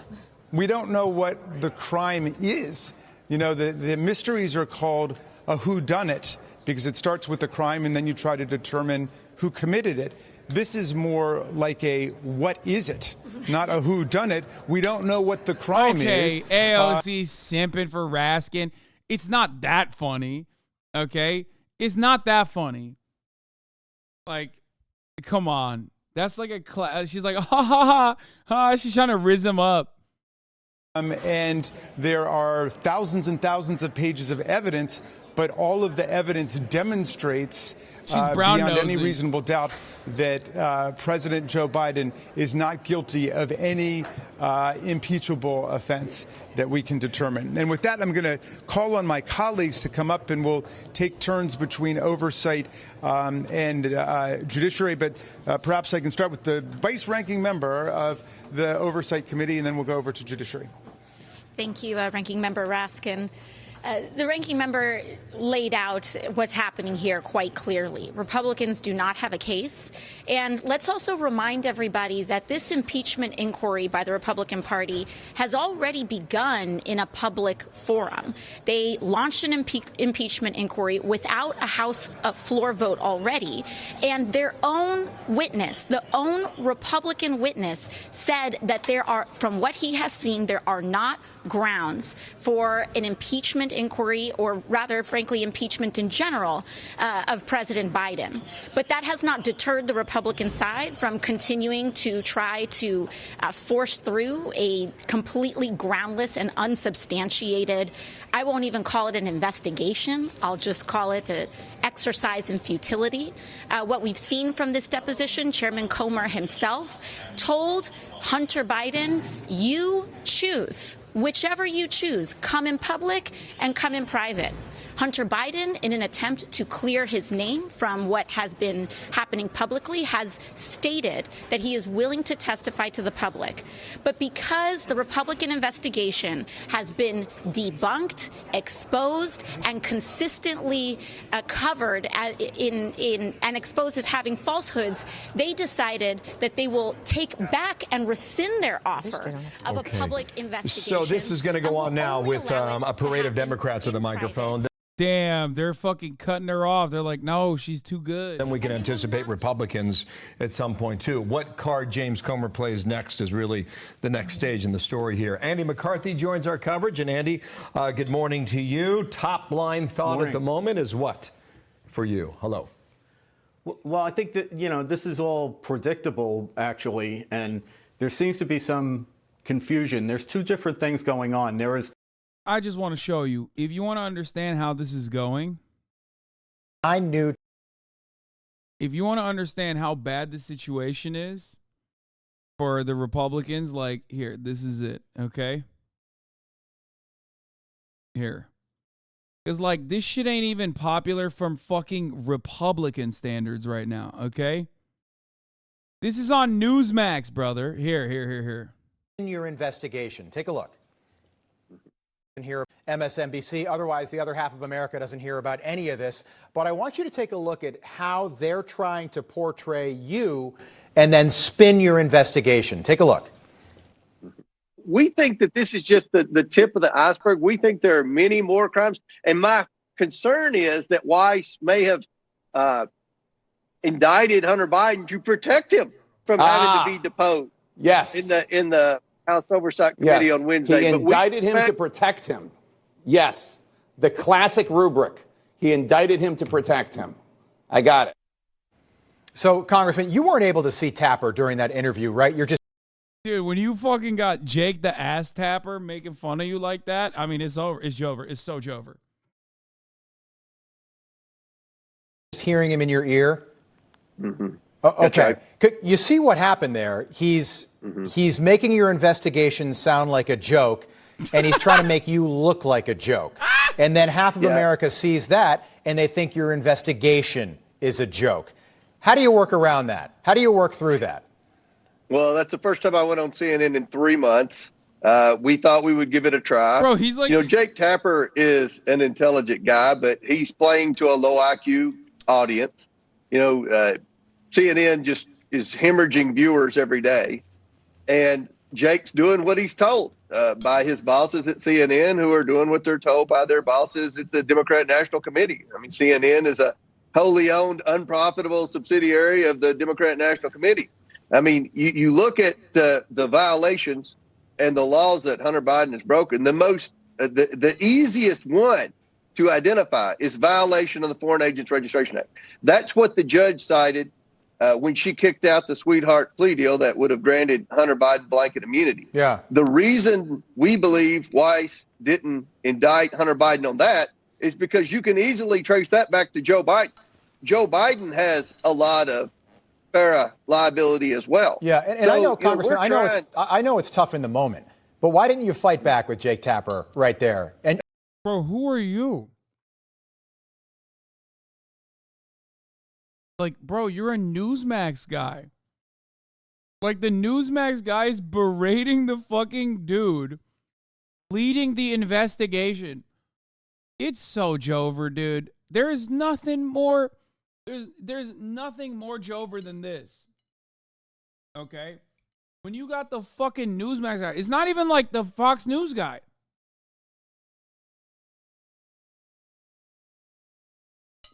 Which there's a Fox News guy that's been berating him too, Ducey.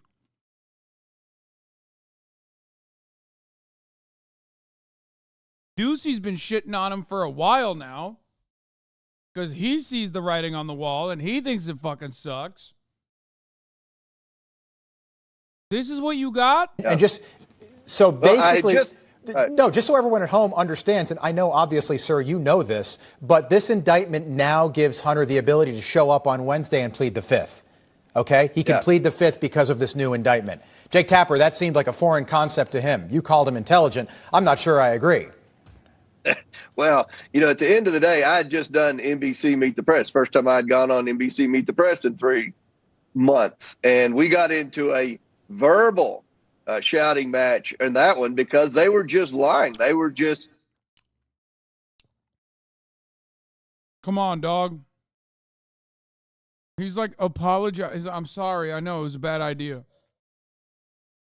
It's such a ripperoni. Bro is Newsmaxing? No, he's fucking. You never Newsmax like this, okay? This is when you Newsmax too hard. To the abortion battles playing out across the country, the new fallout after the Texas Supreme Court ruled against a woman who sought an emergency abortion there. As a new case now plays out in Kentucky, Rachel Scott is here with more. Good morning, Rachel. Hey, Robin, good morning. From Arizona to Texas to Kentucky. I don't know what's going on. I feel like Republicans are doing their very best to be like, no, we have to keep Trump. We have to keep Trump out of office. Like, are you guys trying to make Joe Biden win? Because I mean, fuck it.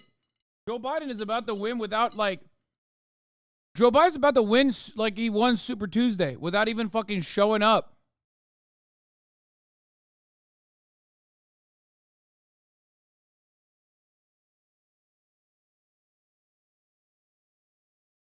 A real race to the bottom.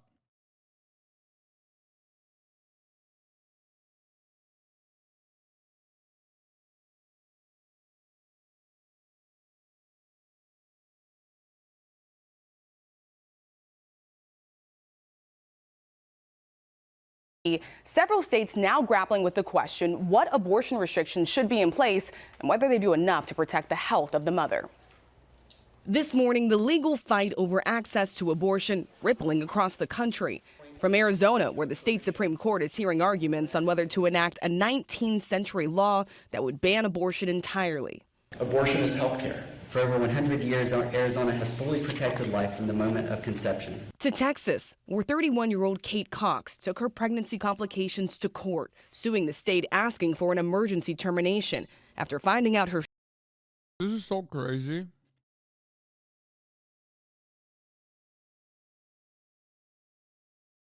Literally a non-viable fetus.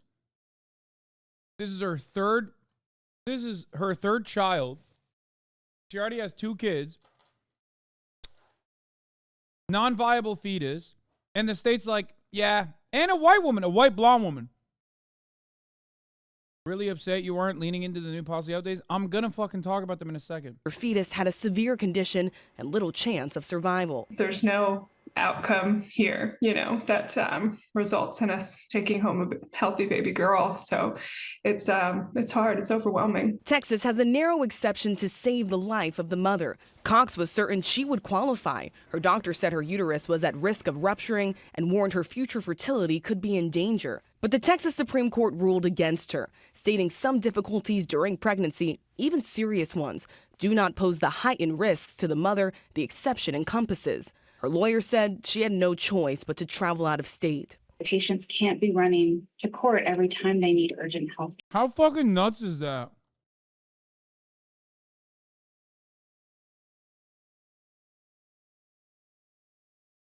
Like, non-viable fetus, and the court is like, yeah, nah, you just gotta carry that fucking dead baby pregnancy to term. Sorry.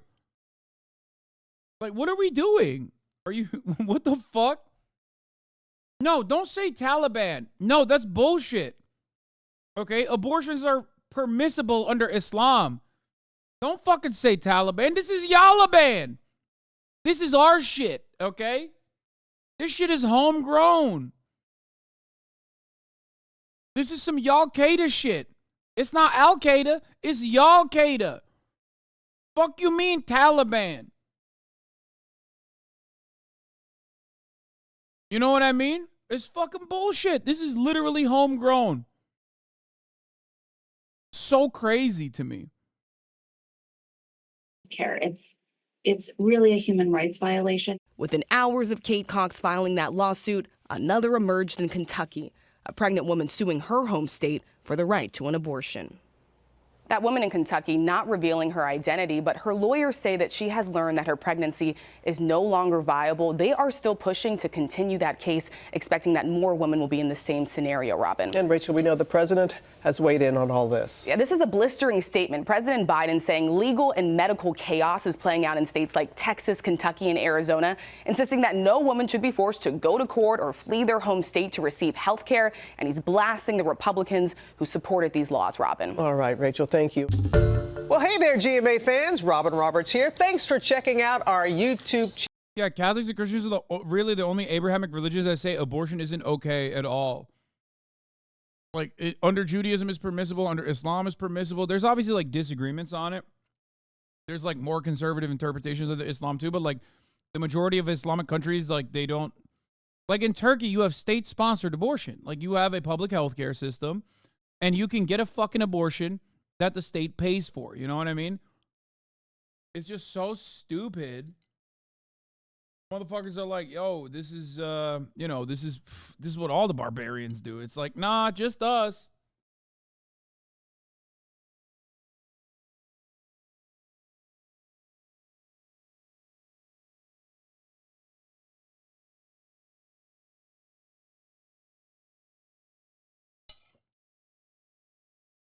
And the irony is, it wasn't even a thing. It wasn't even a thing in America.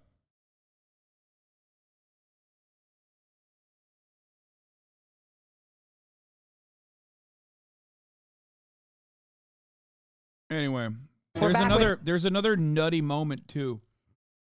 Some breaking news from the Supreme Court this morning. The High Court just moments ago agreeing to hear arguments about whether the most commonly used abortion pill should still be easily accessible. Let's bring in NBC News senior legal correspondent Laura Jarrett. So, Laura, a lower court's decision on this issue is still on hold. Yes. What happens next? Yes, and because it's on hold, access to the pill today is the same as it was months ago. And remember all the twists and turns we've been following from this case since it all started back in April. And for a while there, it was a little bit confusing about what was happening because it was this court order and that court order. But the Supreme Court said, let's put a pause on all of that. Let's let the case go through the normal process. And it's now reached its doorstep. And today, the justices agreed to take up the case, which means they're going to hear oral argument.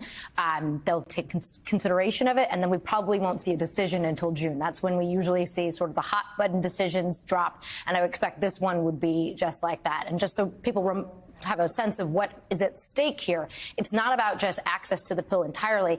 It's about all of the... But in Arab countries, a woman can't get abortion without the consent of her husband? Brother, what are you saying? At least a woman can still get an abortion. I'm not saying that's perfect. And also, you're not even correct on this. This is not the case for every country.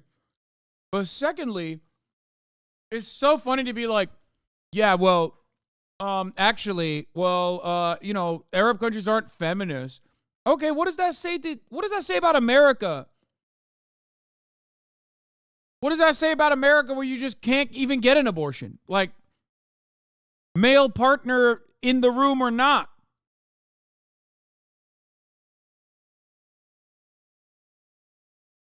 It's just cope. It's just straight copium.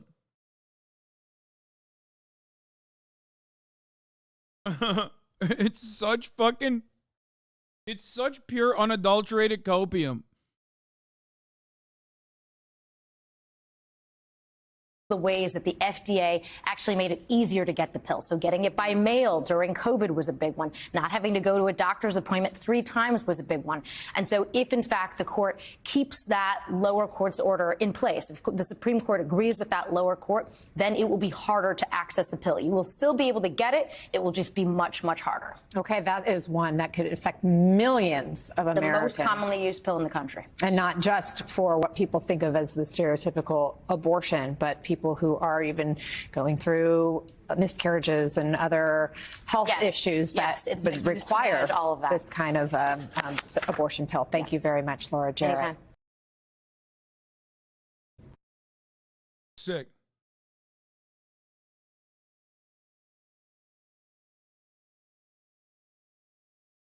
I'm an Arab woman. Oh my God. Fucking Arabs in the Western world, stop fucking showing your asses for 1 moment challenge. Impossible difficulty. Oh my God, dude. It literally, it's just like, oh, well, I'm an Arab woman. Okay. I live in Jordan. Okay. So what did you present here as far as like new information? What did you do?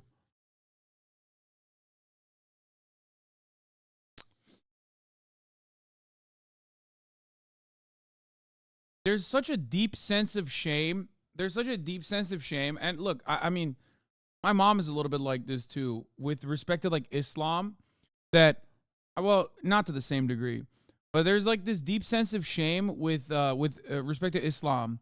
There's so many people, whenever they're speaking in the Western world, in Muslim countries, they literally fucking go way overboard.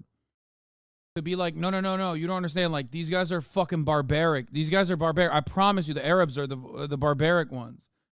Maybe they don't even realize when they do that, it's like feeding in to the white supremacist beliefs that like American liberals even had. It's just this like ridiculous overcorrection.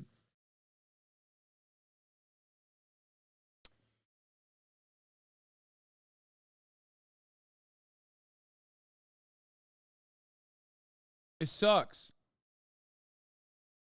Like you can make an honest assessment and look at the situation and analyze it from the framework of like the material realities on the ground and political struggle on the ground.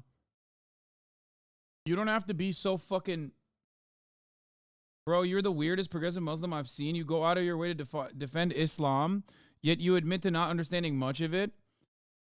No. I'm not the weirdest progressive Muslim you've ever seen. I'm a very effective communicator that, on the one hand, understands that people should have the right to be able to practice whatever fucking religion they want to, while also I am a firm believer in secularization, a firm believer in separating religious beliefs from like codes of conduct and governance. And I just don't think that people should be told what they can and can't do, especially as it pertains to something as important to them as religion.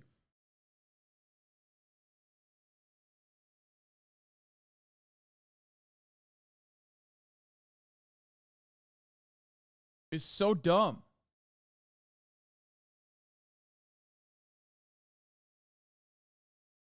Anyway.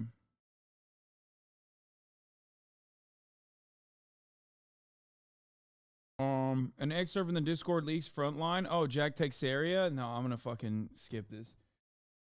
Tesla recalls more than 2 million cars over autopilot safety concerns. If you own a Tesla, we have breaking news you need to hear this morning. Tesla is recalling 2 million of its cars to fix an issue with a system that makes sure drivers stay attentive while using autopilot. And so this amounts to nearly all of the vehicles sold here in the U.S. Tesla vehicles, this is according to CNBC.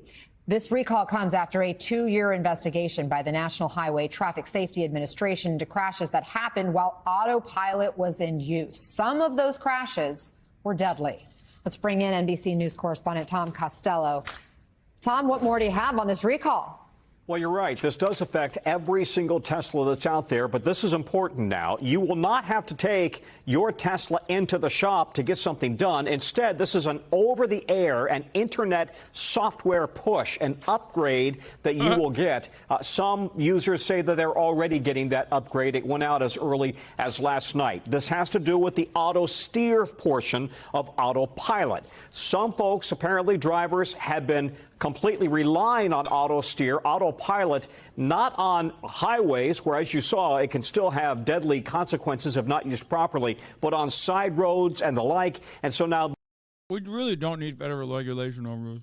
This is an immediate push, a software upgrade to the auto steer function. And the idea here is to add more alerts, more visual clues to alert the driver that he or she needs to be paying attention, needs to be engaged, not to be completely reliant on auto steer. And if they don't do that, then autopilot would shut down. Importantly here, Tesla's CEO, Elon Musk, put out a post on X saying that the company has a moral obligation to continue to improve safety systems. But they also make the point, they say that anecdotes of accidents and claims by lawyers are not hard data. And they claim hard data proves that, in fact, safety is emphatically stronger, their words, with autopilot engaged. So this is now already ongoing. The software push is already coming out, and the actual users of the Teslas, they will get a letter in the mail by February. The hope is that all of them will, in fact, get the safety update. By the way, this is the fourth recall, if you will, from Tesla. Various safety issues and upgrades over the years. We only have about 30 seconds here, Tom, but does this mean that investigation into autopilot and Tesla is over? Is this the end of it? No, you know, the way that the National Highway Traffic Safety Administration works, it goes case by case, it gathers data, and then it tries to make recommendations or orders a recall in collaboration with the company as they progress through. But no, I would not say that its investigation, its ongoing watch, if you will, over these autopilot functions is in any way over. All right, Tom Costello, thank you.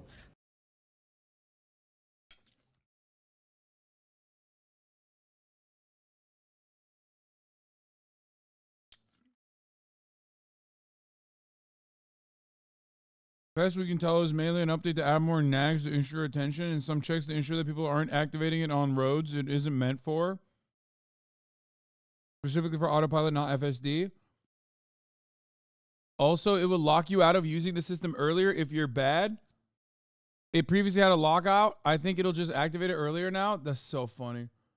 Is your Tesla getting recalled too? No, man, I don't have a Tesla. Get the fuck out of here. 19 states have... All right, let's watch this fucking Civil War thing, and then I'm going to talk about titties.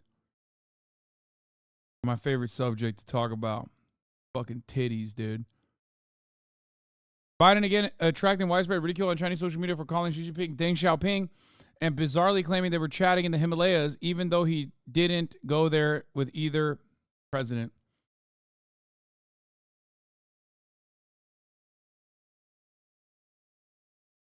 Okay. A24. Civil fucking war by a British. Oi, bruv. It's an A24 movie about the United fucking States and possible civil war, yeah? In the United fucking States, yeah? What the fuck is going on in it? The United States Army ramps up activity. The White House issued warnings to the Western forces as well as the Florida Alliance. The three-term president assures the uprising will be dealt with swiftly. Let me know if you want to try anything on. I guess aware there's like a pretty huge civil war going on all across America. We just try to stay out. With what we see on the news, seems like it's for the best.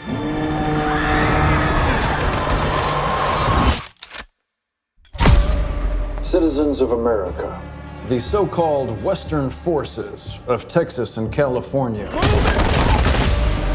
have suffered a very great... The Western forces of Texas and California? What? defeat at the hands of the United States military. Mr. President, do you regret the use of airstrikes against American citizens? We're moving to D.C. today. We need to go down there. They shoot journalists on sight in the Capitol. Every instinct in me says this is death. Bloody. Every time I survived a war zone, I thought I was sending a warning home. Don't do this. But here we are. There's some kind of misunderstanding here. What? Well, you're American, okay? Okay. What kind of American are you? You don't know? The Western forces will reach the White House on July 4th. Dude, this is so...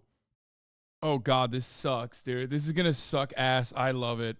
I can't wait to watch this. This looks like dog, okay?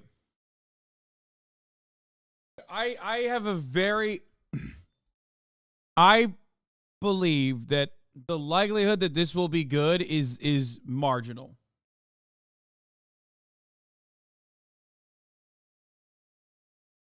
Okay? The likelihood that this will be good, like, first of all, an A24 production for something like this is wild to me. A24 got a massive investment this year. Their movies are going to start being more and more shit like this. Yeah. I feel like everyone in the chat is running with, like, the old A24 thinking, oh, it's going to be a banger. I'm in the chat thinking, oh, no, A24 is about to suck ass.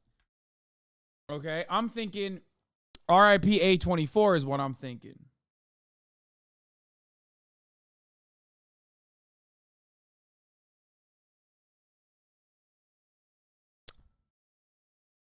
You don't know Alex Garland? Alex fucking Garland. Do I not know Alex fucking Garland, mate? Deus Ex, yeah? Alex fucking Garland? What the fuck does Alex know about the American Civil War, mate? What the fuck does he know? Stick to the fucking zombies and stick to the fucking Ex Machina. Alright? Talk about the fucking AI, mate. Not my fucking American Civil War, yeah? Stop fucking current daying us.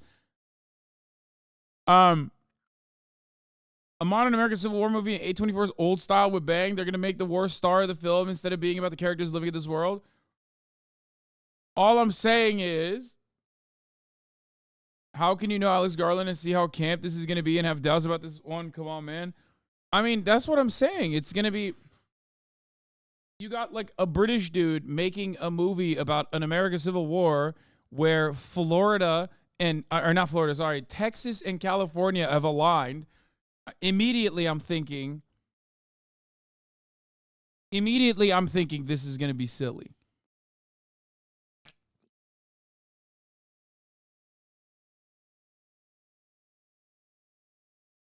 It's going to probably be the best movie about the 2025 American Civil War yet.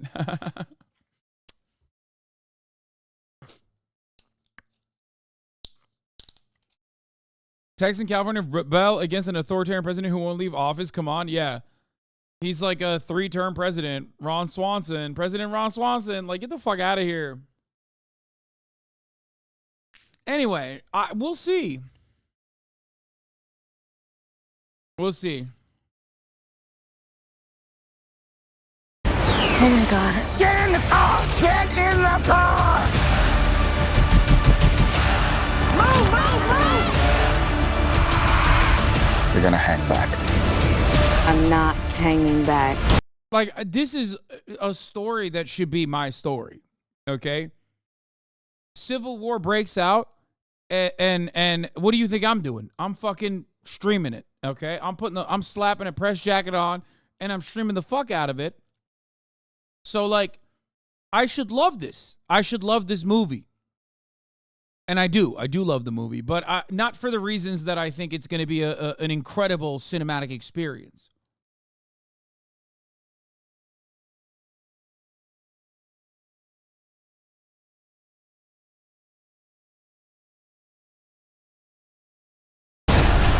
One nation under God, indivisible, with liberty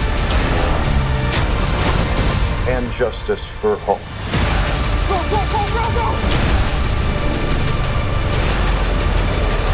Yeah, this is giving Michael Bay in the worst ways possible. This is supposed to be an A24 production. Oh my lord. God bless America.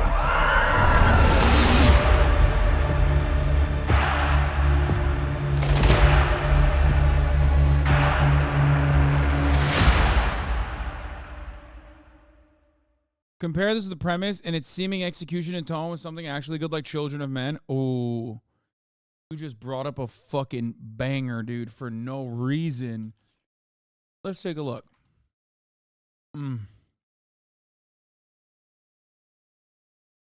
Let's watch this. I can't really remember when I last had any hope. And I certainly can't remember when... Such a good fucking movie. Oh my god. Do one on the fucking eyebrows, yeah? anyone else did either. Because really, since women stopped being able to have babies, what's left to hope for? The world was stunned today by the death of Diego Ricardo, the youngest person on the It's planet. baby the youngest Diego! person on Earth was 18 years, 4 months, 20 days, 16 hours, and 8 minutes old. The ultimate mystery. Why are women infertile? Some say it's genetic experiments, pollution. Why do you think we can't make babies anymore? Doesn't matter. It's all over in 50 years. It's too late. Move along! Move along!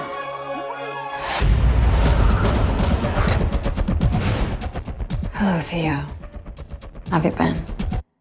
Oh my god, I want to rewatch this movie now. It's so fucking good. I'm sorry about the theatrics. Police have been a pain lately. I haven't seen you for nearly 20 years. Need your help. Not for me, a girl. Need to get her to the coast, past security checkpoints. It's hard for me to look at you. He had your eyes. So why did you come to me? I trust you. Show him. She's pregnant, yeah? Fucking hell! Oh, never mind. They didn't show it. Now you know what's at stake. We have to meet the boat. What is this boat? The Human Project have sent a boat. The Human Project? It's the greatest minds in the world working for a new society. Your baby is the miracle the whole world has been waiting for. The movie is almost 200 minutes. It's not an action film. It's definitely art house dark satire. Hassan is 100% falling for the trailer being misleading. Bro, they fucking slapped on a Michael Bay-ass production for the... They slapped on a Michael Bay-ass production for the fucking trailer. Get out of here, dude. We will find a way to get you to the Human Project, I promise you.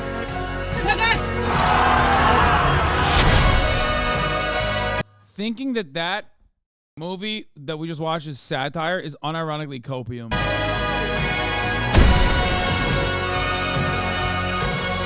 We're almost there, Q. We're almost there.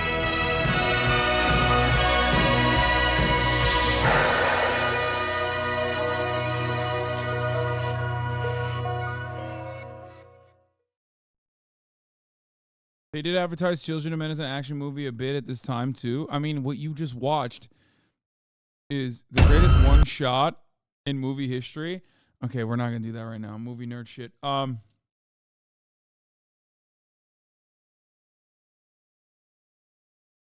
Civil War looks more like law-abiding citizen.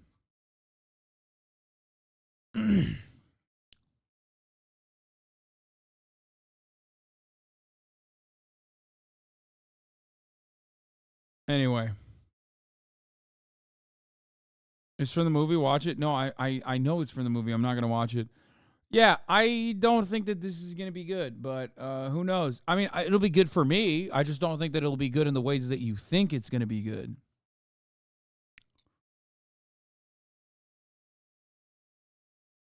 Does that make sense? The guy who directed is the guy who wrote 28 Days Later, so it could be cool, but I don't know. That trailer did not seem promising. No, I know. I know who Alex Garland is, mate. I fucking know. I know. He's English. He's fucking English. I don't think Americans are capable of fucking doing a good civil war, modern day civil war in America shit.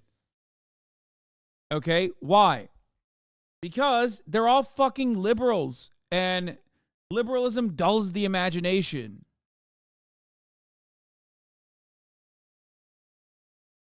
Liberals, all of them, social fascists.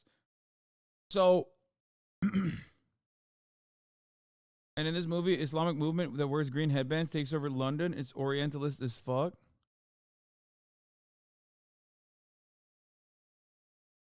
I don't know. I think it's gonna be like, lol, did you see these like gay-coded, queer-coded libs with like guns? Like, that's what I got. That's what I got from this. Like, where is it? That moment where it shows like the ghillie suit with the painted. Yeah, there it is. This is precisely what this movie is for. Okay? It's like, oh, look at him. Like, look at how fascinating this is. Like, you got stuff like this. This is like the Easter egg. Do you understand? It's not respectfully, your movie takes or poop. Yeah, okay, whatever. Yeah. They've got a gun and they've got pronouns. Like, whoa. That's all I'm saying. Now, obviously, I'll watch the fuck out of this. Okay? I'll watch the shit out of this. This is very much my speed. But I don't know. I don't know if it'll be good.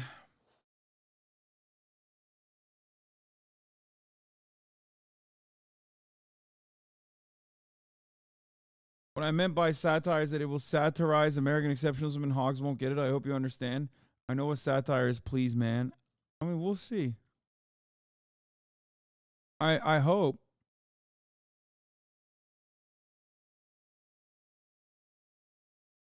I mean, even this interaction of like, oh yeah, we don't really care about this Let me stuff. know if you want to try anything on. Are you guys aware there's like a pretty huge civil war going on all across America? We just try to stay out. With what we see on the news, seems like it's for the best.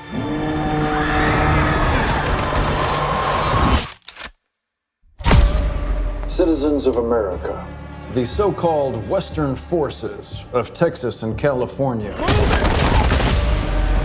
That also makes me feel like they're 100% gonna do the thing. Boogaloo Boy thing. God, I think COVID really broke people. I think like so much of our culture just eroded.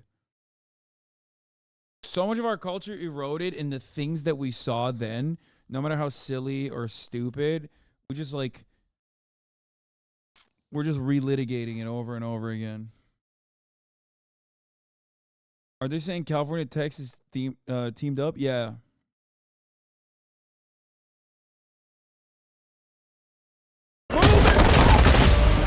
Have suffered a very great defeat. You can't do a movie like this without getting the politics right, and you can't get the politics right without alienating 90% of liberals. Yeah. At the hands of the United States military. Mr. President, do you regret the use of airstrikes against American citizens?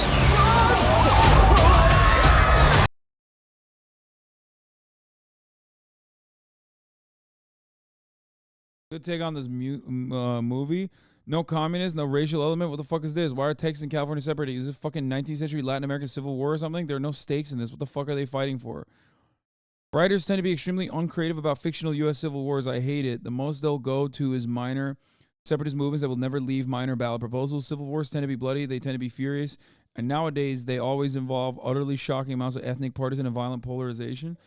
No, I mean, literally, like, showcasing, like, racial harmony and also having one of the, I guess, more reactionary states lining up with one of the, like, California and Texas teaming up is such a weird team up because, like, the only thing that California and Texas have is a border to Mexico and a bunch of Latinos, okay? But even the Latinos don't agree. Texas Latinos are reactionary as fuck. California Latinos are Democrat as fuck. That's it.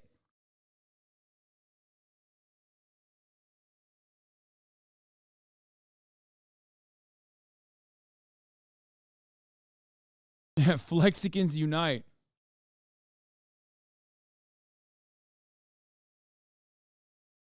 Apolitical civil war is just a very lib-coded thing to say, make a movie out of. I mean, we don't know. We'll see what happens. Hey, can you elaborate on the thing about getting the politics right versus alienating liberals? Liberals don't want to watch a movie where they are made to be the bad guy, but given that it's the monoculture, given that it's like the liberal capitalism is the hegemonic attitude that people and the governance structure that people live under, you kind of have to make this a failure of liberalism of sorts. But that would require liberals, who are the primary consumers of A24 product, to go, oh man, this doesn't make me feel good. It makes me feel like I'm the bad guy here. So that's why you got to hit it from a centrist position to be like, both sides are doing the wrong thing.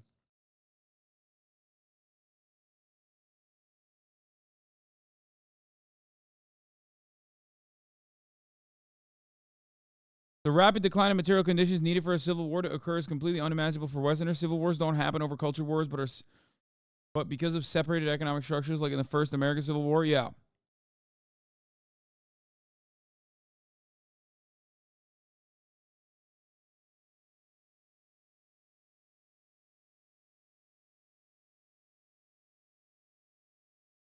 The struggle could be material over water rights or other natural sources that can force odd bedfellows like Texas, California. Then New Mexico and Arizona would be a part of it, or Colorado would be a part of it. Like, it doesn't make sense for it to be California and Texas being separatists together. That makes no sense. Anyway, let's talk about some titties, dog. What are we doing right now? Fuck. I want to talk about titties. Okay? Twitch, which forces me to serve you 3-minute ad breaks at the top of the fucking hour. Every hour tells you if you no longer want to, which I tell you, if you no longer want to see those ads, all you need to do is subscribe for $5 or for free. That very same Twitch is an update to our approach to sexual content and content classification labels. Use a 3-minute ad break now. Yeah, in the trailer it said a third-term president, so it's probably fucking, yeah, it's most likely that they're fighting because he is doing a third term. It's the Trump third term.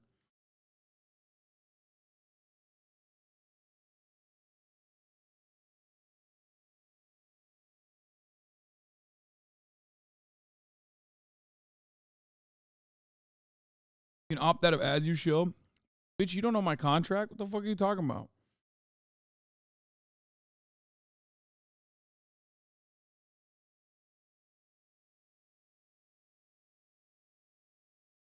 Okay. Author Angela Hession. We have received consistent feedback from streamers that our current policies around sexual content are confusing and that it can be difficult to know their content will be interpreted based on these policies. We want streamers to feel confident they understand our rules and viewers to feel confident they will get the experience they expect. To accomplish this, we are making 2 effective changes today, streamlining our policies regarding sexual content and updating the criteria used for homepage recommendations. Streamline sexual content policy. To be effective, policies need to be easy to understand so the streamer knows what is allowed on the site and what's not allowed. Okay.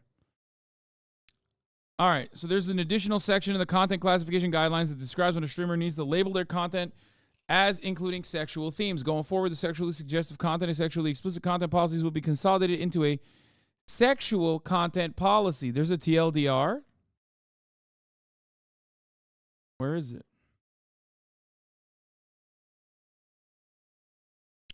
This policy specifies the types of sexual content that are prohibited on Twitch.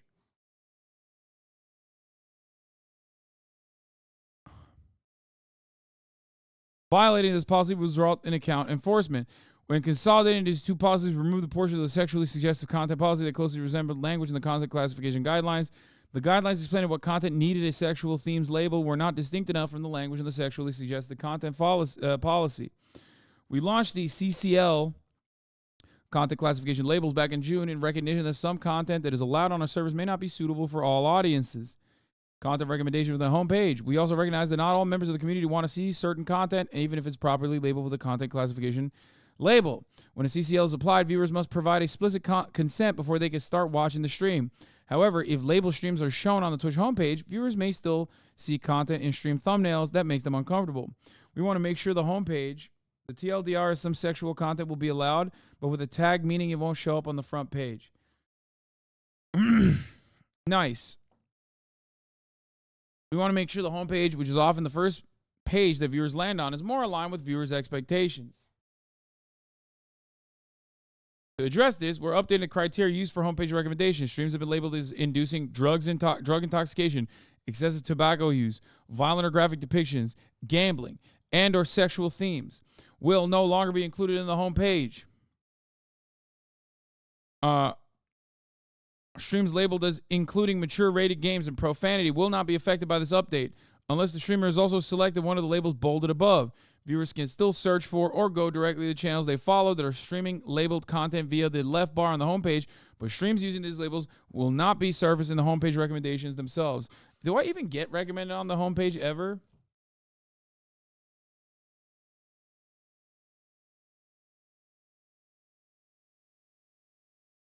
I don't think I've ever been on the homepage.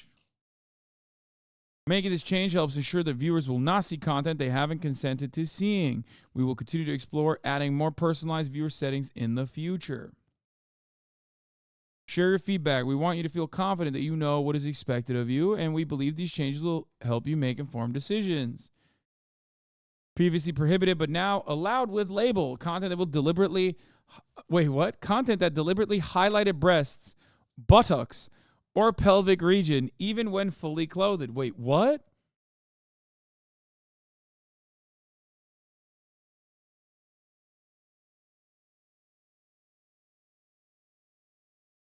Buttocks. Streamers found it difficult to determine what was prohibited and what was allowed, and often evaluating whether or not a stream violated this portion of the policy was suggestive. In addition, the former sexually suggestive content policy was out of line with industry standards and resulted in female-presenting streamers being disproportionately penalized. So here's the thing. What if someone's got some fucking honkers on them, right? And they're not, like, literally doing the titty clap thing, okay? But they just have some honkers, you know? There's streamers out there with some ginormous awoogas, you know? Like what? If you wear a cleavage showing shirt, for example, and the awoogas are showing, okay, but you didn't put the fucking sexually suggestive click, then what does that do? You know what I mean? Like, do you need a label that you got some titties on you? Like, what?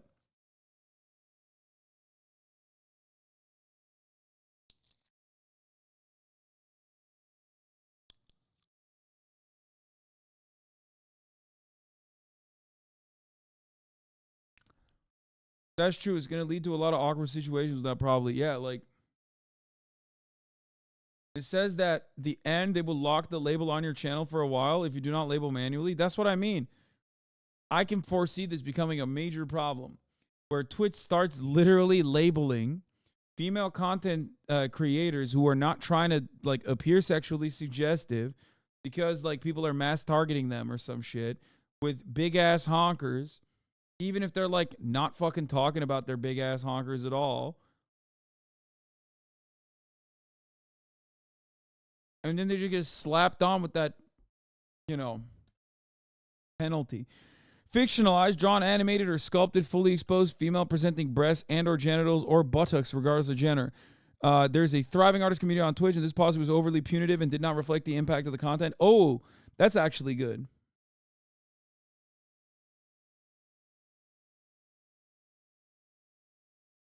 Body writing on female presenting breasts and or buttocks regardless of gender. Erotic dances that involve disrobing or disrobing gestures such as strip teases. Changes to popular dances such as twerking, grinding, and pole dancing are now allowed without a label. Previously, some dances were prohibited and others were allowed with a label. Enforcing on dances regardless of context meant our policy prohibited twerking at a wedding or taking a pole dancing exercise class, for example. The policy now takes context into consideration and only prohibits streaming inside of an adult entertainment establishment.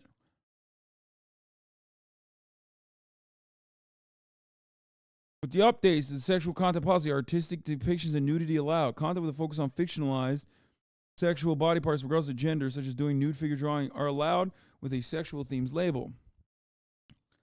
How does Twitch handle nudity in gaming?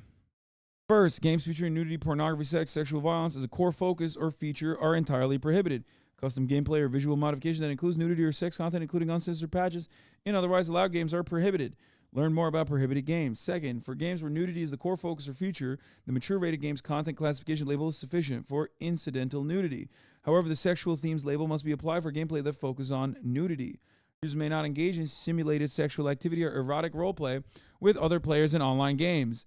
Games that primarily consist of user-generated content, in-game roleplay, or interactions in virtual reality are not exempt from this policy.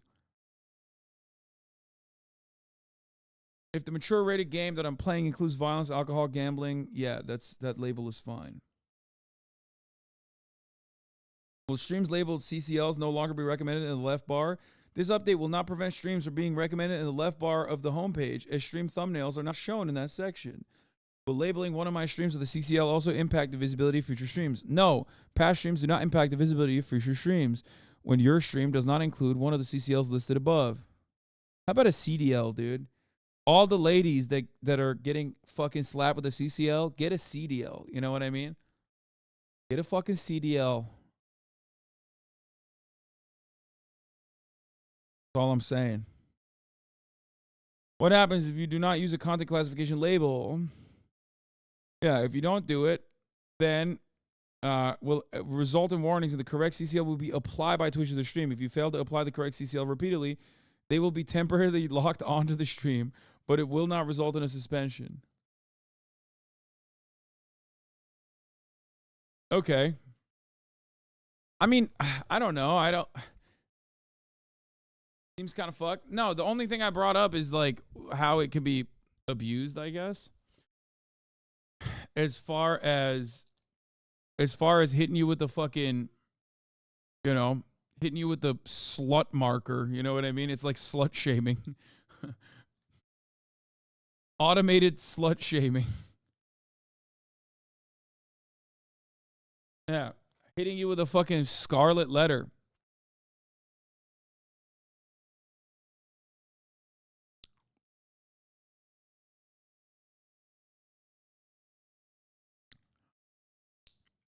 Yeah, at least I guess it's abusable in the same way right now, but they would cop a ban instead. Yeah, true.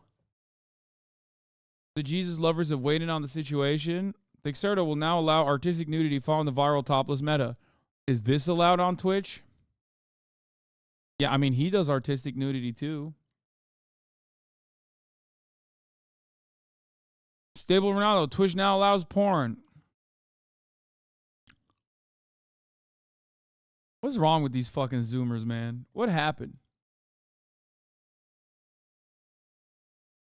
What happened? Some broke. Check text, please. What?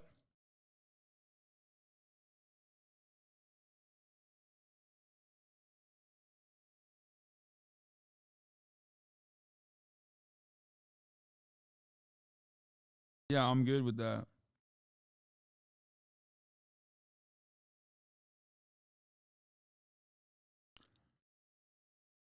They are virtue signaling.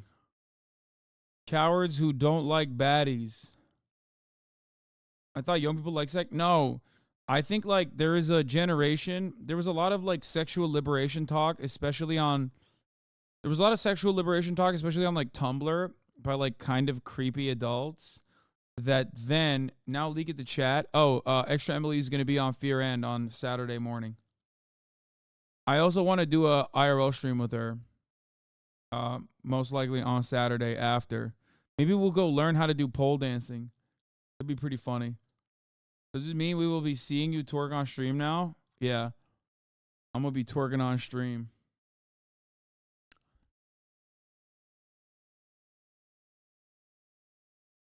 It's the fundamentalist Christians that ruin teenagers. No, I think what happened, you should do a stream with FanFan. I'm down to do a stream with FanFan too. Is she even here? She's in Austin, no? She wants to get a Gyat next year. What? A Gyat? I can't even armor plate, man.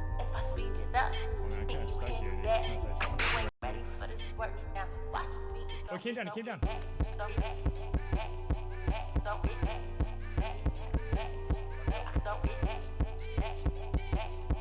it back. What's going on me, dude? I guess I was already fucking twerking, you know what I mean?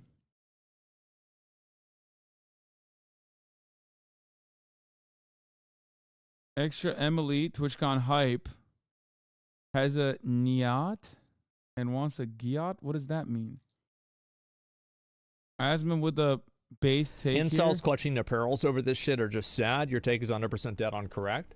Well, of course it is, because the reason why incels get mad about this stuff is because it gives autonomy to women in a way that they don't want them to have.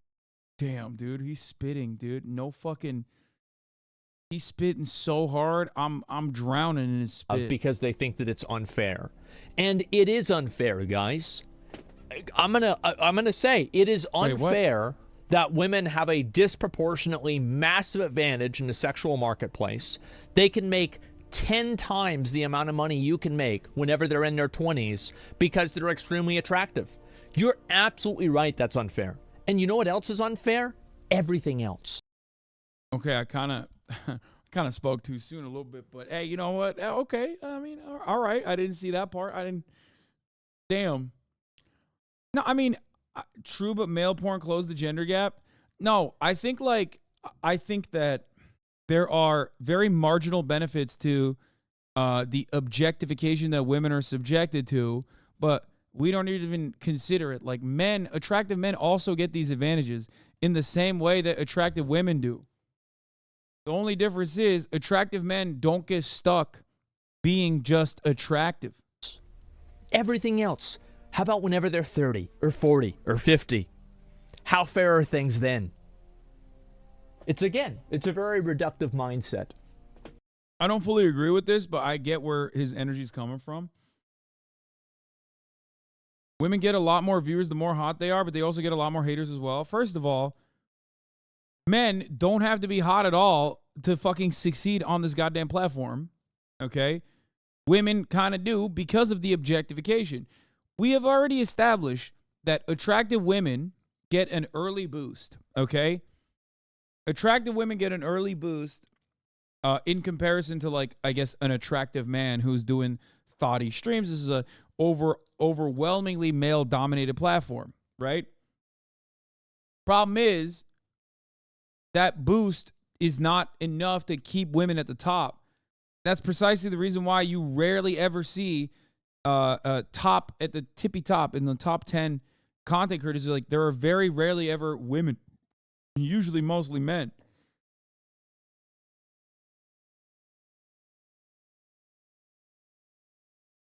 People hyper focus on like the 300 viewer area where they're like, oh, women fucking immediately pop off. But it's like you very rarely see women have staying power in the industry, partially because of the expectations, partially because it's like, oh, you have to be hot. You have to be hot.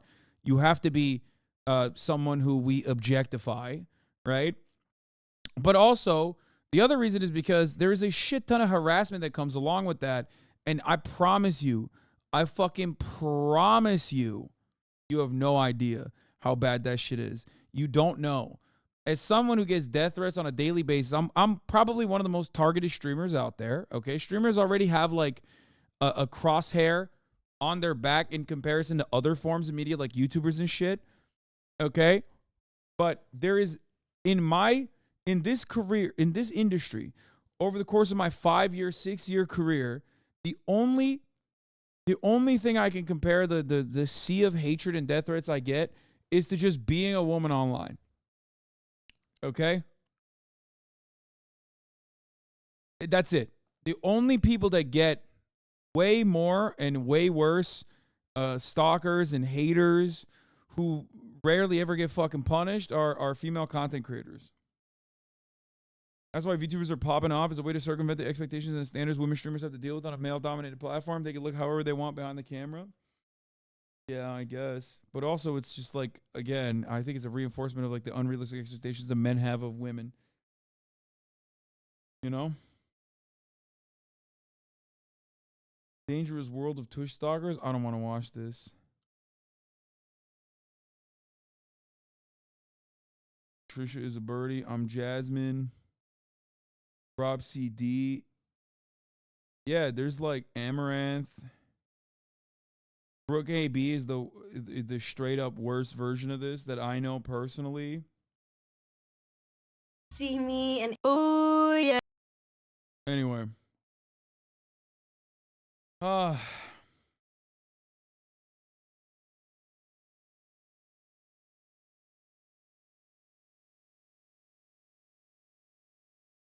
Bro, Kira, any of those Twitter meme pages can post you saying how all you do is yell and all these ignorant ass W community kids go off.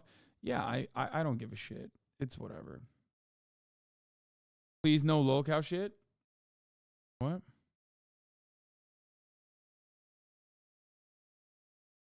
So, point is, women put up with a lot of stuff. Women in general, they don't even need to be content creators. Women in the gaming space put up with a lot of shit that men don't even have to think about. Like, if you have any girlfriends, you know this already. The fact that, like, a lot of women don't, for example, want to show that they're women when they're playing online games. Like, they don't want to do voice comms. You know? Straight up. Like, there's a constant sea. There is a constant sea of fucking hate and negativity that people get from like hyper shut-in incels that just fucking despise women and want to keep these spaces free of women.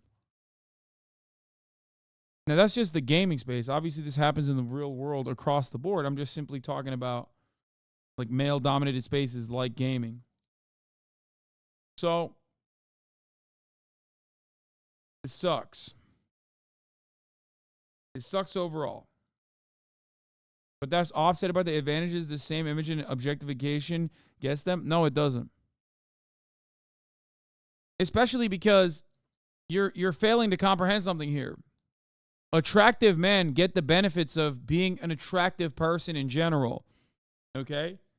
Attractive men might not get the same immediate benefits that attractive women do, but attractive men certainly have those same benefits.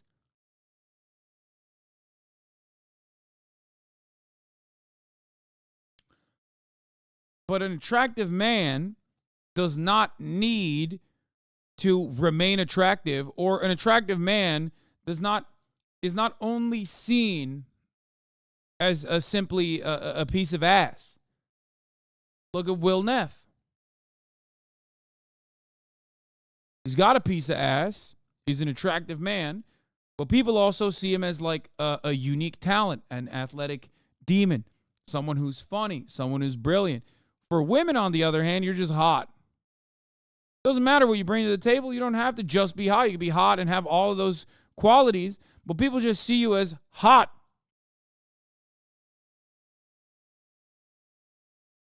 Does that make sense?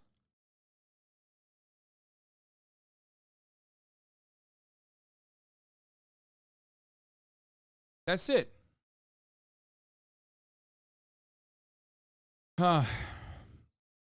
Attractive man doesn't have to appease as much for their own safety, maybe.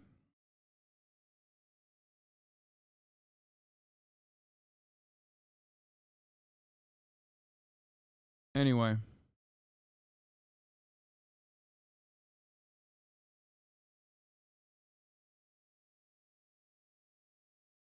Realizing my pretty privilege was a long road. No one tells you, and people just treat you positively. My brother and sister don't get the same. Jesus Christ. Did you just say your brother and sister are uggos and that you're pretty? What the fuck? I have female friends who have some stalkers make fake Fansly accounts using their Instagram pics. Yeah, that's what I'm saying. Like,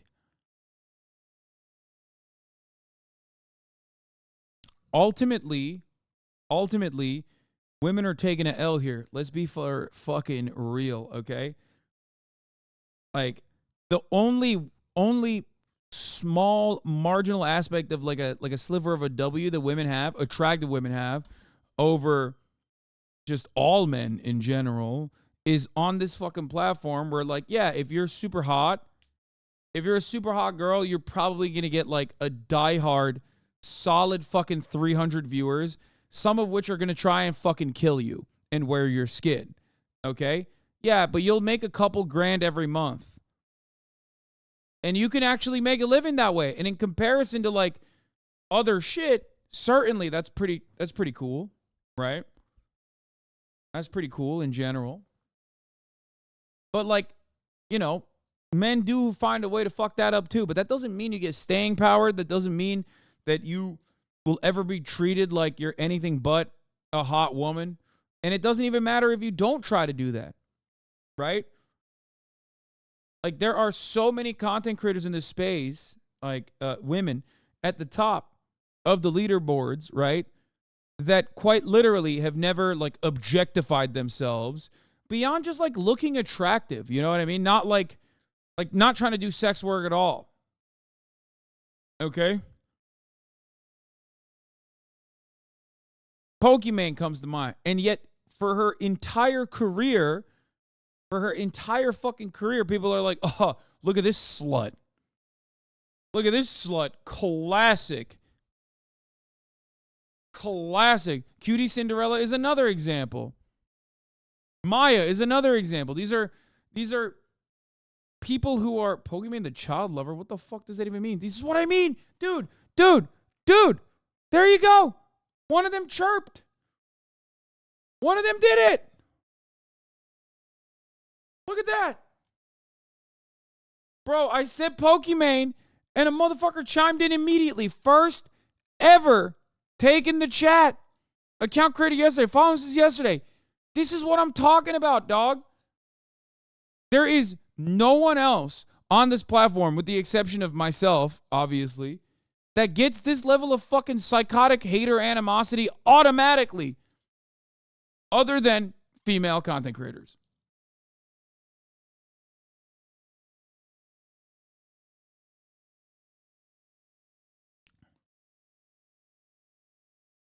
There's nowhere else. Go to another person's chat and type in like, I like Hassan. Watch the fucking hatred fly. Okay? Also, I love that this guy's name is Spartan Hoplite. Like, who do you think are the actual child lovers in this equation? Spartan Hoplite. Yeah, what do you think? What do you think? Spartans didn't do that? Here's another one for you. Men have it way harder than women objectively. It's the truth. Don't get mad. Men have it way harder than women objectively. What the fuck? I mean, what are we talking about?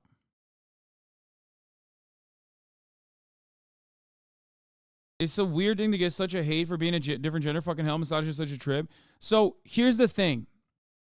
And it starts off with like psychotic shit. Hassan, bro, I like you. Fuck them haters. Female content creators don't get as much hate as you do. Be honest. No, they do. They do. They get stalkers. They get like insane stalkers. I do too. But they get insane stalkers not for being like a socialist or for being fucking an outspoken person who is like pissing off a lot of people and ruffling a lot of feathers. They get stalkers because they're women. That's the difference. Not to say that like I deserve the stalkers that they get. Okay? I'm not saying that at all. But the difference there is like they get it automatically. For a guy, you can be like the sexy guy that I brought up earlier, Will Neff, a person with objectively zero fucking stalkers and zero haters.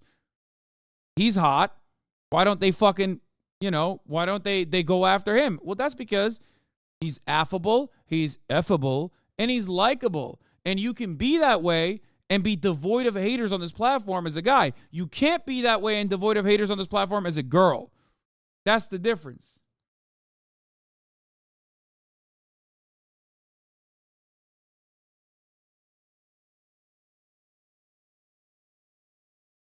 See, whenever I see you getting hated on across Twitch chat, it's because of controversial topics like your take on looting. If you express bold opinions, I feel like you have to expect comments like Hassan's America, especially because you're a political commentator. See, the other part about it is that,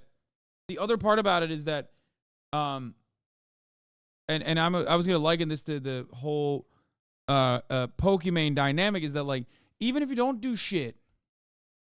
XQC watchers hate Will Nev. That's so funny. Why?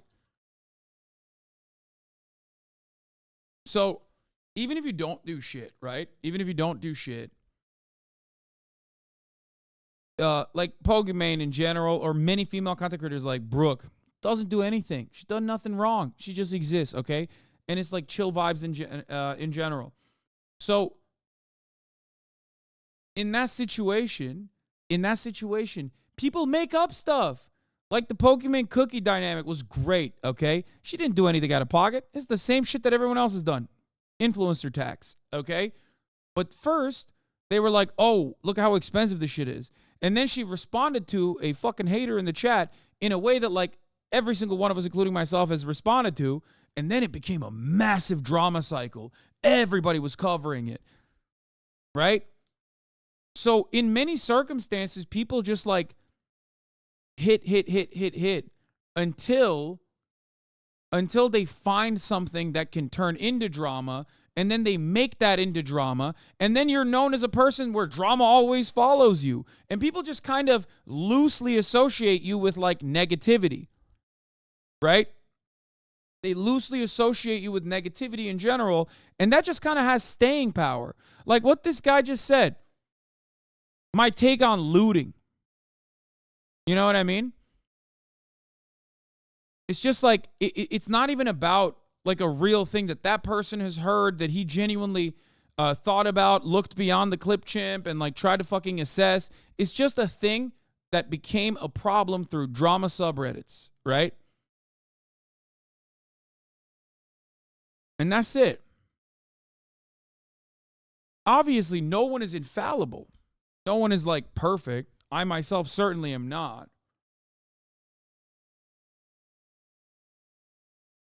It just takes a lot less for people, once they've like broken the barrier and are like known as a person that gets a lot of hate and is like hated by a lot of people that love to hate them and will always get clicks, then the barrier to penetrate to make you into like an enemy, or the barrier to penetrate to make you viral, is very little, right? You can be perfect all day, every day for the rest of your life. The one time you slip up, boom, it's done. It's over. That expectation does not exist for filth, okay? It doesn't exist for people who live in the muck, people who live in the mud, people who live in fucking dog shit circumstances where the expectation is that, like, yeah, you are a Sneeko of the world. You're an Aiden Ross of the world. Even XQC to a degree falls under this umbrella, right? Where it's like, oh, well, I don't have any expectations that this guy's going to be good. So, like, yeah, sure, people do shit on him, right, when they do stuff. But it's never to the same degree as, like, the Pokimane drama. It's like, whoa, that's crazy. Why? Because the expectation is, like, those guys are genuine. Those guys are real ones. What do I mean by this? But what I mean is, like, they are toxic, right? So am I. But I'm toxic in a direction where like I'm upholding standards that are just bad on the internet. Standards like don't fucking be racist or homophobic or sexist. So then people go, dude, remember that guy? He used the word neurodivergent. Sai used the word neurodivergent as a pejorative. Get his ass. And it's like people that say the N-word and throw around the R-word like it's nothing, right? But they can get away with shit slinging in your direction because the expectation is you're supposed to be perfect. And nobody is.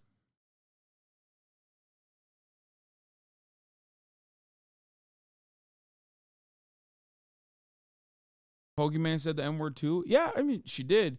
In like, was it like 2014 or 2015 or some shit when she was like 16, 17? She did.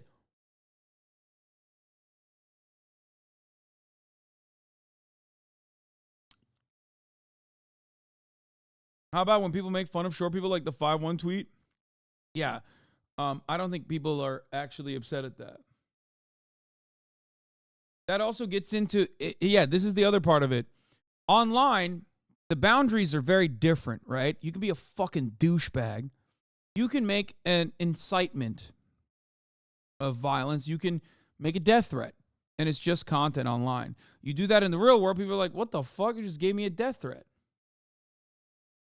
Right? Online, we have this concept called lolcows. In the real world, people would look at that and go, you're just stalking this person. It's called cyber stalking and cyber harassment and cyber bullying. But online, it's like there are massive communities that engage in this as like a get together, as like a phenomenal, fun thing to do together, fun for the whole fucking family. It's crazy.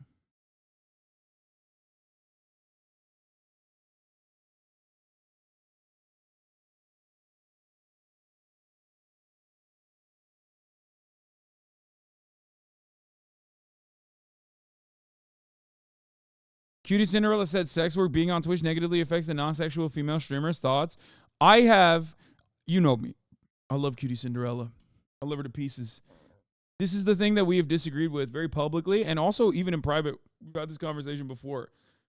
I am a firm believer that misogyny is the reason why people are going to objectify and sexualize women. Whether sex work exists on the platform or not. Here's the example. Do you think women in an office setting don't get sexualized and objectified by their male coworkers, maybe even sometimes by female coworkers as well? Of course, there's no hot tub meta at the fucking workplace, but they still do that. Why do they do that? Because the problem is the misogyny. The problem isn't that like some women are taking matters in their own hands and engaging in bodily autonomy and objectifying themselves for the duration of the stream. You know what I mean? If tomorrow there was no sex work on this platform, misogyny wouldn't go away.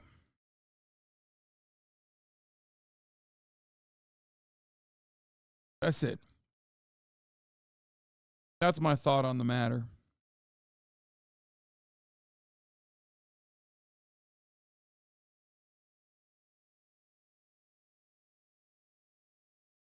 So yeah.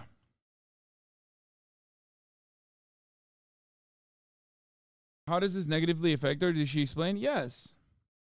She has. Why is it still okay to joke about bald people? Not saying this deserves harassment, but some streamers talk and act so fake, they don't seem authentic, like they're trying to put out an act. First of all, plenty of streamers are trying to put out an act. Is being an entertainer. That's number one. I think that people see it as disingenuous if they can't relate to you. That's the difference. As far as like making fun of bald people goes, I mean, listen, as someone who's combated it his whole life, you just got to kind of take it in stride.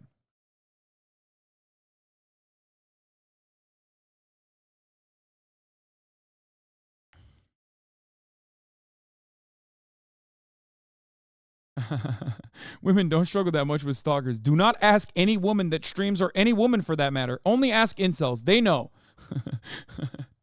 Incels be like, women don't struggle with stalkers. After all, the love of my life that I follow to her house every night seems to, not even notice that I'm there. But if she did, I'm sure she would be fine with it.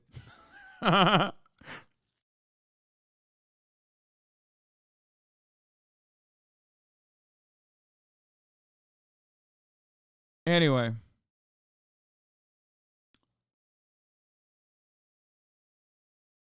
This is the argument I had when I was a dancer about others doing extras. It doesn't take money from those who don't do extras because those clients aren't seeking you out anyway. I agree with Cutie. From a woman's perspective, it's very difficult to succeed on a platform like this without your cleavage or sexy undertones to your stream. Yeah, the issue is that's not because that there's like sexy ladies on the platform that are doing sexy stuff. That's because it's a male-dominated platform in a patriarchal society where the expectation for women is to be sexy, is to have some goddamn yiddies on them, okay? Bazonkas, awoogas, honkers, okay? Nancy Pelosi's. You see what I'm saying? That has nothing to do with that has nothing to do with whether or not honkers do exist on the fucking platform. You feel me?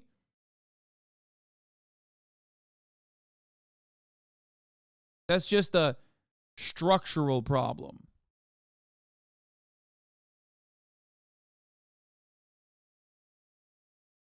I love how offended people get with being called balding, but we need to suck up every a dumbass comment ever because it's just a joke. Anyway. I know I've been saying this, but look at the fucking deepfake shit that happened with Cutie. It will happen no matter where. Exactly. Think about it that way. The deepfake stuff happened to streamers that don't have sexual content. Why did it happen? Because, I mean, not to do that thing, but like men are kind of trash low-key. Like online. Oh my God. Dab isn't sexy for stream. Is she still a great streamer? Women don't need to be sexualized for content. Brother. You think Doo-Doo Dav doesn't get fucking sexualized? What are you, crazy? Just because you don't see it doesn't matter. That's my point. You're literally not understanding. Like, the point I'm trying to make. Every woman unconditionally gets sexualized here, okay? Across the board.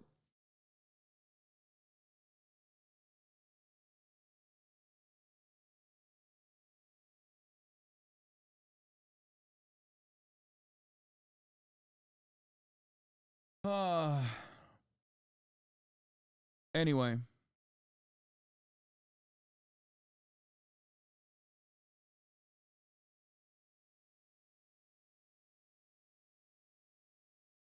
Denims has always said that the hot tub streamers tank for other women streamers because it pulls the weirdos to them. Yeah.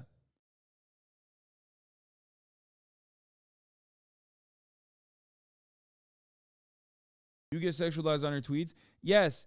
But I'm a fucking man, dog. Do you understand? That's the difference. For me, when people routinely say, oh, Hassan fucking is an idiot. He's such a dumb bimbo, dude. The only reason why people watch him is because he's fucking 6'4" and super hot. I'm like, oh my God, thank you so much. Like, I get hyped when people say that. Because there's no real fear that someone is going to literally objectify me to a degree like they do to women all the fucking time, where they just don't listen to what I have to say. I'm a man. That's the difference. I speak from conviction. I speak with confidence. And people go, oh, yeah, that's a man. I'm going to listen to what he has to say. That's the difference. Do you understand?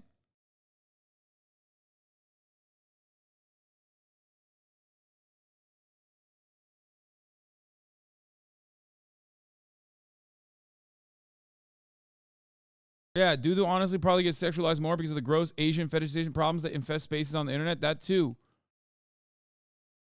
Anyway, that's like we joke around, and I personally, as someone who grew up as a fat guy, if you were a woman, you could not have had the same success you did, in my opinion. Yeah, fuck yeah. What do you mean? What kind of fucking take is this? Absolutely.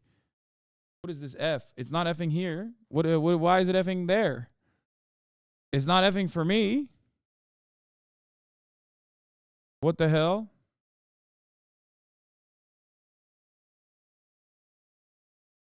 So do you think the conduct update will affect advertising on the platform? No, I don't think so.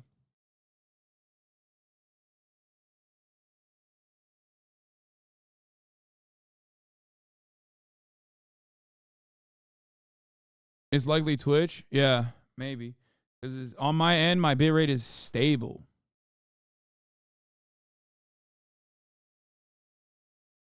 So I don't know what the fuck happened there, but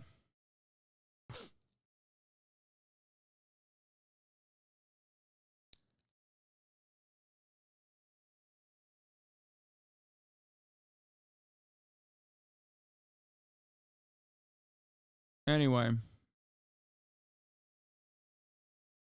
What was I saying? I guess, yeah, it really, that's the reason why I don't care if people sexualize me, right? What is this? For Zoomers, at least since I am one, the dumb ones think women have it easy because women have friends and men don't, according to them. Zoomer dude grievances literally boil down to this clip. Like, ask any Zoomer dude you interact with. Most will repeat the shitty point for why women have it easy. You are at your lowest. Who is that one person? Be honest. Who do you call when you are at your lowest? Who is that one person? Nobody. I'm a man. No one cares. No. It's not that nobody cares, but like, yeah, we don't have I mean, this is true. Like, no, you literally don't. It's just someone that you don't actually pay attention to. Like, you don't even. Sorry, someone. There's not like a person there. There's not a person that you can go to rely on. Does that make sense? Why do people keep saying Asian Bunny 20K viewers in the chat? This is like definitely a fucking Will Neff. Oh my God, I get it now because she is at 20K viewers. Okay, never mind. She's doing what is she doing? Can I look at what she's doing without putting a tag on, or is that like inappropriate and unacceptable? Like, will I get clapped? Pay attention. Is this...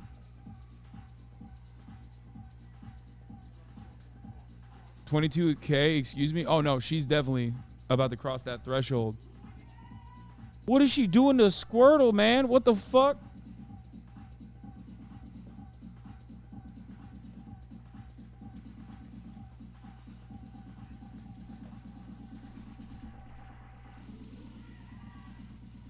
She's killing it. Good for her. Come on, God. Does she have the tag on? Where does the tag show up? It just says plus 18. Where is it supposed to be, the tag?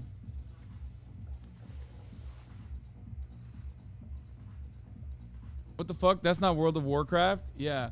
Also, you have stated many times that you consider being posted about in that way within reason. Yeah. Top left. Intended for certain audiences. May contain sexual themes. Okay, sick. All right, we're done. I'm done looking at it. Okay, we looked at it.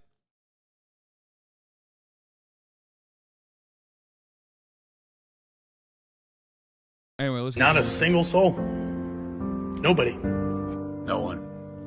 Because I'm all alone. I think I speak for a lot of people when I say my dad was so confusing because he would basically teach me the same thing about bottling up your emotions, but then he also got me into Tears for Fears and Depeche Mode. Thanks for the confused anger and gay music taste, Pops. Can we look again? I missed it? No. I don't call anyone. Nobody. I'm a guy. Nobody gives a shit. Speaking for the guys when I say this, literally no one. Y'all call someone? Why did they act like loneliness is only something only men experience? I think this is like... I think you bring up a good point. Okay, I got to turn off this other... What the fuck? Okay. Sorry, I can't... I had to reset my brain for a second. You bring up a good point. Because, yes, you're right. Women experience loneliness as well. Watch the Jack Guy Discord League documentary. It basically covers these online freaks really well. And women don't have automatic friends or best friends or whatever. Women go through this shit too. I do think that men still go through this in a different way than women do. Because, like, women are not expected to bottle up their emotions in the same way that men are due to toxic masculinity. And I think that is that makes this a little bit different. But it's still a consequence of... It's still 100% a consequence of, like, men being shackled by patriarchy. You know?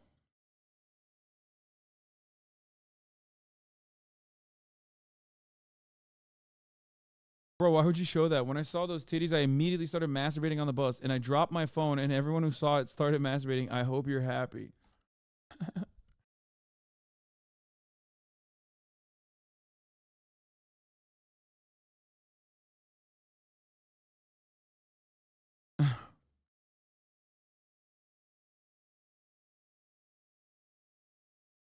Exactly. It's toxic masculinity is a completely self-made problem. These men have friends. They just aren't speaking to them. Yeah, 100%. That's what I was going to say. A lot of these dudes also have friends. They just don't talk to them. And honestly, myself included, like, I have a shit ton of friends. And, you know, I love talking to them. I love hanging out with them. I love shooting the shit. But there are very rarely ever moments where I have, like, an emotional one-on-one conversation with my guy friends. You know what I mean? I don't. And I guess that's a little bit on me. You know what I mean? I guess that's a little bit of toxic masculinity inside of me. I mean, my dad used to call me gay for crying, so it's a real thing. That's funny. Your dad fucking owned you. You're probably gay as hell for crying. How were you crying?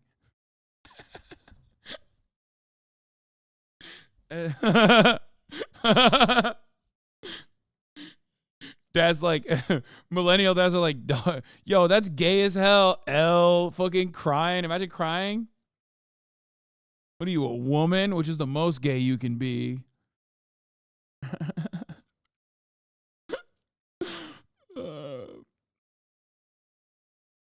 Anyway.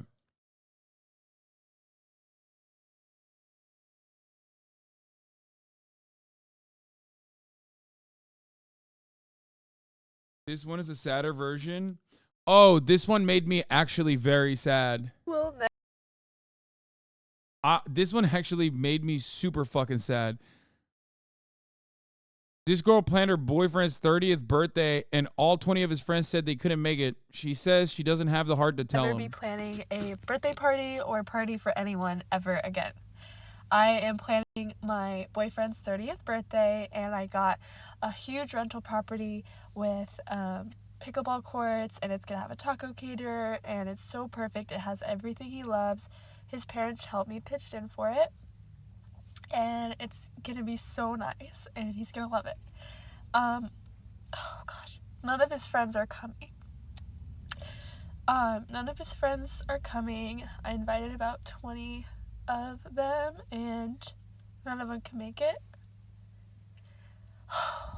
And it's heartbreaking, it's disappointing, and I don't have the heart to tell him that, and I wanted this to be so special. It's crazy that she's like, I don't know how to tell my boyfriend, but that he has no friends that are gonna show up to his 30th birthday.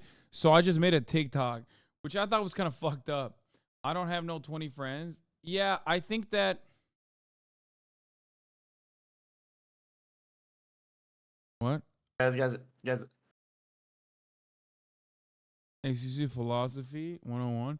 Completely off topic. I'm working on the house and I'll be rewinding. And I found this clip, and there's no way you have seen it as you were off camera, but holy fuck, it's so funny.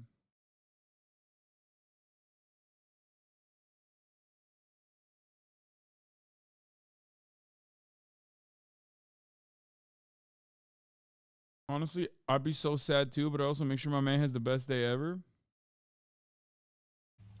And I feel like it's my fault. I feel like I let him down. And his birthday's on Christmas Day? Oh, yeah, he's cooked. She doesn't say it's on a Tuesday morning and charge the friends $150 each. Wait, what? What is happening? Are you guys making this stuff up?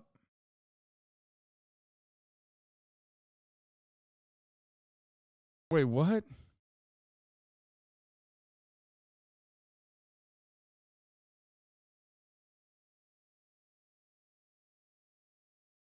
You don't know the lore? I don't know the backstory of what happened. The dude is massive, by the way. Strings of street lights, even stoplights, blink of bright red and green. What do you mean? Why is he massive? Like, what's massive about him? I don't understand.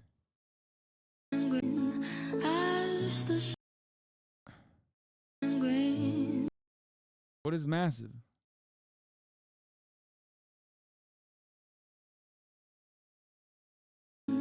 As the shoppers rush home with their treasures.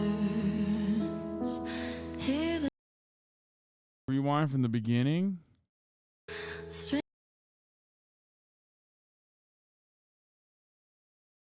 The dude had 20 friends flake on him, and you're calling him a pipsqueak? That's cold, man. What? He's a tall, big guy? strings of street lights, even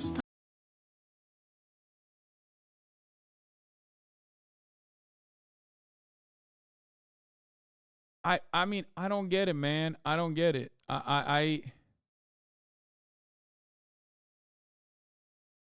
There's got to be more to it. It can't just simply be that like this person is like they don't have 20 fucking friends, I'm sure. I do want to know when his actual birthday is. It may answer why everyone said so. There's a Forbes article about the couple. What the fuck? Man, come on. Don't fucking debate me. Not everyone is as tall as the Christmas tree, Hassan.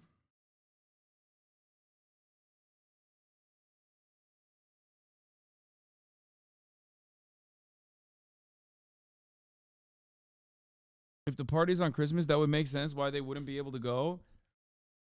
Why I hate having friends. I feel like the loneliness has to be better than the endless disappointment. What?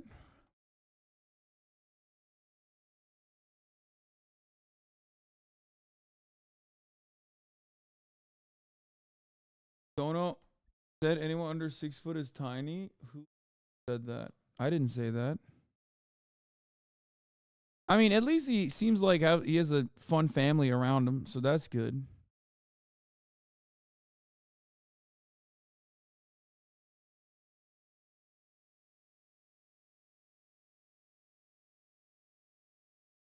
But I wish we knew more about the lore. What is XQC saying here? Guys, you will never convince me or skew me on my basis of Philosophy 101. Okay, I know all the squatty from philosophy, okay? And yeah, I know all of them. I know Plato, Socrates, Descartes, Nietzsche, Marx, motherfucker. I know all the squad. At Plateau. Yep. What? Yep. I know all of them. These guys don't know. They have to Google it. I don't have to Google. I don't have to Google. Guys, you could not. Plateau? Dude, Plateau is the fucking king. Socrates.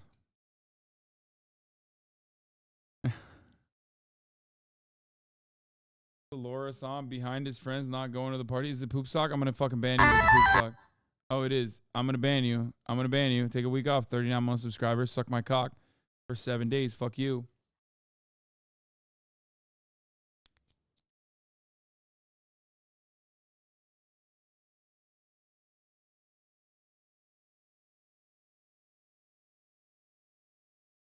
I don't know. I think we have a isolation alienation problem. You know, we do. Wait, you found a follow-up on the birthday TikTok? Damn, Megaphonics got clapped.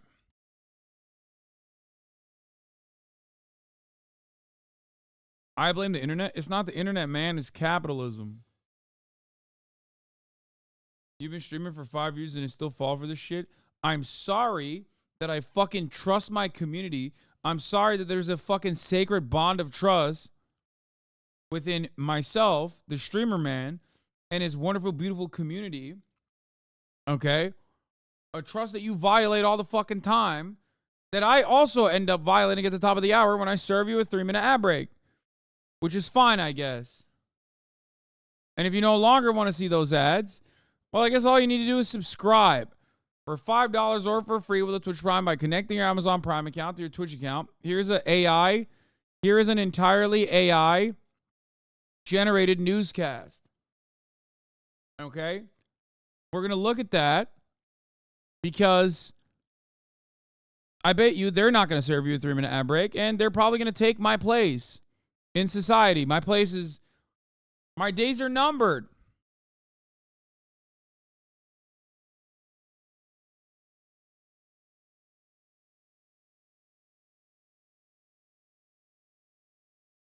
Here's a 3-minute ad break now. Boom. Get fucked, chatters. But don't get fucked. It's effing right as I fucking serve the ad break. Oh my God. Oh my God, it's effing. It's stuttering. I see it. It's stuttering. GTRP it is then? No, not yet. Oh, there's another update on the GTRP shit.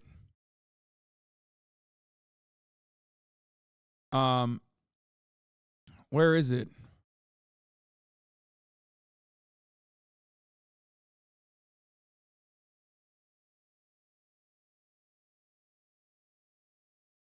that it's time for the end of the year bonus round, says Twitch.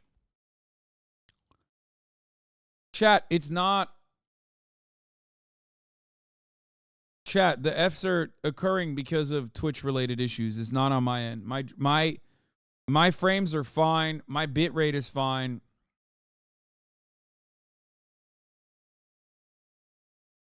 It's all the traffic and the new titty meta overloading the servers. Asian Bunny did this. Asian Bunny is breaking Twitch. Finding revolutionary new ways of doing titty meta shit. Straight up.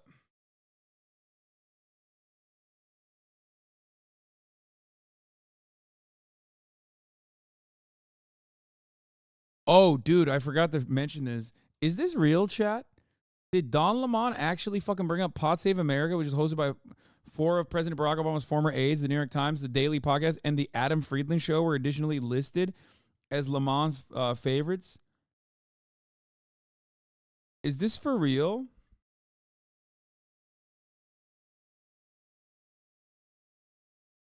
We are all mobile chatters now with Twitch servers.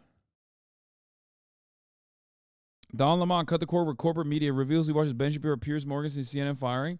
Wait, why doesn't he watch me?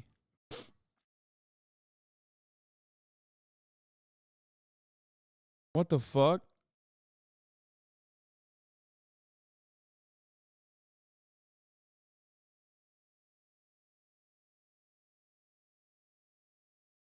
Pod Save America, The Daily, The Adam Friedland Show.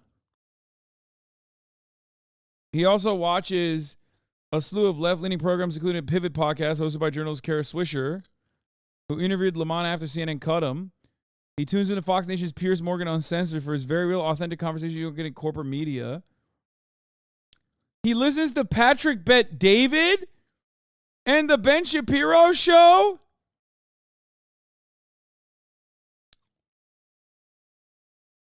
The fuck? Fuck you, Don. That's what I got for you. Hey, I got this for you, motherfucker. I'm glad that he watches the Adam Friedland Show, though. At least he's getting a center-left perspective from the premier center-left podcast. It's weird that the internet feels bizarrely more vile than nowadays in the back in the so-called Wild West days. At least back then, someone showed you 2 Girls, 1 Cup, those meat and fuck games on Newgrounds. You knew what you were getting into. Now all the depraved stuff is thinly veiled behind infantile newspeak. Oh, I forgot to bring up the Kafia Karen. Shit. Does anyone have the video of the lady who was like chasing after the fucking student for the crime of wearing a fucking keffiyeh in broad daylight? Nick Mullen and Adam made you, bro. Here. Wanted to murder you? Between you and people who wanted to murder you? Hi, camera. Thank you for walking through neighborhoods and making families feel unsafe with your terrorist scarf. Palestinians felt pretty unsafe when Israelis occupied their country, you know. I'm glad you're so proud of the slaughtering of civilians. I'm not. That's crazy. Because, like this is the perfect distillation of the cry bullying that ultra Zionists engage in, right? It's literally a lie that you feel unsafe. Okay? If you feel unsafe, you don't follow someone to bully them in a racist ass way. Okay? That's not what someone who feels unsafe does. Right? It's so classic, dude. It's so classic. It's perfect. It is a perfect fucking down to the boots. Perfect example of weaponized white women tears, of the weaponization of IPPOL, and like obviously taking advantage of Islamophobia.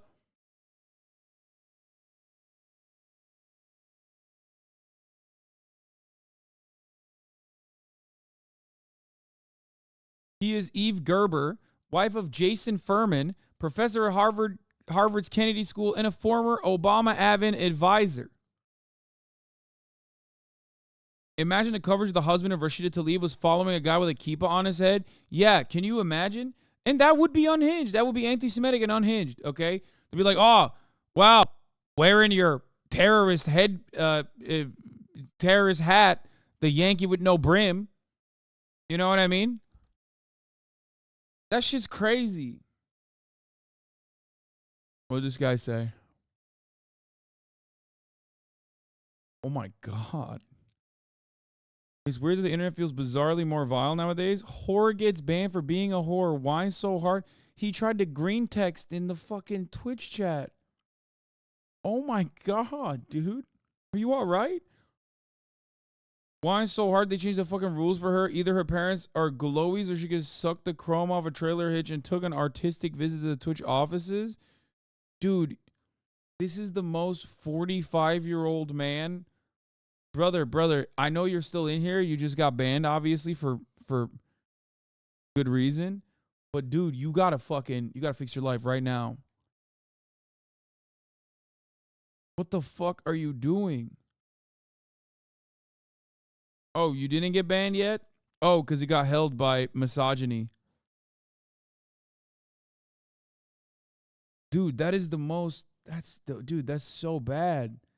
Your attitude is insane. You're fucking using 4chan terms. Like, the good old days of the internet are gone, okay? You got to fix your life. You have to fix your life, brother. This is not a good way to operate.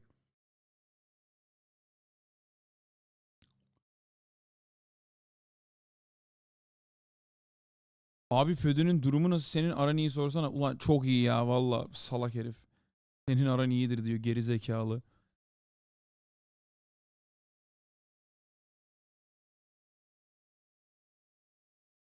Oh, yeah, brother is starving. First of all, the irony is that, like, nobody even got banned, and the people that whined are the people that called women whores. And they do it in the most annoying way possible. It's like the libertarian sovereign citizen conundrum of, like, being the biggest fucking crier, being the biggest, like, rule breaker. Just constantly goes, excuse me, here are the rules.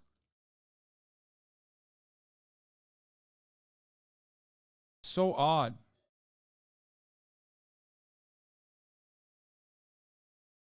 Very strange state of affairs, honestly. Like, anyway, getting back to this, though.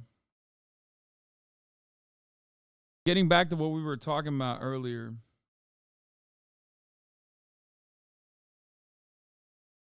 Yeah, this lady, apparently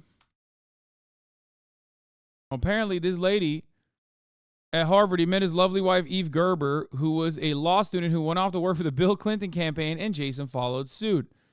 In 1996, a Harvard professor suggested Joe Stiglitz, then President Clinton's chairman for the Council on Economic Advisors, or CEA, that Furman come to Washington for a stint as a staff economist. The grad student had a unique incentive. He was in love with a Harvard law student named Eve Gerber, that lady that we just saw, who was coming down to join Clinton's re-election campaign, and it helped revive Furman's interest in politics. I would have followed her anywhere, he told the Senate committee last year at his confirmation hearing. His wife, a writer, sitting beside him. At the Clinton White House, Furman eventually joined the National Economic Council, where strategists aim to turn economic ideas into politically winning proposals. Eve would go on to be a writer with bylines in places like Slate and The Atlantic. She also had edited a few books, and she's listed as a publisher on Jason's Wikipedia page. I read some of the pieces she published. They're typical lib claptrap, but I did find this fun one about how Joe Biden is not a creep with personal stories and photos of the soon-to-be president interacting with our young kids.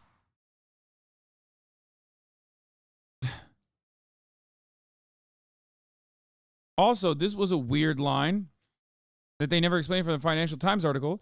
What was the pass for I don't understand and they don't clarify? I'm guessing she's saying she doesn't want him working in the White House anymore. Furman who has 3 children with the publisher Eve Gerber, has also argued for more preschool childcare to enable parents to stay in employment. It's just going to require lots more money. Gerber once remarked she had given Furman a pass for 8 years in the White House. No more.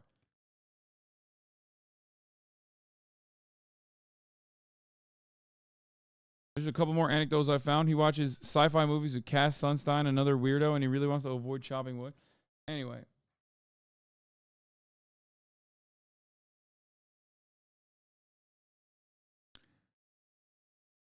Ultimately, oh, Gil has an update too. Yo, the blades look so good. Dude, I'm freaking out. They look so fucking sick. Hassan pole dancing stream when? You know what? I'll maybe do it with Morg Pie. If I can't do it, I'll do it with Morg Pie. When she's unbanned. Thanks to everyone who came by. Special shout out to Dexter for the 10 gift of subs. Moving along with the blaze. Dude, look at this. Oh, look at how beautiful this is. I'm so excited.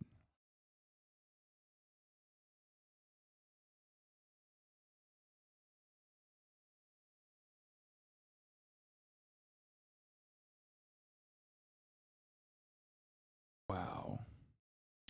I'm so proud. Oh my God. Will it keel?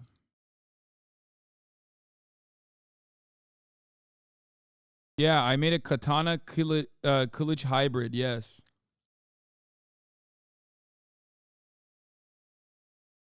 Remember Stephanie Lazarus, JCS, you reacted to the Psycho Cop? She may get to go free? Wait, why? Is it a true sword or decorative? As in, is it going to be sharpened? While they were gyatting, you studied the blade? True. While you were out there gyatting, I studied the blade. And I sharpened the blade. Now, nowadays, after doing all of this, oh yeah, I'm trying to do Ready or Not with Felix, but let me see if he's available. Because he said, yeah, for sure. Kılıç hazır olunca üstünde photoshoot yapsana. Kiralık Falcon'da alırsın koluna. Line from Ryan Grimm's new book. Bill Clinton told a pal in the fall of 2016 that Hillary's campaign could not sell pussy on a troop train. Former President Bill Clinton, surveying the landscape and the ham-handed efforts that identity politics was bereft, lamenting to a longtime friend of the fall of 2016 that Hillary's campaign could not sell pussy on a troop train. Oh my God. Oh my God, it kind of does look like Mugen's sword from Samurai Champloo. The juicer or Chapo? No, not the juicer, man. Like, does it seem like I've been hanging out with the juicer recently? No, Felix Biederman.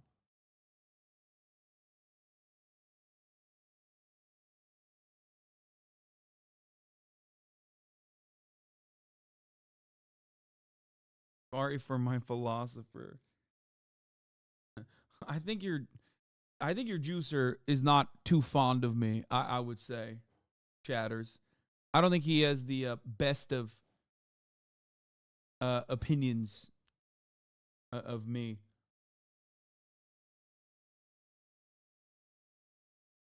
Anyway.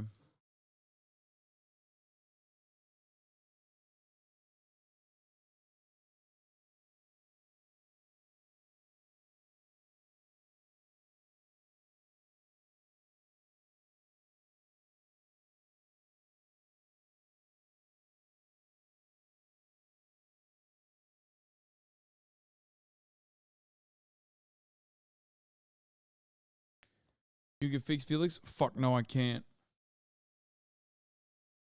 Anyway.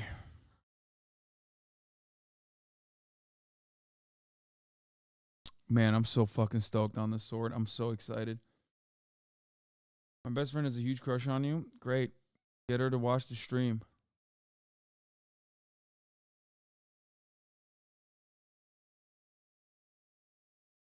Okay, here's what is going to replace me inevitably.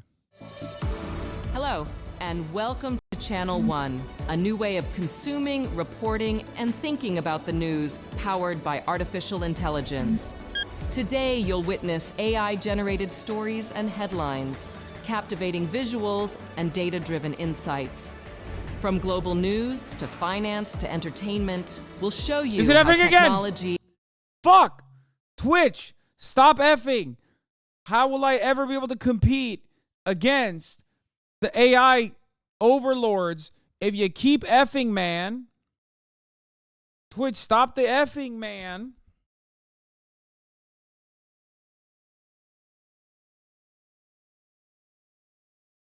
enables us to bring you a global perspective 24/7, right from the heart of our AI native newsroom.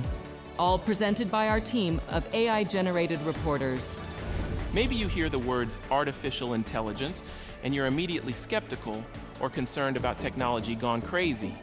But everything you'll see on Channel One relies on trusted sources and fact-checking, and uses AI to give you news the way you want it, personalized, localized, and distilled. Through it all, our mission is to provide you with accurate, unbiased, and trustworthy news. Technology may be the tool, but journalism's core values of integrity and accountability are at the heart of everything we do. What? All right, give us the journalism. Mo ako mula sa Maynila, marunong akong magsalita ng Filipino. எனக்கும் தமிழ் பேசத் தெரியும் என்று நீங்கள் யூகித்திருக்க மாட்டீர்கள் என்று நான் நம்புகிறேன். In fact, you can see even more language samples on our website. It's possible to create footage of events where cameras were not able to capture the action. It's the same. Wait, you mean like making it up? What do you mean possible to create footage of events that cameras weren't able to capture? That unironically is the opposite of news, man. What? Wait. What do you mean? That is literally the opposite. What the fuck? It's the same way that a courtroom sketch is not a literal depiction of actual events, but can still provide important information. Or no, a courtroom sketch is actually a depiction of actual events. Why are the people that work at fucking AI shit so stupid? Why is it always like the dumbest STEM lords that don't understand anything about the world that literally think like, oh, a courtroom sketch is the same? No, dumbass. A courtroom sketch is basically like taking a photo of the courtroom. It is a thing that actually happened. An AI dramatization of an event that may or may not have taken place is not the same as a courtroom sketch.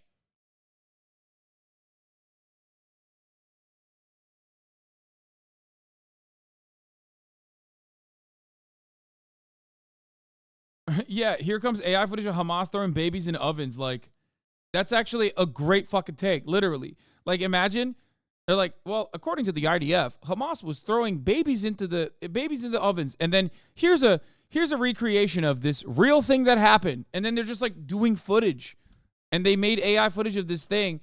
How many fucking 45-plus-year-olds are gonna fucking fall for that shit? Nuance to a news report, and wherever AI has been used to add context or in any way alter existing sources or depictions of actual events, on-screen graphics will clearly indicate the nature of the alteration.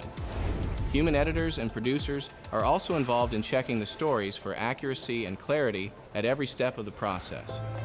But maybe the best way to explain what Channel... Yeah, also courtroom sketches are not at risk of being confused with a real thing. That's not the case for AI. Also, courtroom sketches are conducted by human beings, okay, that have a long career of adequately portraying what is happening inside of a courtroom as a substitute for like photography or other forms of media that is not allowed in the courtroom. This is very different. It's like the difference between a stenographer in the court versus an artificial intelligence making up what the conversations were in court. Okay?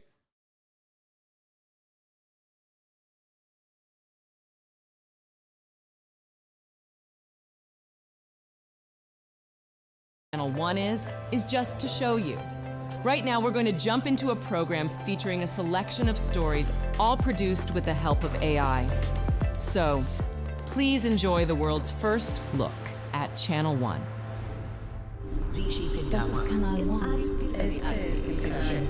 This is Channel One. Military operations against Hamas by Israeli Defense Forces continue in Gaza, with Israeli Prime Minister Benjamin Netanyahu rejecting the idea of a ceasefire in Gaza unless hostages are released. This week, the White House said Israel has agreed to 4-hour daily pauses of operations in order to allow people to flee along humanitarian corridors. Ukraine President Volodymyr Zelensky urged his nation's people to stay focused and strong in the face of the protracted war with Russia. He did so while thanking allies for their ongoing support and campaigning for Ukraine's accession to the European Union. Zelensky's comments come as the U.S. Congress disagrees over passing a new aid package, and Ukraine is struggling to make military and diplomatic gains, with fears that allies are growing weary of the war. The United States Department of Labor released its jobs report this week. The numbers were mixed, with 217,000 initial jobless. AI generated media leaves a very specific digital footprint as well. It's really not that labor intensive to tell fact from fiction. Can't tell the difference between real news and this, to be honest. Yeah, because the point of real news is that it's fucking robotic. That's why people come here and listen to me. It's going to close down in 2 years due to credibility issues. The same thing was done in China in 2021 for writing news with bots and got hated by the public so much. Later, after this one misinfo too many, they got shut down. Yeah, but that's China. I feel like in America, they won't shut this down and they'll just use it. Claims, which was 1,000 fewer than expected. Meanwhile, continuing jobless claims jumped to the highest level since April at just over 1.8 million. Yeah, this is like a AI article grabber with an AI person spitting out the results, basically. Nominations for the 2024 Grammy Awards are out, with Taylor Swift, Luke Combs, and SZA among the artists picking up major nods. The nominees were announced via live stream, featuring a group of previous Grammy winners, including Kim Petras, Jon Bon Jovi, and Weird Al Yankovic. And in last night's Thursday Night Football matchup, the Carolina Panthers took on the Bears in Chicago, where #1 draft pick Bryce Young struggled as the Panthers' offense couldn't score a single touchdown against the Bears. Chicago beats Carolina 16-13. You ready to see the results of the mission? Take a peek. It looks like a jumble of dust and rubble, but it might just hold some of the secrets to life on Earth. NASA revealed the first asteroid samples ever returned by a U.S. mission.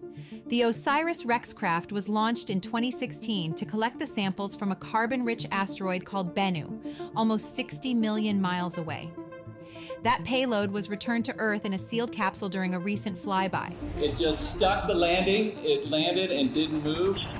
The SRC has been delivered to the clean room facility. So right now we have this incredible view of the sample into the TAGSAM. We're looking into the part that touched the asteroid Bennu. Researchers say the samples could give us insight into the dawn of the solar system. And they contain carbon, and you could see the carbon there. The asteroid samples also contain water in the form of water-bearing clay minerals, the study of which was a main priority of the $1 billion 7-year mission. So scientists are looking at it to help us understand planet formation and the origins of water and carbon, which led to life here on Earth. Back in 2020, the team suffered a setback when the lid on the collection container failed. A handful of small pebbles prevented a proper seal, which caused many of the samples to float off into space. Nevertheless, the materials that made the return trip to Earth are priceless. Once the samples are archived, they will be divided up among researchers around the world for further study. NASA will also retain samples for future analysis when better technology becomes available. The work we do here will be available for scientists perhaps watching now, perhaps not yet born. NASA's latest asteroid-chasing mission is already on its way into space, headed toward a rare asteroid made of metal called Psyche. Why are we doing this? Because at NASA, we are trying to find out who we are. What is our place in this vastness called the universe? Parts of Europe are still reeling from Storm Ciarán after record-breaking winds swept through France and much of the western part of the continent. Storm Ciarán arrived less than 2 weeks after Storm Babet brought similar strong winds, heavy rainfall, and flash flooding to parts of northern Europe. And here's something you'll see exclusively on Channel 1. Let's use our AI translation technology to take you closer to the story and help you understand the power of this storm. Recently, this man walked French news channel France 24 through the destruction at his home. Here's the original footage that would traditionally only air to French-speaking audiences. Vers 2 heures du matin, j'ai entendu un gros bruit, je me suis levé. J'ai vu que ça commençait, son toit commençait à se surélever. Et puis une demi-heure après, tout est parti en vrac, quoi. Ça s'est éparpillé, quoi. Vous voyez, là, on avait mis des... I don't get it. Are they saying with AI you're able to see French television? Like what? I mean, you could just do that. Wow, dude. Like, is it gonna give us like real time?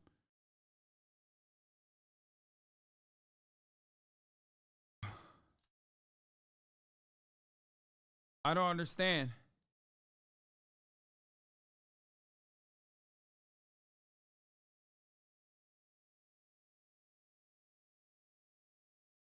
The artificial intelligence presented this as though because of AI we are able to because of AI we're able to see French people for the first time in our lives. AI invented French people. Des grosses pierres là. Il y avait 4 grosses pierres comme ça sur le toit et ben ça arrivait quand même à décoller le toit plus la pierre, quoi. And now, experience that same clip, but in English. At around 2 a.m. I heard a loud noise, so I got up from my bed. I looked outside and noticed that his roof was beginning to lift up into the air. This part's pretty fucking sick.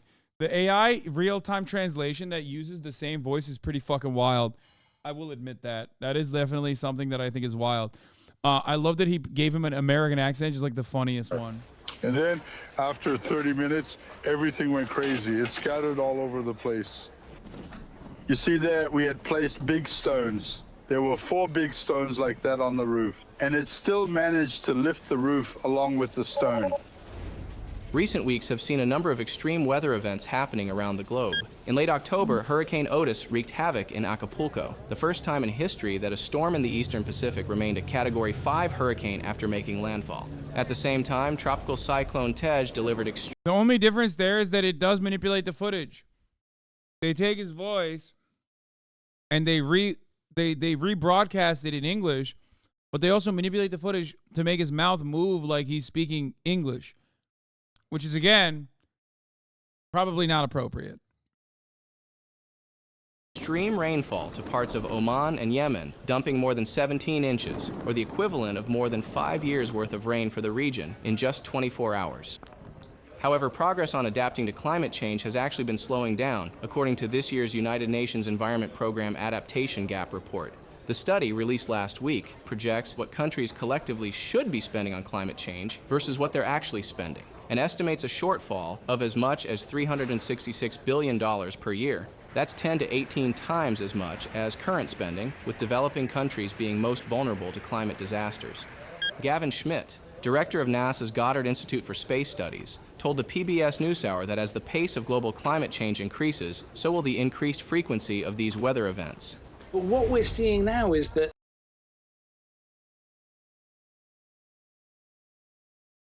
I haven't seen anything that's like really crazy. Like, I haven't seen anything. It happens on an annual basis, and that we continue to grow this program. And by doing that, we can solicit feedback after each year to see whether we need to tweak it, expand it, if there's any other entities that need to be invited to this. And it's designed to be scalable and flexible so that we can meet the needs of our agents. Despite any challenges, the FBI says it will continue to devote resources to investigations on tribal lands. In business news, car companies continue to battle for the future of vehicles, and the fight goes well beyond the current push for electrification, with automakers vying for attention with increasingly futuristic designs. BMW has shown off an SUV with a color-changing paint job. Chinese technology company XPeng has demonstrated a prototype flying car. But first to actually make it to market is Tesla's controversial Cybertruck, years after its bumpy announcement in 2019. Oh my God. Well, maybe that was a little too hard. Delivery on the sci-fi styled pickup begins on November 30th. Legendary. But how does the public feel about the design? Well, Channel One has developed a unique new way to gauge sentiment, and it leverages our AI's ability to read and analyze data almost instantly. Oh my God. Oh, no fucking way. They are not. Wait, what? They're going to go to Twitter? I quickly read the most recent 30,000 tweets posted to X about the Cybertruck, and based on the emojis people have been using, sentiment on the vehicle is indeed very mixed. Dude, no fucking... Oh, no. No, that's not impressive. Dude, this is... You can't... Bro, think about if a human did this. You would be like, this is not how you do journalism. Very mixed. Will Tesla revolutionize the truck Joy, disgust, surprise, anger, fear, sad. market? Or will the Cybertruck remain a niche player? Success could boost Tesla's flagging stock price, which is currently off nearly 50% from its pandemic highs, and recently dropped over 10% in a single trading day, following a Q3 earnings call that Wedbush's Dan Ives tweeted was a mini disaster. But CEO Elon Musk continues to bet that the best path forward for the tech-driven automaker is to innovate. Stay synced with Channel 1 for ongoing business. I'm sorry. That is not how you do fucking analysis at all. You would have to literally conduct a poll or a study specifically with a representative population, and then you would go in to that study and dig deep to figure out what people's, or maybe even focus group it, right? And figure out what people's perspectives look like. You can't just simply put 30,000 tweets through a goddamn machine and then be like, this many people use this many emojis in it. That's not how you do studies. That's like relying on Twitter polls as a substitute for like actual democracy or like elections or something, which of course, ironically, I guess that's precisely what Elon Musk is doing. So I know it dropped a little bit. I know the frames dropped a little bit.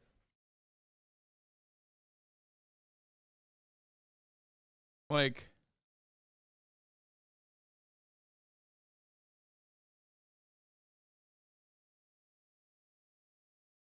a lot of those accounts could be bots. It's just bots reporting on bots. Yeah. It doesn't accurately reflect the messaging that's associated with the emoji. That too. At Channel 1, we know great stories come in all shapes and sizes. Here are a few on the lighter side. Oh. Is this your home? Yeah. Everything okay? We had a 911 call. Needing to call 911 is almost never a good thing. But one young boy in Florida used a disconnected cell phone to dial the police. AI-generated image?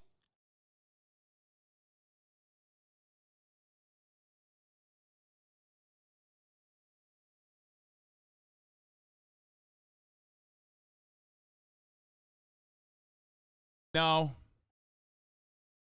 No. That's an unnecessary thing. No. Look how long the boy's arm is. He called 911 because he was like, 911, what's your emergency? My arm is the longest arm on the planet. For a very specific, not exactly life-threatening situation. Did you call this gentleman? Call the police? Why didn't you give him a hug? You called him to give him a hug. This heartwarming exchange was captured by body camera and home security camera. And I know what your phone number is. 911. The officer did give the cuddly child a brief lesson in when it's okay to call 911 and when it's not. Only in emergencies, and if you're hurt or someone else is hurt and your mom needs help. But was still happy to offer a friendly squeeze. Of course, not all officers a friendly could be on hug duty that day. Police in Oklahoma were out on patrol, making sure the streets were free of any hardened criminals. According to a statement from the Okeechobee Police Department, 2-year-old Rose Fern was pulled over for speeding, but managed to talk her way out of a citation and received a warning instead. Police added that they AI-generated image? No! Why did they make an AI-generated image of this? Also, why is this all propaganda? What the fuck's going on? were, quote, sure her cuteness had something to do with it. Cuteness was definitely the word of the day at SeaWorld San Diego, which recently welcomed a brand new baby emperor penguin, the first one of its species to be born there since 2010. SeaWorld staff report that the little one is growing steadily on her diet of fish and fish milkshakes, and are proud to say their facility is the only zoo in the Western Hemisphere where these endangered animals can be found. While baby animals are pretty much always cute, the full-grown ones sometimes cause a bit of trouble. Check out what happened to Australian surfer Jason Breen when he encountered a whale on the open ocean. Breen told local media that he feared for his life when the animal dragged him down by the board leash attached to his leg, saying, quote, "The whole thing was unusual, 1 in a million. It's a massive ocean and there was a guy on a headland who just happened to be filming by coincidence. Breen was uninjured and safely returned to shore." You never know when something amazing may happen, right where you're standing. Have you caught a 1 in a million moment on video? Let us know. The holidays are nearly upon us, and for a look at what's coming to movie theaters this season, here's our film critic. Oliver? Oliver!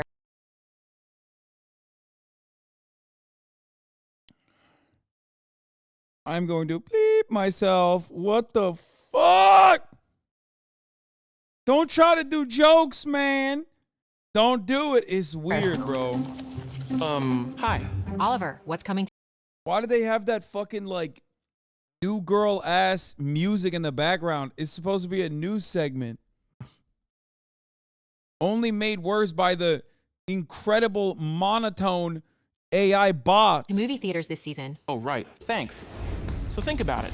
We spend the majority of our days with our heads down staring at tiny screens alone. Isn't it about time we took a break from that and went back to staring at big screens with other people? That's right.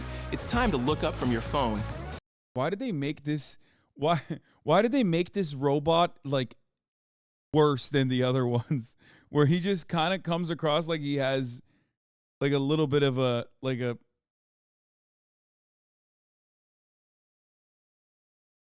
They made this one a little weird. I'm not gonna say it. Step outside, breathe some fresh. They made him a bit like, you know, A-coded and not AI coded. Share, then get in your car and drive to a dark movie theater because these December movie releases need to be seen as big as possible. When I am performing, I am nothing but free.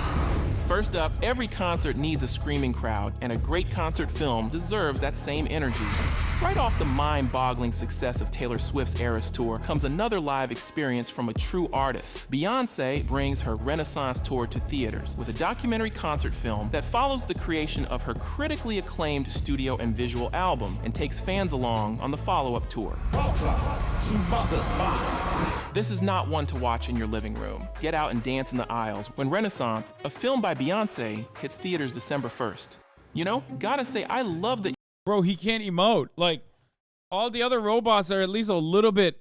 All the other robots emote a little bit. This one, they straight up made him a Twitch chatter. Eras tour film. I slept outside the night before I saw it.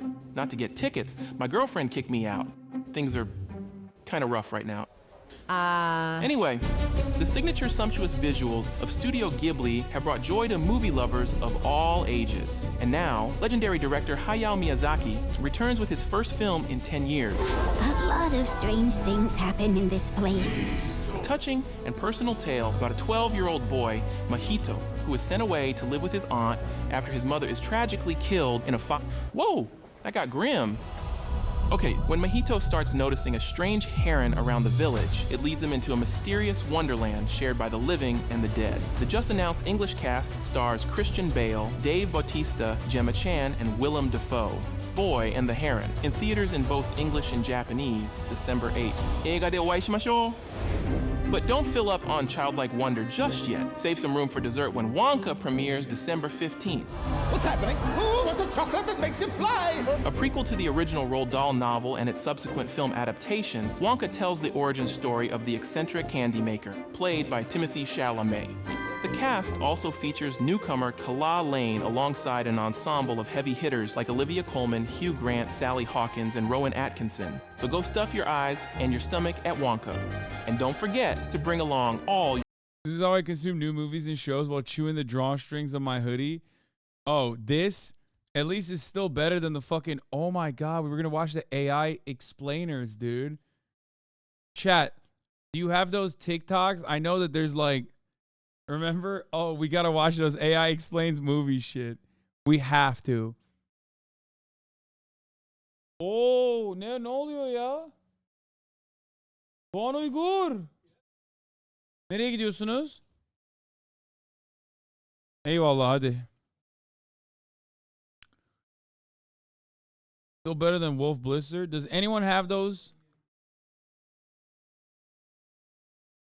Oh, movie recaps. Millions of years ago, Lucifer tried to lead a rebellion against God and was punished by being thrown out of heaven.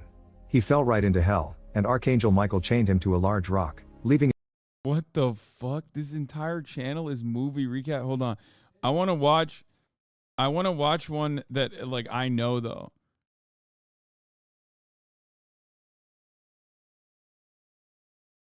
Cuz I haven't seen this one. What is this movie?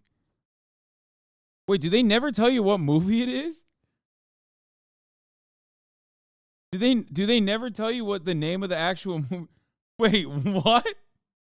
What the fuck? Why don't they tell you what movie it is, dog? What's happening? What the fuck? His own sword as the seal. Before Michael leaves, Lucifer swears he'll come back someday as an equal to God. As years pass, Lucifer gathers demons to help him plan his revenge, and his worshippers build a villa around the hole through which he fell while they wait for his return.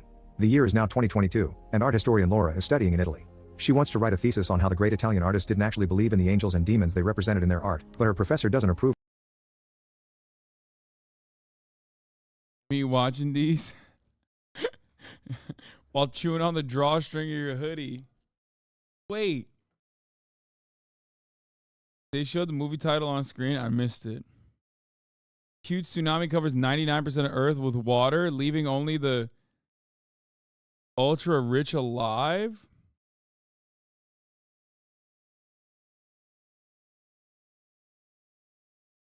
Soared by popular. Real story. Paralyzed French millionaire hires a young immigrant to take care of him. Malfunction woke up a man 90 years earlier, but he can't stand to be alone. Children are sent to colonize a distant planet, but their mission turns into chaos and hunger for power.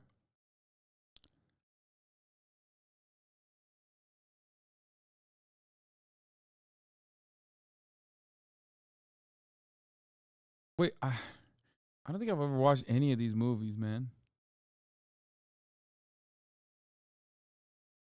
Second one was the Netflix movie Leave the World Behind or whatever.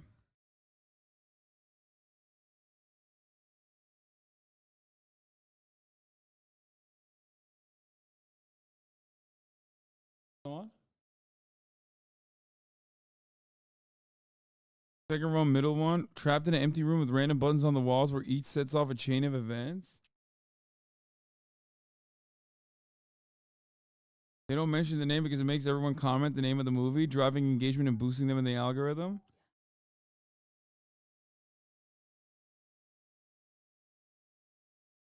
First one is really good. Okay, I haven't seen this Welcome movie. back to Movie Recaps.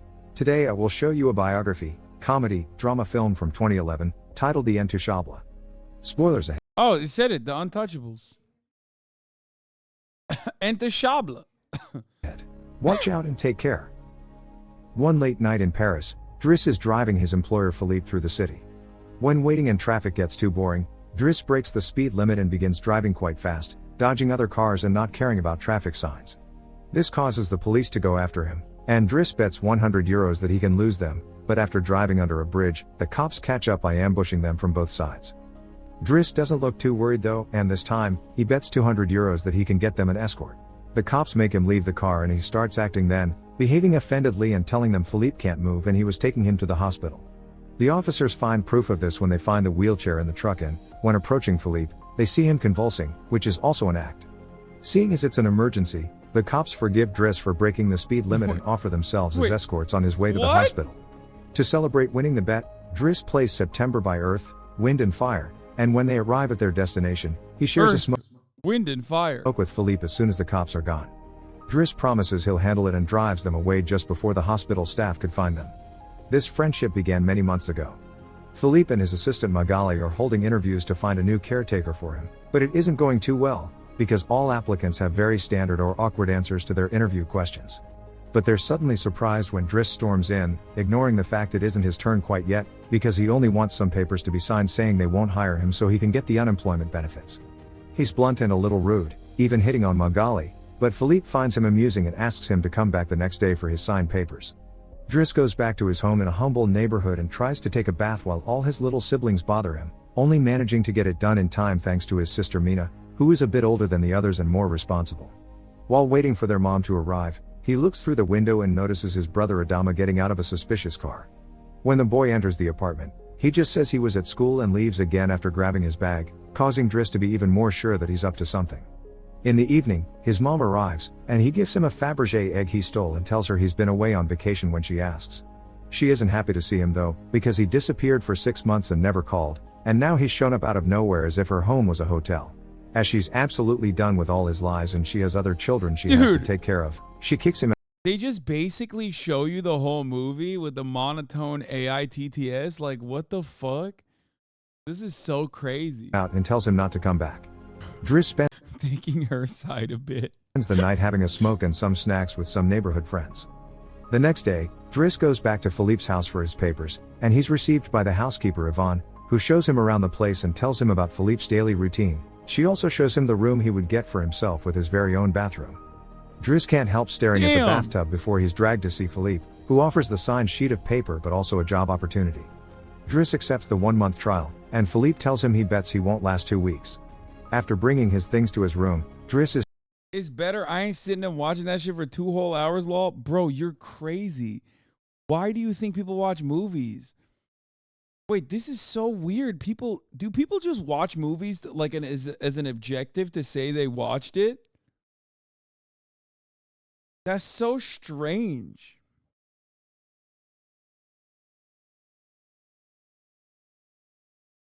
That's so odd. Like, why? Yes, cultural uploading. taught how to take care of Philippe. He must learn how to keep his legs stimulated, how to put him in the wheelchair, how to help him shower and change his clothes. Things get awkward. If it's dog shit, then don't watch it. Like, what do you mean? Chat. Nobody's forcing your dumbasses to watch a movie. What the fuck? This movie seems awesome, by the way. I kind of don't want to watch this anymore because I want to actually watch the movie. You know what I mean? Yes, people just want to win movies. They don't care about the making of it at all. Most of the time, no, but I definitely did that with Barbie. Just don't watch it.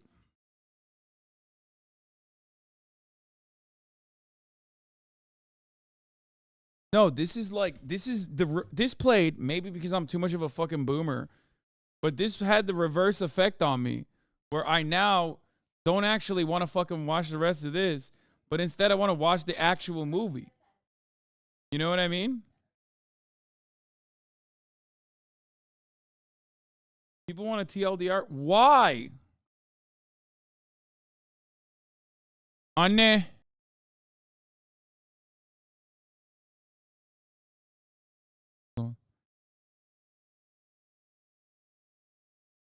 They got anime ones too? Natsu Dragneel is an orphan child when he met a dragon for the first time. But the dragon, instead of What the fuck? What the fuck? He pretends to be weak, but is the strongest S-rank hero. Boy becomes strongest with a powerful god-level skill. Deaf and mute boy becomes the strongest king of all. Bullied boy becomes the strongest soldier at the age of 16. Orphan boy gets a level up system from God and becomes the strongest immortal. I have no idea what any of these animes are, by the way.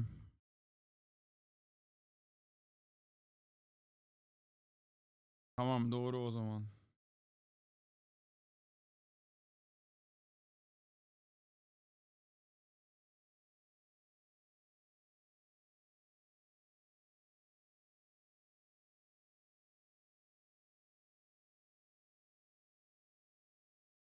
How is a content creator not aware of consuming content for the sake of consuming content? Do you realize how many hours of lore dumps I've fallen asleep to?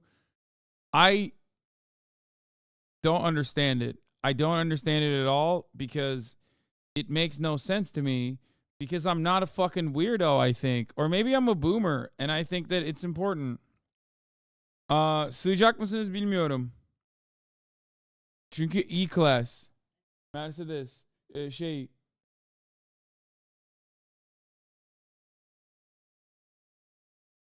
There's another recap channel called Mystery Recaps as an actual person.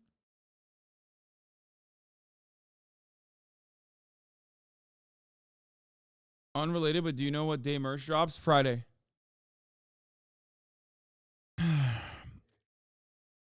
Strongest worries in the world. This is kind of hurting my brain a little bit. It's like kind of making me angry too.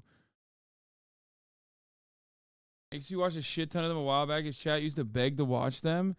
It's kind of making me angry. Like looking at this is like a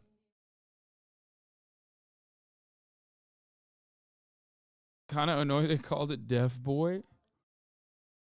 Chat has really heard their second grade English teacher say it's about the journey, not the destination. It said, fuck that. There's one called Book Recaps for people who don't want to read long books. I mean, that one I kind of understand. That I kind of understand because it's an entirely different medium. Okay? It's an entirely different medium where, like Cliff Notes is a concept, right? Or Spark Notes or whatever it's called. Like, there's like a shortened version of because reading a book takes 9 hours minimum, 10 hours sometimes, right? Watching a movie takes an hour.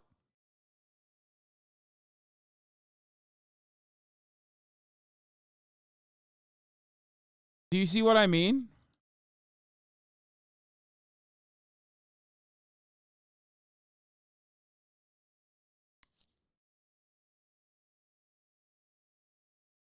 Some people like reading the plots of Wikipedia. Ew.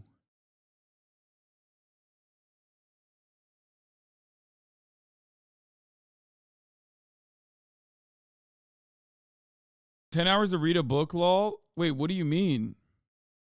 Fucking takes me a month at least? I mean, it depends on how long the book is, but it's like audiobooks, okay? You think about like how long an audiobook book reading is. The total runtime is usually around like 9 to 10 hours. So condensing that into like important parts of the fucking book and making like a 1 hour project out of that is acceptable. I just don't get it. It's also a completely different medium, right? Whereas if you're doing this for a movie, it's just, I don't know.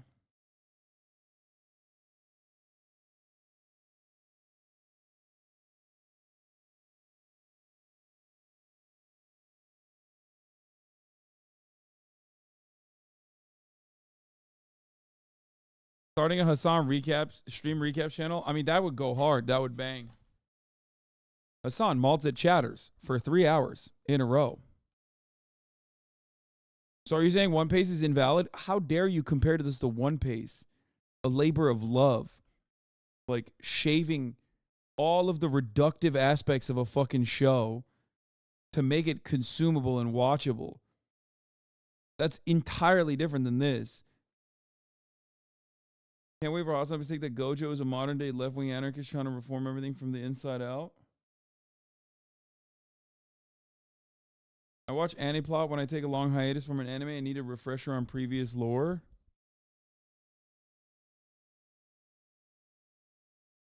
After a bite weekly and becomes the strongest immortal. Also, no, I don't know any of these, man. I haven't watched any of these fucking animes. Do you guys know any of this? Farmer Boy unlocks a god-level skill that turns him into an overpowered SS rank.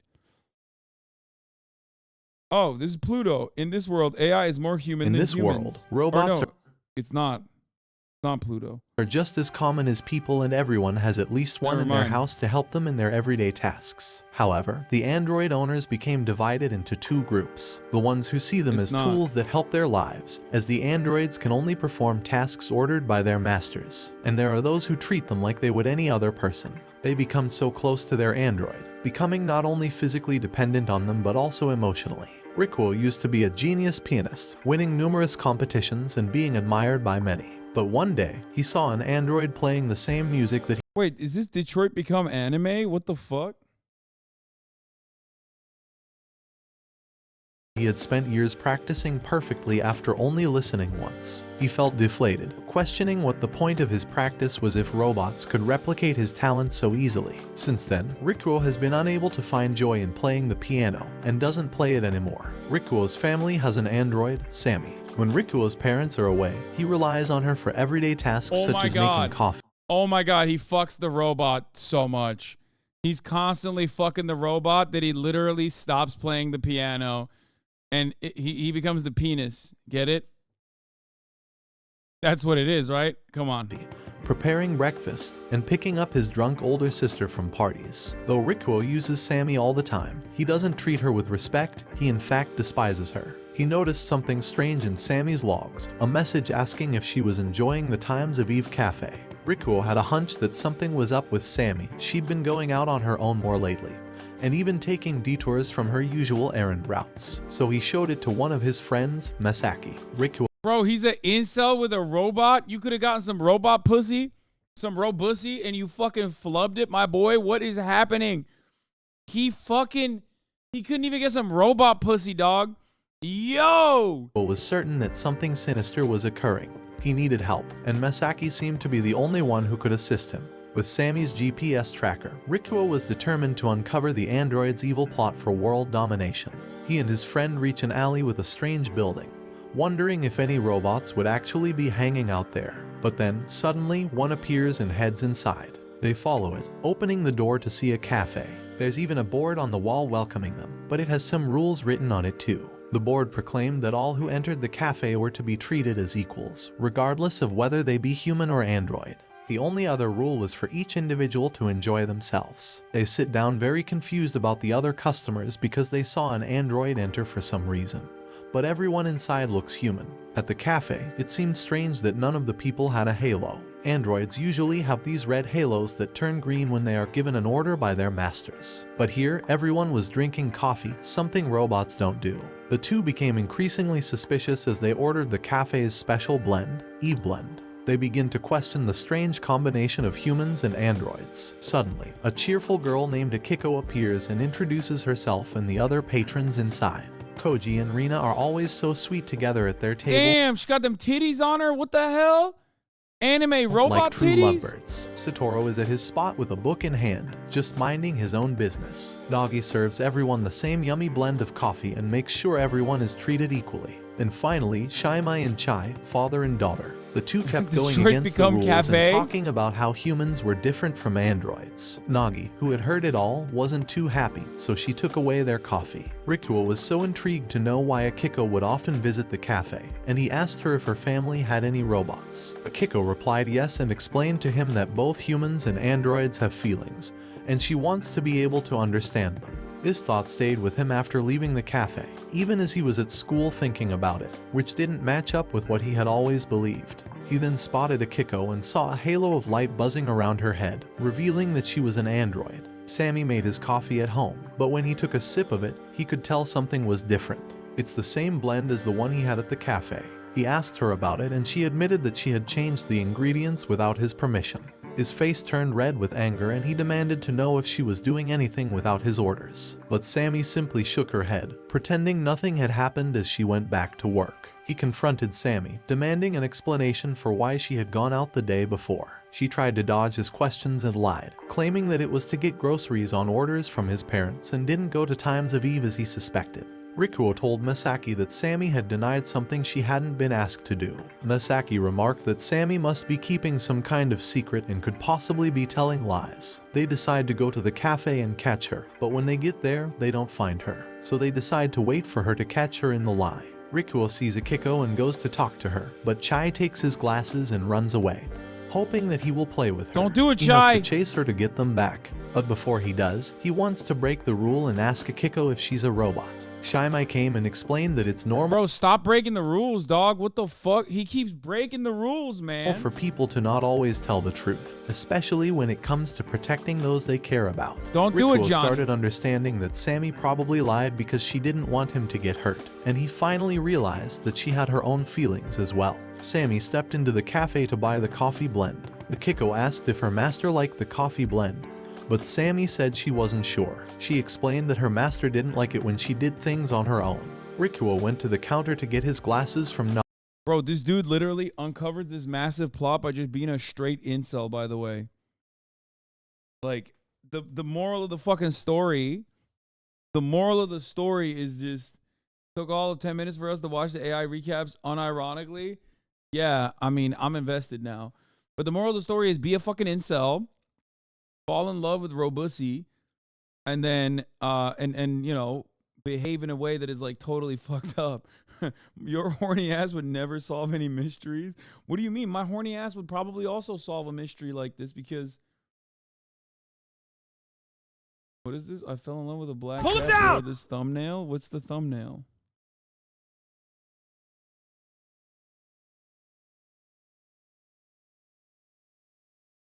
Oh my God. That's a sick thumb, though. That's a sick thumbo. I'm on board with that. Nagi, and when he put them on, he noticed Sammy standing just near him with her hair tied up. He aggressively let down her hair so that he could take a better look at her and was too stunned to even say a word. She starts running away and he chases her, but the door has a special lock to make sure nobody can follow each other and uncover their identity. Nagi gently explained to Rikuo how Sammy found the cafe and was able to open up and be her true self with them. All she wanted was for Rikuo to feel joy and happiness in his life. When he arrived home, he called Masaki and tells him about finding Sammy in the cafe. Sammy was right beside him, bringing him coffee. He thought of what Nagi said about feeling appreciated, so he smiled at Sammy and thanked her for the coffee, making her beam with joy. Masaki and Rikuo come back to the cafe because Masaki wants to find out what secrets are hidden there, while Rikuo is starting to like being there and getting to know about the androids. Nagi suggests that they should get to know the other customers instead of just watching them in a strange way. She encourages Koji and Rina to come over and joins the table. She wants them to— Bro, he just, see, horniness is driving him across the board. Did Felix reach out to you? No. I said, you want to do it? Did you download? He didn't respond. He said he's down to do it.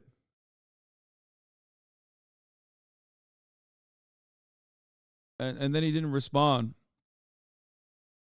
But at the top of the hour, there's a 3-minute ad break regardless. Now you're unironically watching this. I am. To talk Okay, and whatever. get to know I don't each even other care. better. See, I didn't even fucking serve you the ad break that well because I don't give a shit. I'm just straight up fucking invested. They were in all this. standing there, but none of them said anything. Rikuo was looking at Rina's chest, and that made Masaki angry, so he slapped Rikuo. Rikuo curiously eyed Koji's camera and asked him all about it. He placed the camera beside the cafe's digital display button and was incredibly surprised when he saw Koji's pictures appear on the screen. Rina was so jealous when she saw a picture of Koji with another woman. She ran away and Rikuo followed her, only to discover that Rina was an android. She was once a bodyguard for someone important, but got her leg injured and got abandoned. She ended up meeting Koji, fell in love with him and decided to be by his side, despite him being human. He consoles her and they come back to Masaki and Koji, who are also talking about Koji and Rina's relationship. I don't understand why he's just stalking motherfuckers all the time. But also, I don't get it. Like, why don't they just go outside of the cafe and be like, yo, let's just fuck in the real world as like android to human? Koji is an android who works for the woman in the pictures, but he loves Rina. His master got so hurt by her past relationships that she became dependent on him, even for the bed dance. Don't ask me how. He wants to make his master happy and be loyal to her, so he decided to get closer to Rina to better understand human emotions and help her go through the trauma. Both are unaware that the other is an android, which further distortions the line between androids and humans because of their behaviors and ability to feel human emotions. The two boys leave the two lovebirds alone, realizing androids are capable of love. On their next visit to the cafe, they saw an old-looking android model walking in. It looked a bit wobbly and unsteady because it seemed to be worn out and not working properly. The robot walked over to Rikuo and Masaki and politely asked if it could join them. At first, they were startled, but before they could say anything, the robot explained that according to the cafe's rules, it was allowed to be there just like any other customer. Masaki introduces himself and Rikuo, telling its human nature to introduce themselves. The android tries to copy them and introduce itself but breaks its head because it can't remember its name. The android fixes its head and comes back, still acting strangely while Nagi wanted to take its order. But Rikuo stayed calm and finished his coffee. He knew that if he didn't speak up, the android might start to overheat and explode. So he quickly ordered for himself and let the android copy him. When the coffee came, they tried desperately to stop it from drinking it. Androids don't drink coffee. To distract it, they asked it questions such as how old was it and where did it come from. It said that it was 8 years old, and they compare it to chai. The android, much to their surprise, didn't explode after drinking the coffee through a tube attached to its neck. making the two realize that they must have looked stupid by all the stunts they pulled. Nagi comes to talk to the android to talk about its past. Why are they so... Why is this, like, so incredibly hyper-focused on one aspect of what I assume is, like, a much longer anime? This AI, weirdly enough, is just only talking about this one robot for like 3 minutes. The android tells them that it was employed to take care of a child who drew a picture, but it doesn't remember the child it was taking care of. It doesn't even remember the address of the household it worked in. This causes it to malfunction when it realizes that it doesn't even remember its name.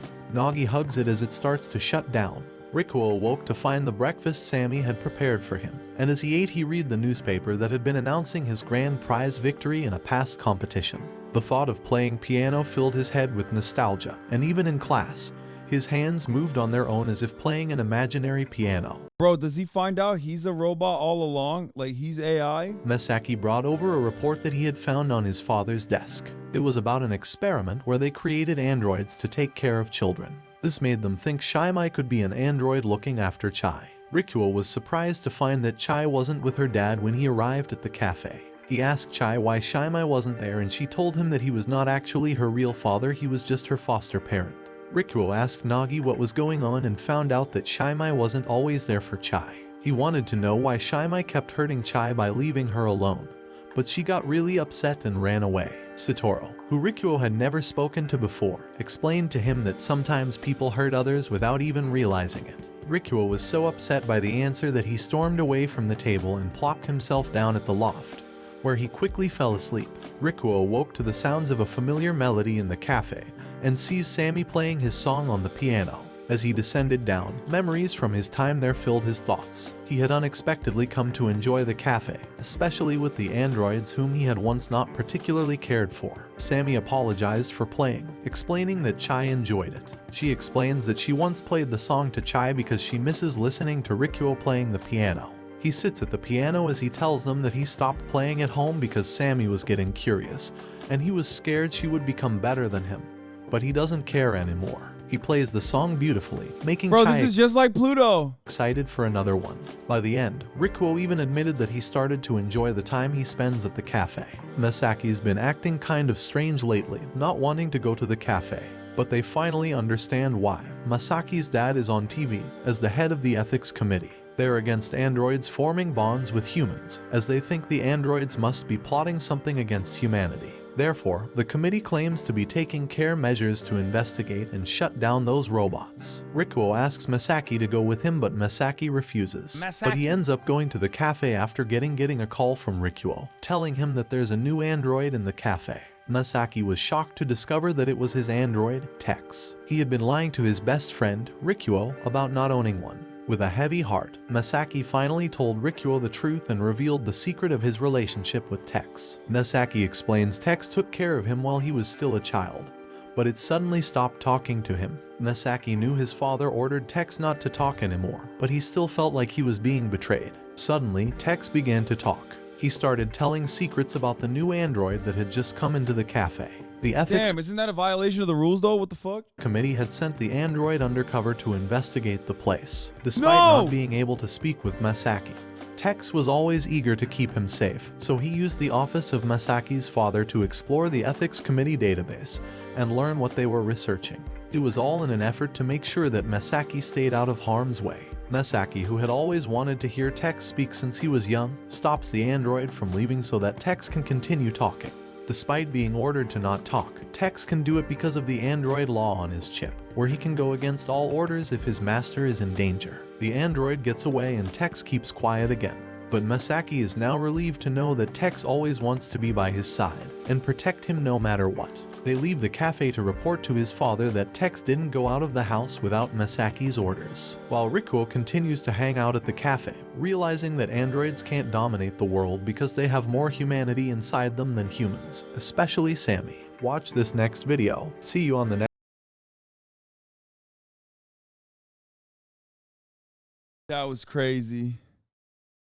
If androids are like this, do you think they will deserve human rights? Yes.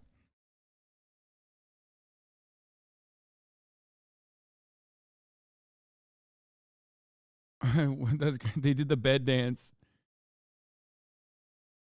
Okay. Listen, let's try Ready or Not.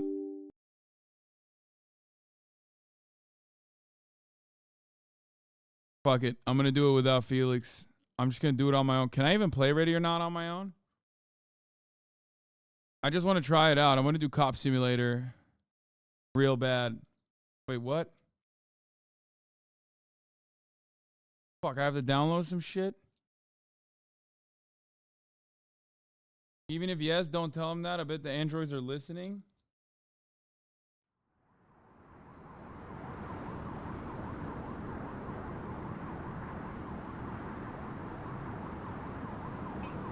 Doors open. It's downloading required files.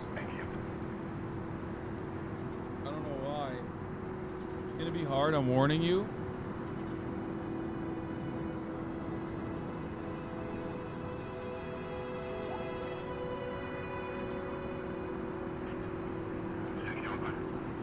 Single player is what got updated, so the tutorial though. I'll play one single player.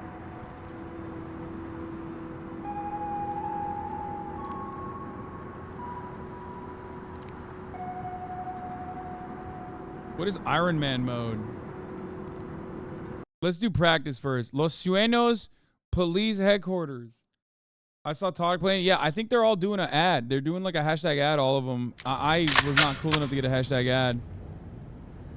What the fuck? I'm just... Officer Baker, report to staff services. Oh my God, we gotta fucking fix some of this. First of all, the walking is like slow.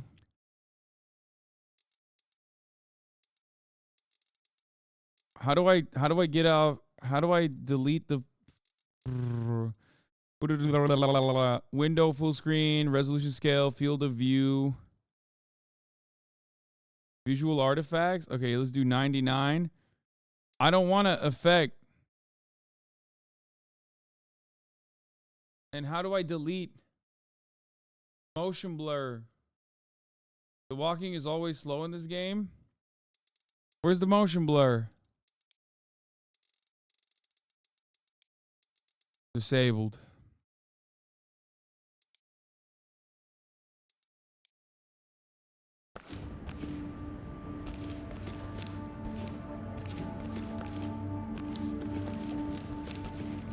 Bro, I just walked in to the fucking police department and they just got literal, they got straight, wait, what?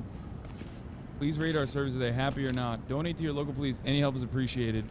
They just have fucking, why do they just have ammos like lying around?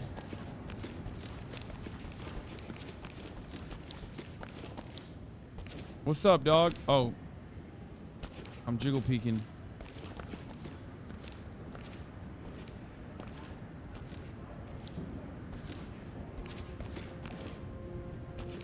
Yo, what's happening, brother? Oh my God, your hairline, dude. You desperately need to go to Turkey. All right, let's go to the briefing room. Press F to select mission. No. I'm just walking around with my gun out in the middle of the fucking precinct, which is sick, I guess. A lot of these cops seem old. Police officers are not above the law. Yeah, okay. What are you waiting for? Do your job and protect. I should have taken the shot. Never allow an active shooter to become a barricaded suspect. A flawed plan executed immediately beats a perfect plan executed an hour late. Oh, I love this propaganda so far.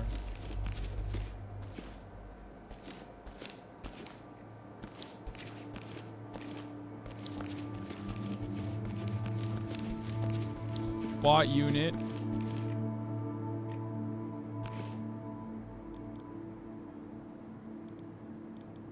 I got my Mark 18. Oh my God, Daniel Defense, Mark 18. This is the gun I have, Chad. We got the hollow sight, EXP S3, and the flashlight on them, and my pistol. Wait, I have both of these guns. No, I don't have a G19. Or do I? Yeah. Sick. I already got the cop guns.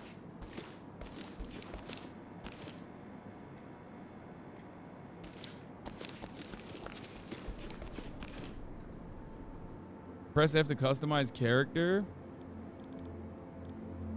All this shit is locked though. LSPD long sleeve shirt.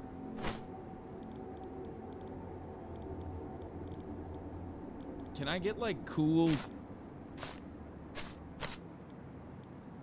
I want like Punisher shit. You know what I mean? What the fuck? How do I not have Punisher shit? What's happening? This game is busted.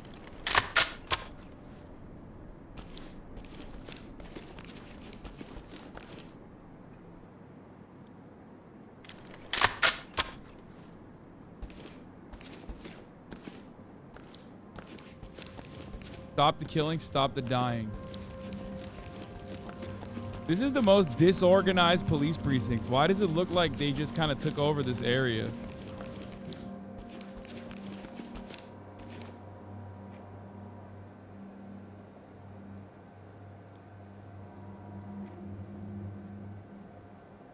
Can you join gangs? LASD sheriff gangs? Yeah. I wanna do a practice.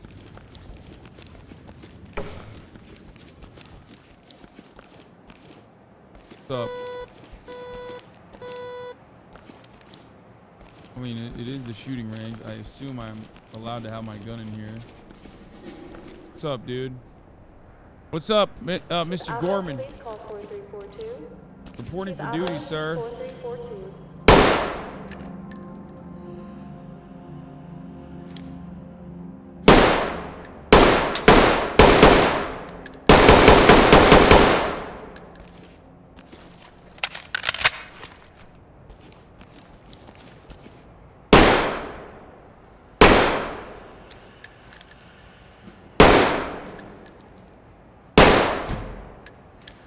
There's like a weird thing.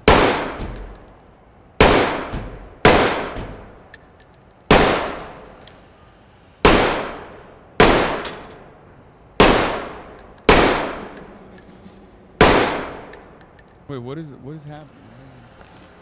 Story mode has a tutorial?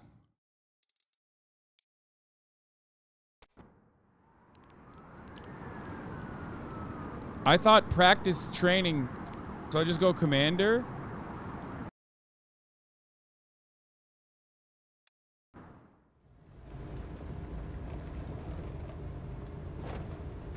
Pre-mission, waiting for... Wait, I'm playing with other people? It's single player, no? Mission commences in T-minus 1 second. Welcome back, officer. It's been a while since your last qualification. Let's not waste each other's time. The key to excellence is perfecting the basics. So, let's see what you've got. Now grab your rifle so we can start. Hoorah! Move over to the indoor range. I want to see what you can do cold.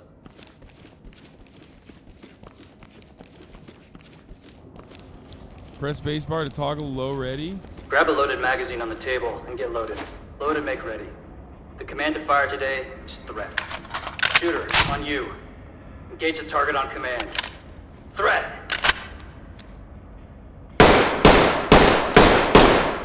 Enough point shooting. Shoulder that rifle for a good sight picture before firing. Remember to switch between semi and full auto based on the situation. Just watch that recoil. We don't just spray and pray.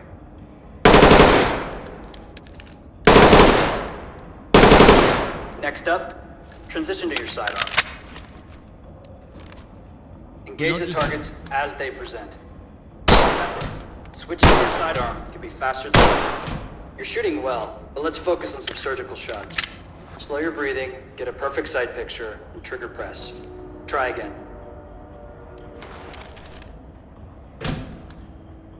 Hold left shift.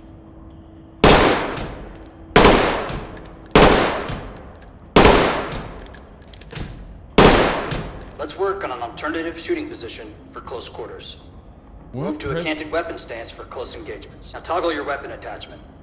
Use the laser for better shot placement.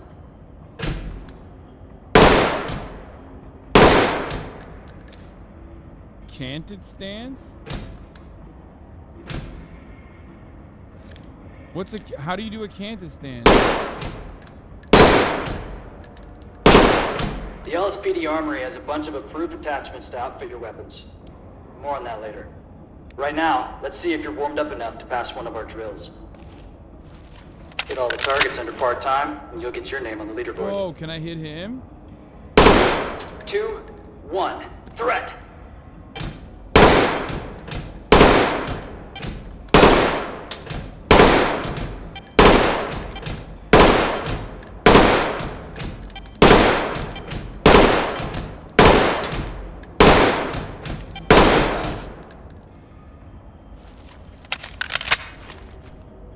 I mean, that's... Good. Now it's time for some deployment practice. Grab a few flashbangs from the table. Go ahead and throw them through the open windows. If you need more, they're in the case to your left. Where are the flashbangs? Yo, you got the flashies? First 3 to equip. Uh-oh. Oops.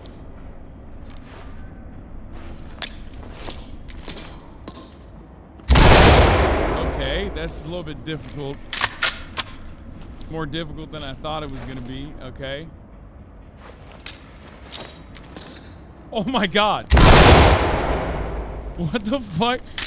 How am I supposed to do it?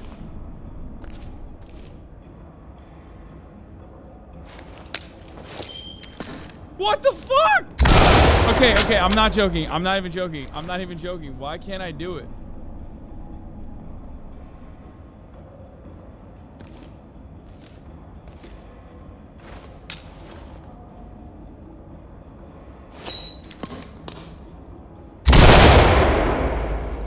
Wait, looking at it made it easy.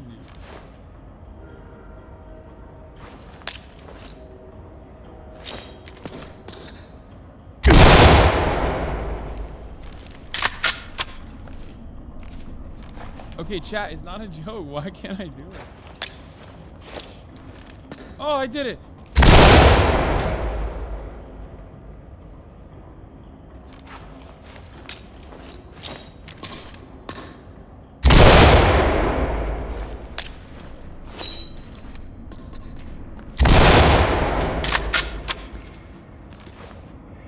The worst. This is the hardest thing I've ever done.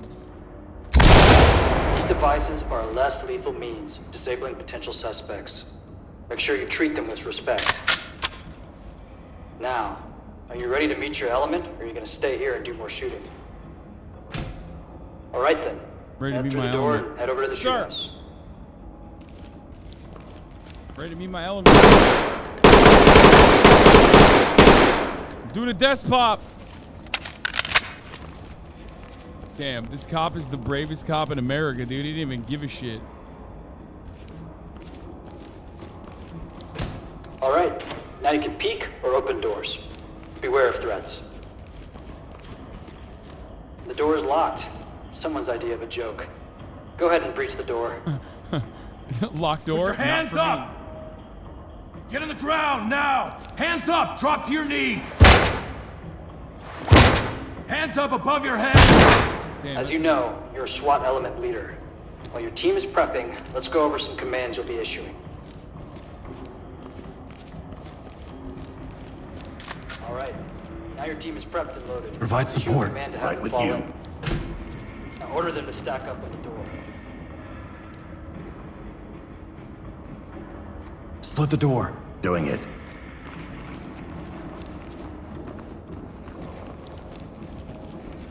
It's open. We're good to go. There are multiple ways to breach a door. For this one, order your team to open and clear. Get the door. Clear it. No problem. Clear the door and secure anyone inside. I'm complying. I'm complying. Good job. For everyone's safety, we need to detain and control everyone until we can sort out suspects. All right. Now your team is... Didn't it just say good job? Wait, what am I supposed to do? I'm supposed to kill... Yeah.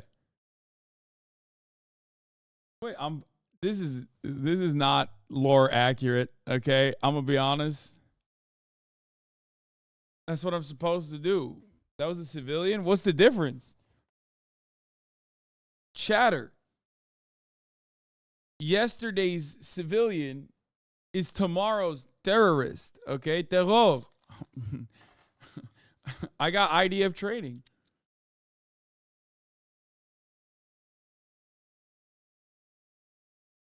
This isn't the Israeli police force. First of all, yes, it is. American cops unironically do get trained by the IDF. Oh, I didn't yell stop resisting. Fall in. On your 6. Element. Order them to stack up in the Split and provide cover on this door.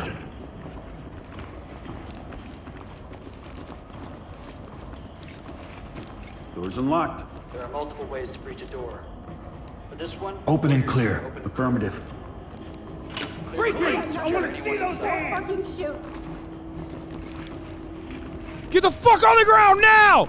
Get the fuck on the ground! Secure him. I got it. Secure her! On you until we're done. Civilian ready to go. Why are you arresting me? Good job. Shut the fuck up! Everyone's safe. Nothing here, We sir. need to detain and control everyone until we can sort out suspects from civilians. When possible, scouting the room before breaching can give you the upper hand by showing you where the threats are. The Opti Wand is a camera you can slide under the bottom of a door to get a clear view into the next room. Okay. Door's unlocked. Press F to peek door.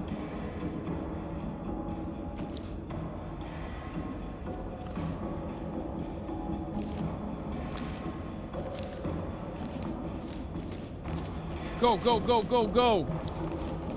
All right. I got the Opti Wand. What the fuck is this?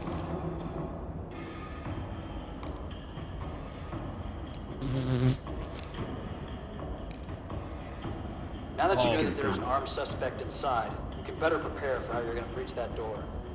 Remember, the goal is to apprehend the suspect. We are a life-saving organization after all. Okay. Sure.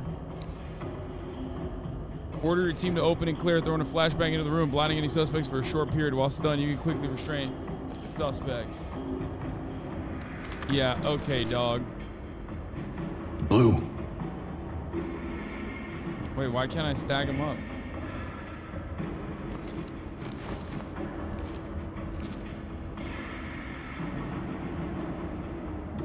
Middle mouse button? Red. Order your team to open and clear? I can't do it. It's not letting me.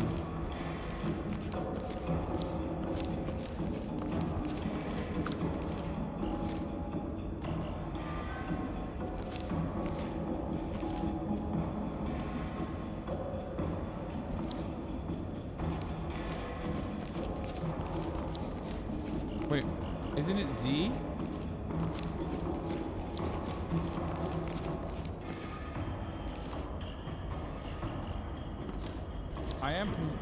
I'm pressing Z.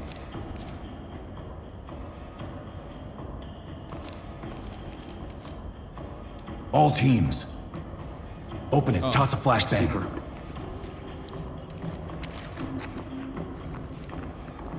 Real easy fucking giving orders like this. Okay.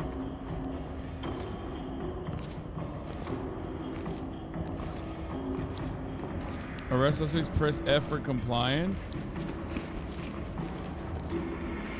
Gonna bang it. Get down on the floor right now! Drop the weapon and put it down and keep your hands up! Look away. Don't move. Good, you gonna move? Oh, kick this scum. Out of the way, sir. Oh, the sawed off is the evidence. All right. Always look to detain suspects where you can. But remember, sometimes they give you no choice. For this next room, I'm gonna have you take the lead and do as you will. When you're ready, head for the door. What? You can just throw them? All right, I'm gonna throw the suspect out of here. Get out of here, fucking idiot. All right, let's go, go, go, go, go. Let's hit the mirror. All right, doesn't seem like anything's going on. I can't really see what's happening in the other room, okay? All right, everybody. All right, we're gonna breach. Or no, actually, we're not gonna breach. We're gonna open and clear with the flashbang Copy. anyway. All right, let's go, go, go. I'm scared. Flash out. Police, get down! Put it down! Hands on your head! Put your hands up! Put your hands up! Police, Good here. don't move! Wait, am I? Let me see those hands! What is happening? I can't. Hands in the air! Police, get your hands up! Police, hands in the air! Hands up, above your head! Police, get down! Hands up! LSPD, hands up! Get down now! I think it is broken. Fire! Cease fire! Nice work. Remember to drop a chem light when you clear a room. That way, everybody knows the room is clear. Got your back. Always look to detain suspects where you can. But Bro, remember, move? sometimes they give you no choice. He said, "Nice work, bro." What the fuck?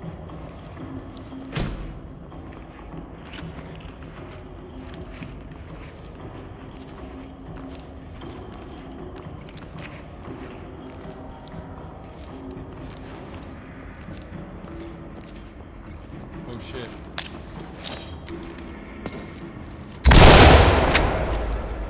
Drop the weapon now! Hands on your head, now! Get on the ground, now! Down on your knees! Get the fuck down! Stay where you are. Scumbag. Wait, what's a chem light? Drop a chem light. Light stick. That's it. Next up, you're looking at multiple entrances. In cases like these, it might be good to split up your team and work multiple angles.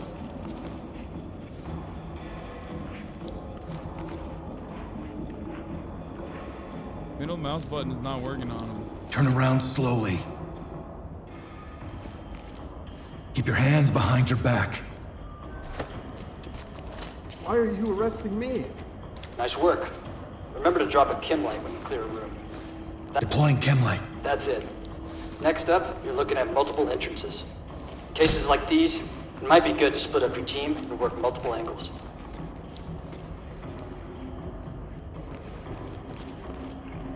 Wait, what? It's not working. What the fuck?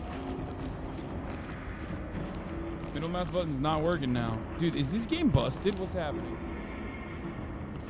Press B while near a civilian. Trust me. Why? What does it do? Oh!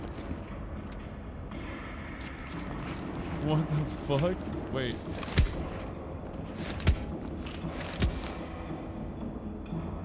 Get the fuck down!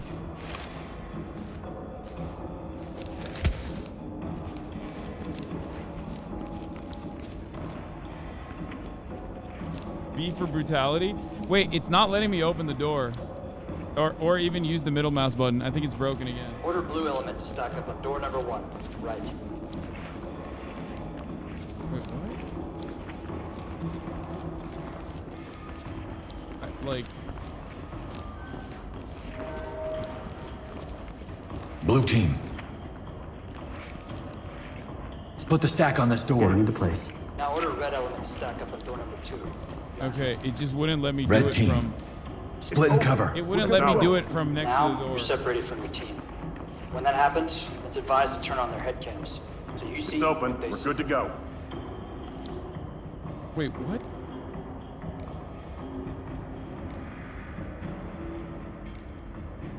When you're ready, order the blue team to open and bang. Then, order the red team to follow up. Blue. Command, left shift to Q, open, clear, flashbang. Wait. With the command menu open, hold left shift.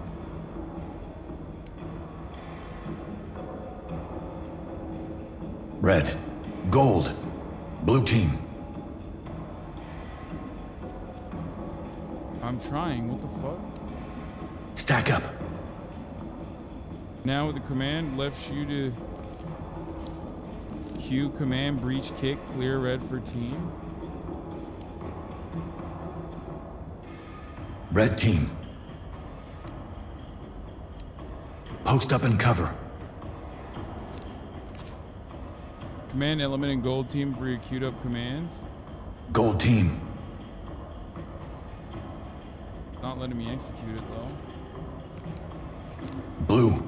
Element. It's a little Blue bit team. confusing. All teams. Let's Copy move. that. Oh, Z execute. Move! Down on the ground! Move! Opening on the right. Hands up! Down on your knees! We've got this under control. Stick out. Fucking let me go. I didn't do anything. Shut the fuck up! Dumbass. Cuff him. Restrain him. I got Now. cuffs. You have the right to Hands remain up! silent. Anything you do or say can be used against Hit him in the suspect back of the head detained. again. Bitch ass. Fuck you. Okay. I'll take this. Thank you very much. Good job. Chemlight. Secure the area. Find and report any evidence that we may use in court. Chemlight time. Putting down a chemlight. Hell yeah. I love securing evidence. What's Congratulations. You have passed the basic training. Naturally, you'll learn more advanced features and techniques along the way. this? How do you plant But for now, evidence? the streets of Los Sueños need you. They didn't teach me how to... Wait, what the fuck? Why didn't they teach me how to plant the evidence?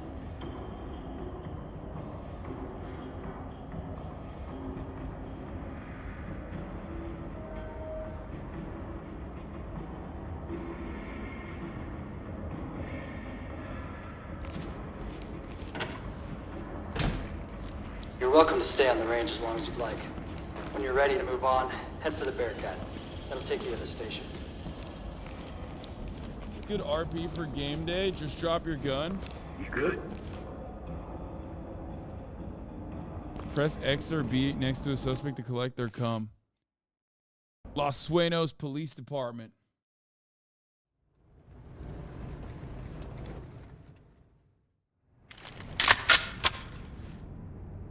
This always feels threatening. This game is definitely best played with a squad.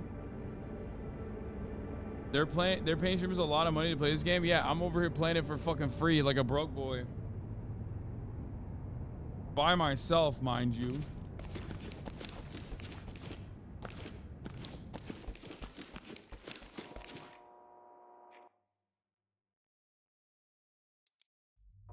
Thank you, come again? Come on, dog. First mission is literally...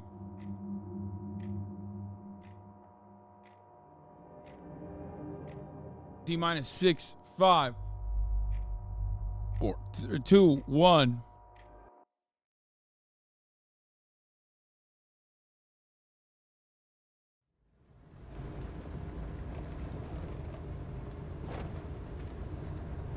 First mission is racist. Yeah, no.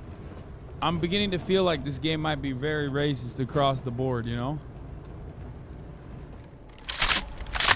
You will die instantly? Wait, really? I'm with you. This is talk. Suspects have a foothold in this area, and they're refusing to cooperate. Entry team, you are cleared to proceed with the mission. Gold.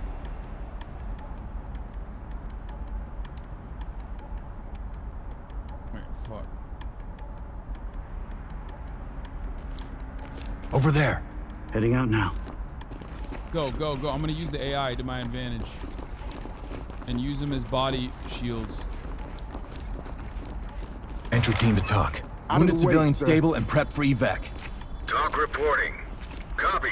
Clean house and we'll take them out. B. Trying to hit him, but he won't let me. Okay.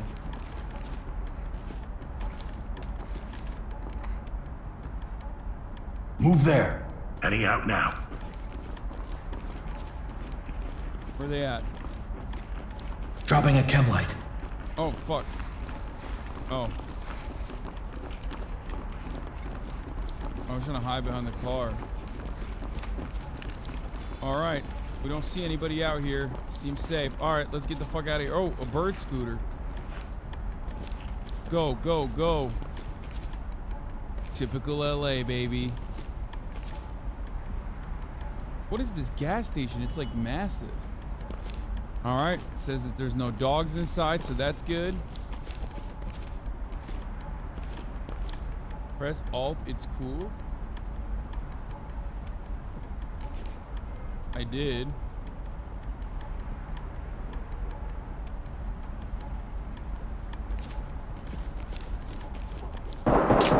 Whoa, what the fuck? Getting shot at! Getting shot at! Hello, protect me! Dumbasses.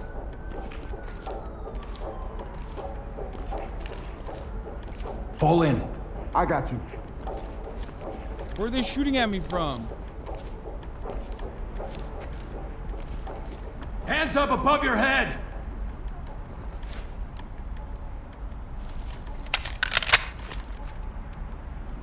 Okay, wait, hold on. I just fucked it up. What was I supposed to do? Stack up. Split the stack on this door. Good to go.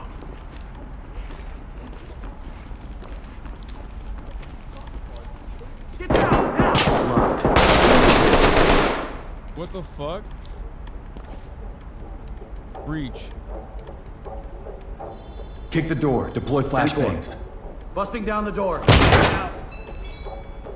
Let's go, baby. Let's go! Hands up! Do it now! Hands up now! Drop to your knees! Need to talk. Suspect down. Requesting 10s. Talk to high ground. Roger Lights stick that. out. Medical assistance is standing by.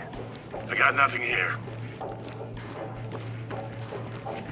Dropping a light. Wait, I'm restraining the dead body. I got nothing. I'll get it. Securing the evidence. Dropping a chem light. Clear. I think. I didn't really look, to be honest.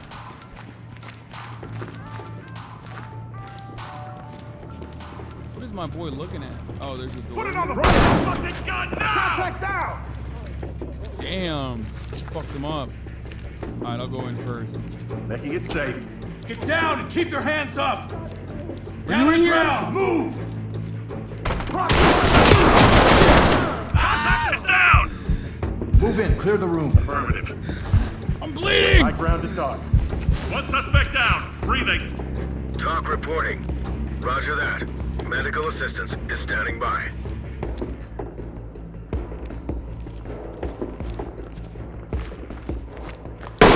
Oh! We're not looking for sorry. body bags. Lead to talk. Maintain your Everyone activity. to civilians. Send 10s immediately.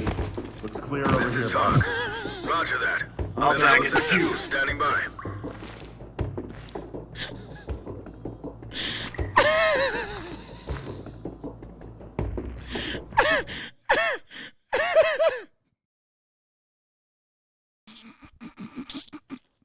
That was such a cop move, dude.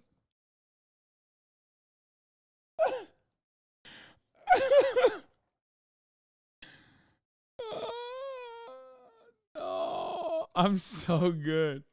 I'm so good at being a cop. He was resisting.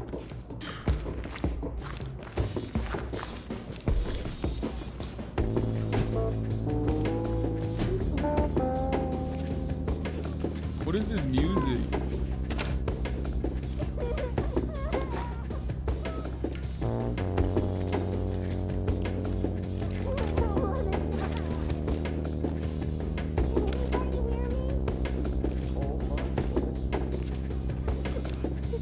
Put your hands up!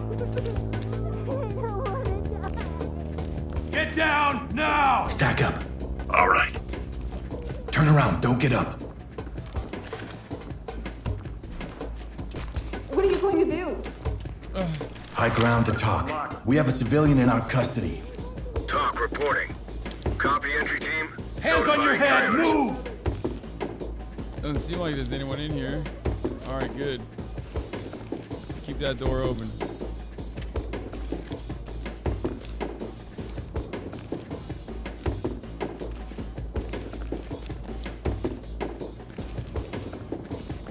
Provide support. Behind you.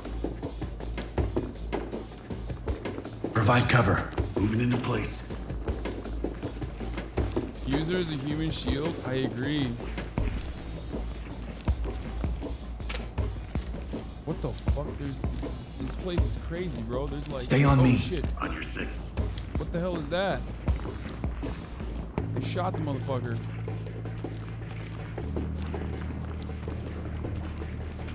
There's a bag of cash here. Is that evidence? No. Element to talk. We have a civilian down here. Talk to entry team. Roger that, entry team. Tag him and keep moving. Oh yeah. Hands up! I'll tell you everything. Stay down and turn around. Get down on your knees. Hands up. They shot the manager. I didn't know what to do. Talk. Civilian cuffed and ready for trailers. Get the fuck down! Talk to entry team. All Roger, unauthorized use of force. Great work. Keep going.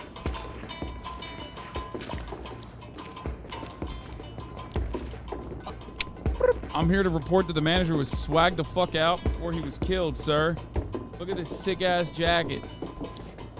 Hi, Mudasir. I got your message about the on-site safe. I am trying my best to get that sorted out as soon as possible.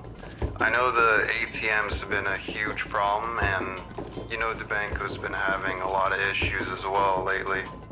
So give me a call back when you... Okay, shut the fuck up. There's an on-site safe. Police, get your hands up!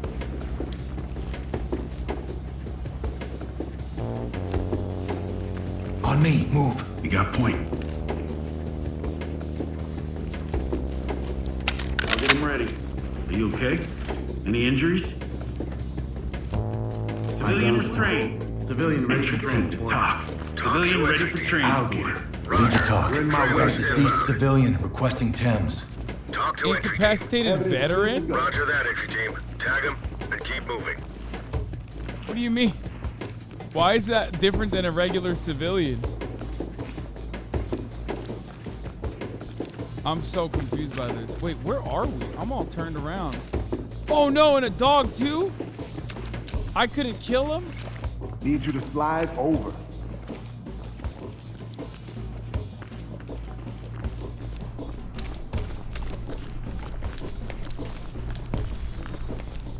I'm out here fucking with my ass hanging out. I got cuffs. Wait, didn't we kill this guy? They're good. Is this the all clear? I feel like we've looked at everything.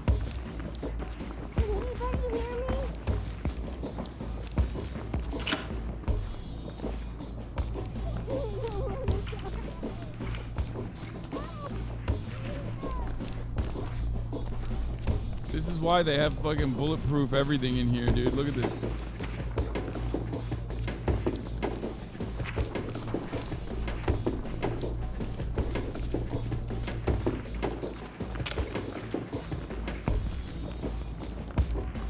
All right. Clear.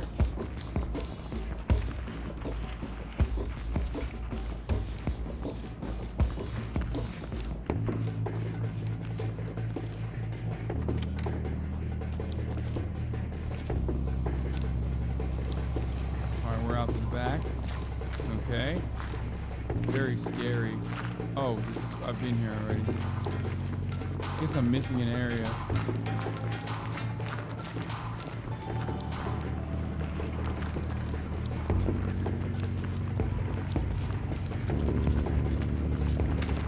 Went through here already. Popped them.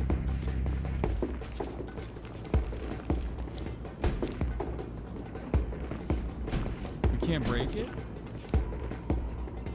You heard cries for help? I did, but... Can you get the lock? Got the lock.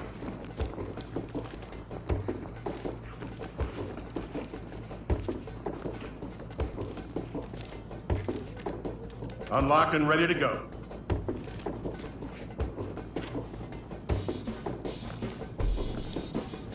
Hands on your head, away, now! LSPD, don't move! Is that not a guy?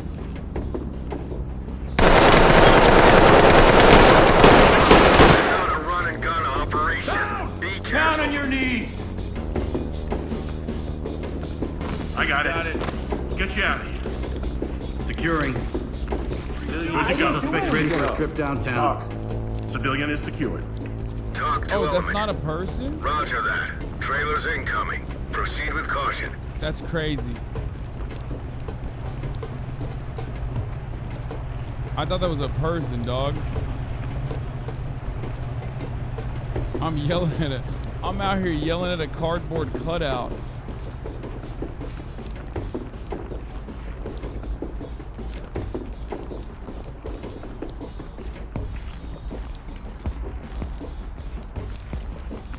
Is there anything else here?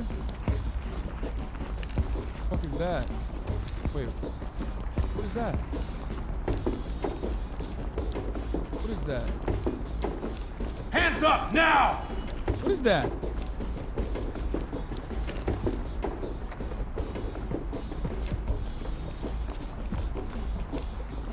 Oh.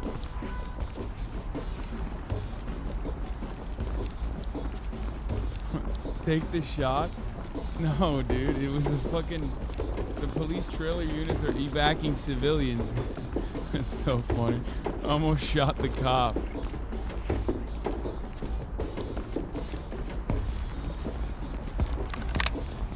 Hold tab to see objectives. I didn't even realize there was a fucking map. Damn, 2 of my homies are injured.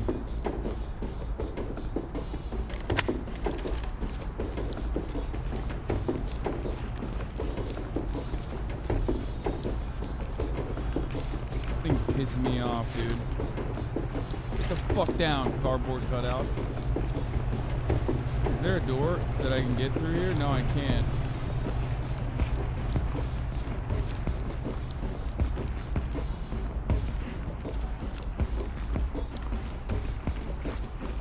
Damn, this dude is flexing on him. He's like, remember I was dead earlier? Almost. And now who's dead? Okay, we're at the back. I doubt that there would be anybody here. Alright, because it's out in the open, they would have ran away. I think we're done, right? How does this work when you're done? The girl inside, oh my god, what do you mean the girl inside?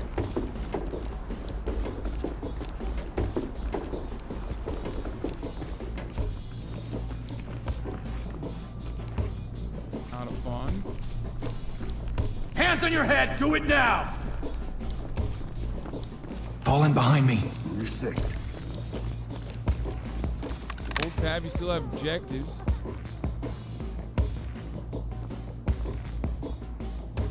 Find Crystal Layton. Oh. There's a miner hiding somewhere.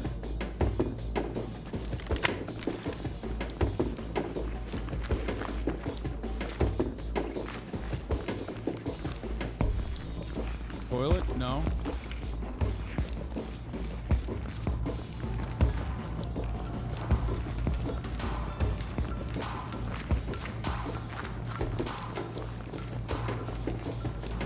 Is this a door that didn't open?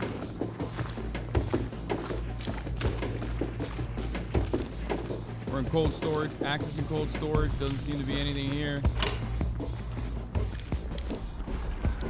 Takes us out to the backyard. Is the music in the cop's head? Yes. Get out of my fucking way, dumbasses.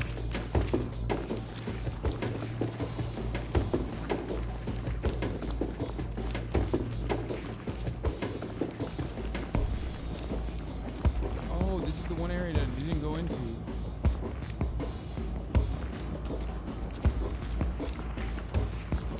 But there's nothing in here.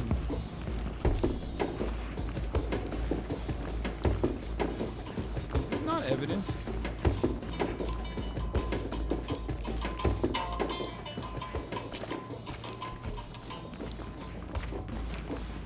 Bro, the trailers would have found these motherfuckers at this point. Where is she? Bro, I give up. Do not serve this man.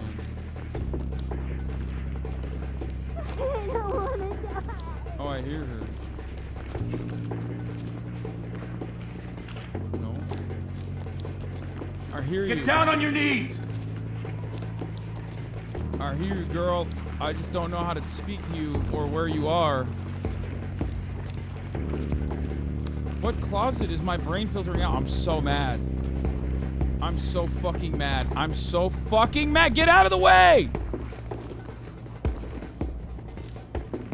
What closet?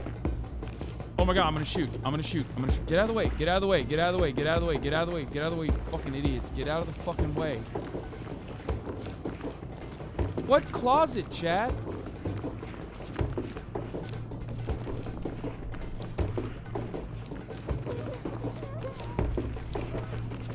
Like, I hear her near here, but I don't see it. Like this?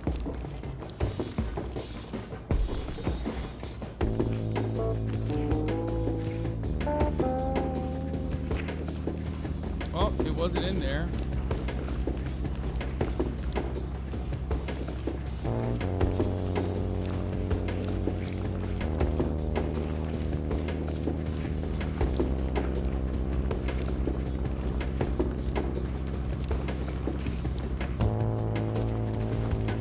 I'm so mad.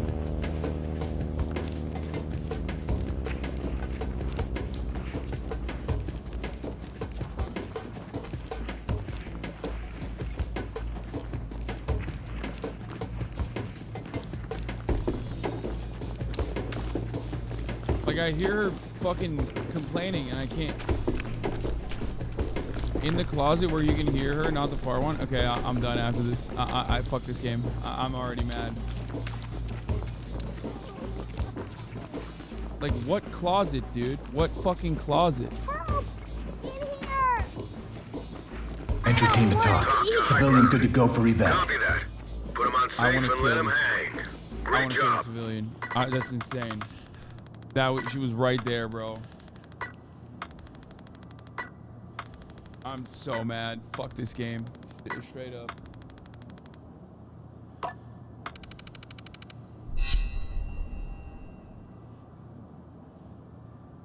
Oh, unauthorized use of force? Okay, dude. What?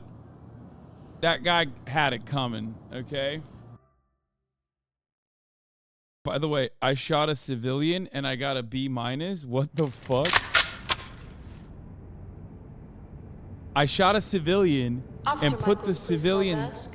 I shot a civilian, put him through a fucking wall, had him seizing uncontrollably, and I got a fucking B. That's crazy.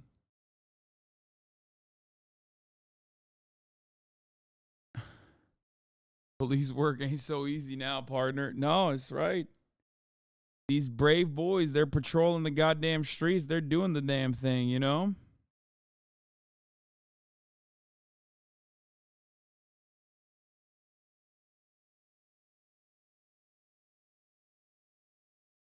W6 weeks paid leave. Can't do this game on your own. You lost to a closet. Your police union got you that B and some desk duty. Remember that. Oh my god. All right, I'm fucking tired, dude. Done. I'm done. We played one fucking game and I'm already pooped. See, a lot of people don't understand. Gaming is hard. Not easy, you know? People think gaming is easy. It's not. It's not easy at all. Very hard, as a matter of fact.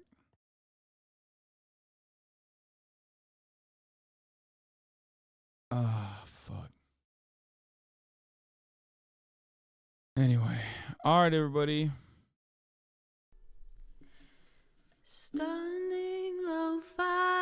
Love you all. And I will see you tomorrow. Yeah, if I killed more civilians, I probably would have gotten an A, I think. Tired. That closet really took a lot out of me. Trying to find that little girl in a closet, especially not being able to shoot her. It was fucked up. 2 minutes of gaming? Oh my god, that wasn't 2 minutes. What the fuck are you talking about? Y'all are insatiable. Anyway, see you tomorrow, everybody. Hopefully I can find some people to play games with. Alright, peace.